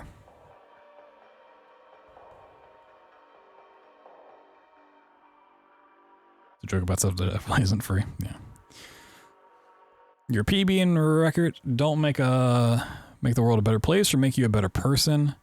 A lot of arbitrary hobbies is just an attempt to fill the time you spend empty. The illusion you're bettering yourself or accomplishing something significant when you aren't. This is a little harsh. I do think some of this is true, but it goes a little deep.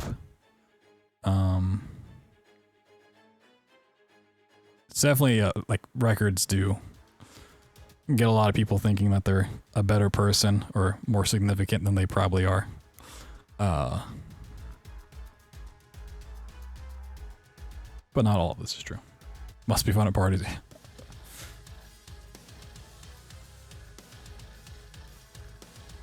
It's free. It's thrown around a lot more than it should, but some things are free, like changing language, saving time. Yeah. So it usually comes from a place of just having played the game for so long that it's like purely muscle memory. You don't have to think about it, or like you don't remember struggling with it ever, or you can't explain like how to do it.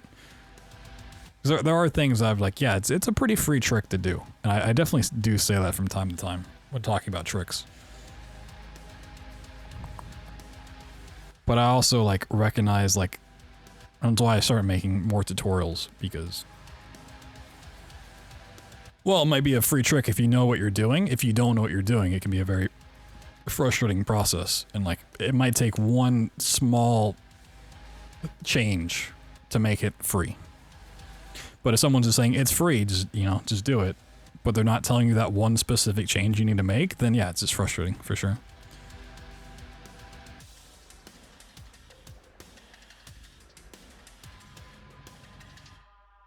If it brings your happiness or fulfilled and it's making your world a better place, yeah. Like, it's a purely like pessimistic way of looking at it. I mean, like getting a better PB or a record or like a top time on a leaderboard definitely doesn't, mean a whole lot in the grand scheme of things. But if you're, pushing for this goal and you accomplish it, be happy in it.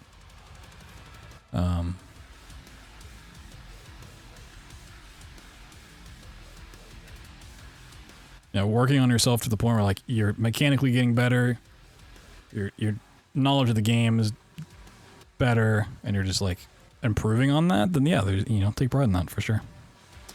GDQ killed a majority of people's interest in speedrunning and major events when it became an ultimate unfun hug box for alpha people. Okay, well, we're gonna skip that one because we know what kind of person that is.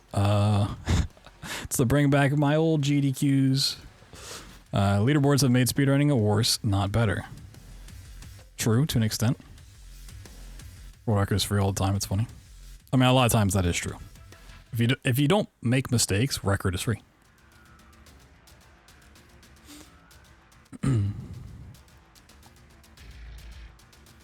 The whole making the run more accessible or the other side of keeping integrity of the run is all bullshit to me. Do what you want. It's all arbitrary rules. Who cares what John Speedrun says? Who puts 1 billion hours into Care Bears? Great adventure. Do what you want. I mean, yes, I'm kind of confused by the first part, but I mean, yeah, the second part, true. Do what you want. Don't think that's a hot take at all.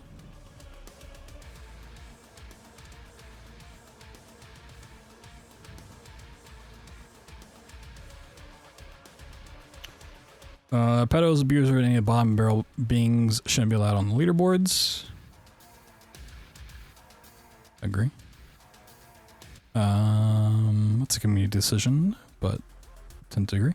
Speedrunning is a hyper niche and hyper arbitrary hobby that many people take way too seriously. If quotes on this are anything to go by. No rule. Okay, a lot of just yeah. I mean, a lot of just do it your way. And I agree with. Needs more esports like events competitions. I don't know if more is the answer. It needs better events competitions. Should be original console only. Ooh, that's a hot take. Don't necessarily agree on that one. DOS should not be allowed to be emulated. This is going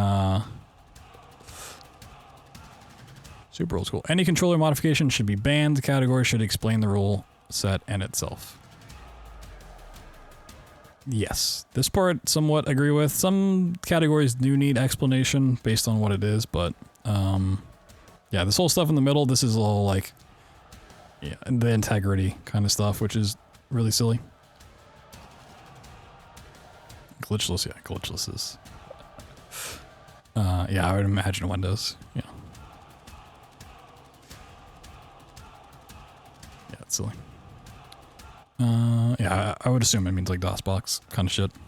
Should not be allowed. Yeah. You have to boot up Windows 98 if you want to do some runs. You know, some hot takes in there for sure. Another long run tweet. Hating on people who do smooth long runs, RTA, and are proud of it, just as cringe as people who are against allowing breaks in long runs. Okay. Kind of already talked on that whole thing. DOSBox is like emulating like Windows 95 and Windows 98. Like super old school PC shit that just won't work on modern PCs. Daimlers should not be a category extension. Is that what CE means? Unless you have done it with all moons and a timer. Okay, I think this is a Mario thing. If it's community specific, I'm not gonna touch it, to be honest. Another leaderboard thing. Yeah, you know, if a leaderboard looks ugly, it definitely is off-putting. It makes it hard to track, for sure. No more speedrun. Maybe a second account. I mean, yeah, delete speedruns. I agree. People who complain and whine constantly about the game they speedrun may need to consider not spending all the time playing it every day. It's supposed to be fun and nobody's forcing to do it. Yeah, I mean, I agree, but sometimes people complain, even if they like the game and the run, like they want to improve upon it still. I definitely don't think it's enjoyable to watch, but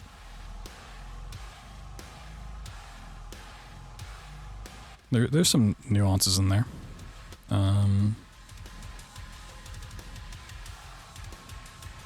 But yeah, I mean, sometimes you have a valid reason to complain, but if you're complaining about something day in, day out, it's like, yeah, you do have to wonder, like, why are you playing the game?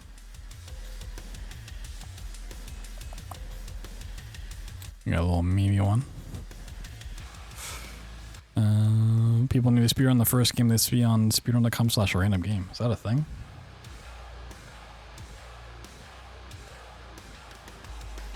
I got Secret Agent Clank 2007. Yeah, I'm good. That's a hot take, not doing it. SMO Super Mario Odyssey community is the biggest collection of whiny babies in all of speedrunning. Ooh, that's a hot take. Are they the whingiest whiny babies in all of speedrunning? Don't know. There's a lot of those out there. Some Super Mario stuff. People should submit their times. Super hot take.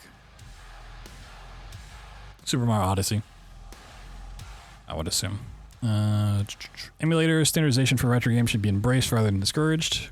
True. I don't give a fuck if you want an official release in 15 years' time. We might not have as many new runners if you can't find a console to play on. Yeah. I agree. Unless you're the only moderator active or runner of a game, there's absolutely no reason for you to be verifying your own runs. Lukewarm take, but I see it happening in active games. It still confuses me.